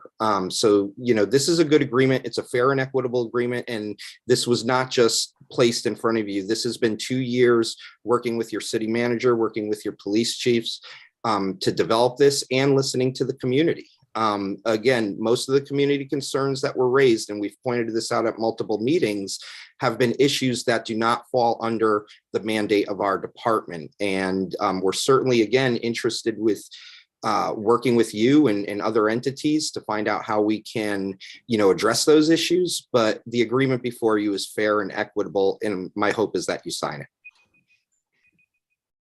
Okay, are there any other public speakers? Yes, we do have another public speaker, Elsa Stevens. You may begin. Can you hear me now? Yes. Good. I do take umbrage on what was said about Joya because I follow him very closely, and he does carry water for his district, and Richmond is part of his district. He is a better statesman than anybody else I've ever run across. And I doubt that anybody in this room was elected with 80% of the vote. He was 80% of the vote. Also, I sat through all those Measure X meetings, and the demand on those monies is incredible.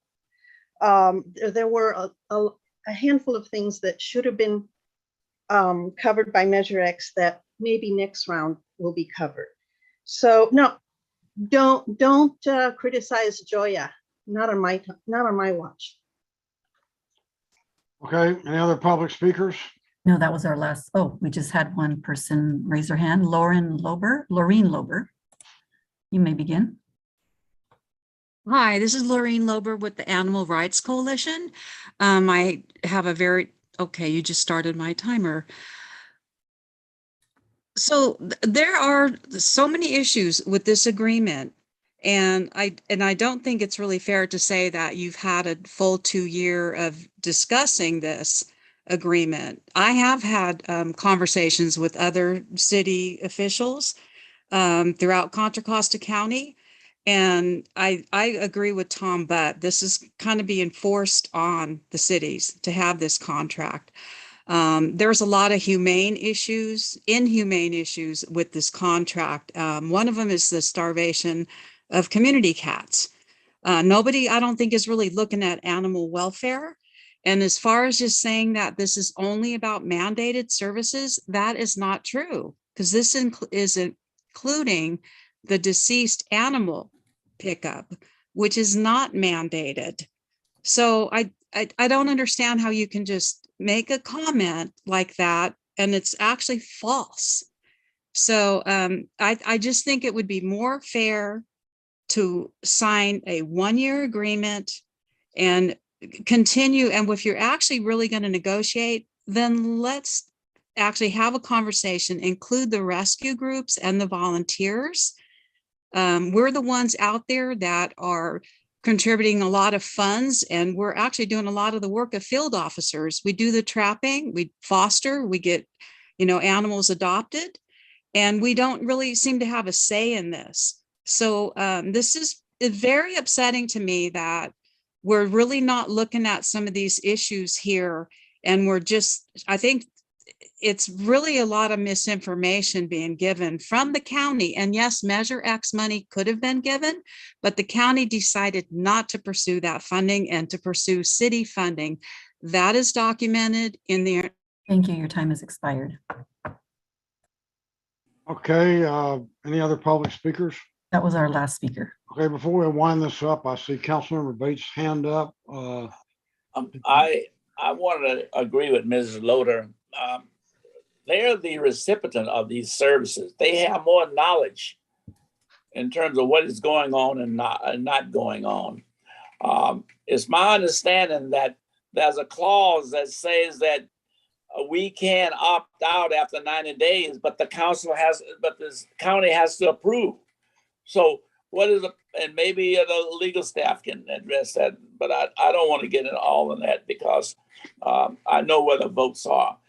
But I would like to put forth a motion separate of approving the contract, in that this council appoint a 3-person committee. And I hope that it would at least be myself and Councilman Willis and maybe one other person to work with the animal rights group and also to work with the other cities. We can do a better job in West Contra Costa County with our 5 cities with a JPA than the service that we're getting from the county. We don't even have a facility in West County. You got to go all the way to Martinez.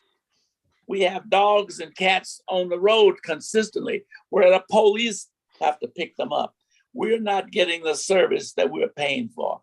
So my motion would be that we appoint a committee of 3 by the mayor to begin to pursue a possible JPA with the other cities in West County.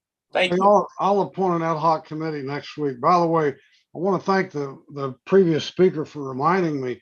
I'm looking at the contract now, and it says the county will provide the following services within the city in response to calls regarding deceased animals during regular field service hours. A, pick up deceased domestic animals, wildlife, and livestock from public property. That's what the contract says. I asked the county representative last time, I said, you pick up wildlife? Yes. I said, how about whales? No. So there's obviously some ambiguities in this contract that need to be worked out. You either pick up dead animals or you don't, so you got to make up your mind. Councilor Martinez, you got to still have a hand up, or you done? You want to move the item? I will move the item. Okay, is there a second? I'll second it. Second by McLaughlin. Call vote, please, Madam Clerk. Councilmember Bates, No. Councilmember Jimenez, Yes. Councilmember Martinez. Yes. Vice Mayor Martinez, sorry. No problem. That was a yes. Yes. Okay. Councilmember McLaughlin, Yes. Councilmember Willis, Reluctantly, yes. Councilmember Johnson, With the same reluctance, yes. and Mayor Butt. No. The motion passes with Councilmember Bates and Mayor Butt voting no. Okay, I think that brings us to the end of our agenda. Would you read the last item, please? Yes, item Y is reports of officers, referrals to staff, and general reports, including AB 1, 2, 3, 4 reports. Okay, do we have any? I don't see any. Let's go to memorials. I had a couple of them. Councilmember Bates might want to do this one. Jimmy Rapoldi. Yes. You want to introduce that, or do you want me to? You go ahead. I have another person I'd like to just speak briefly about. You go ahead with Jimmy.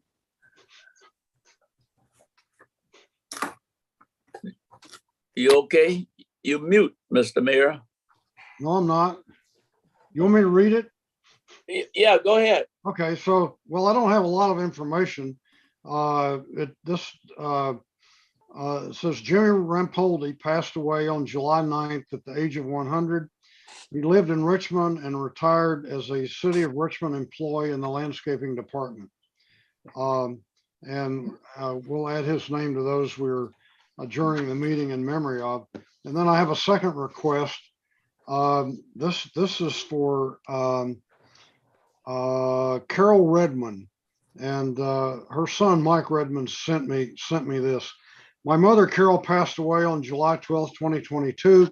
She worked for the City of Richmond for about 15 years in the planning department and city attorney's office.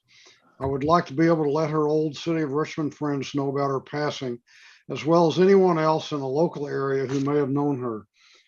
I know that rest of it's just, but anyway, we will adjourn the meeting in her memory tonight.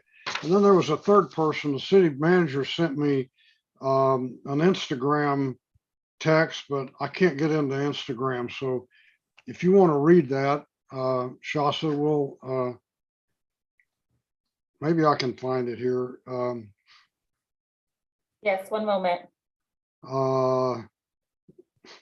This is, wait a minute. Yes, we'd like to acknowledge the Perry Family Memorial Fund in memory of Glenda Perry. The Richmond Fire Department mourns the loss of Glenda Perry. Glenda is the beloved wife of Richmond firefighter Brandon Perry.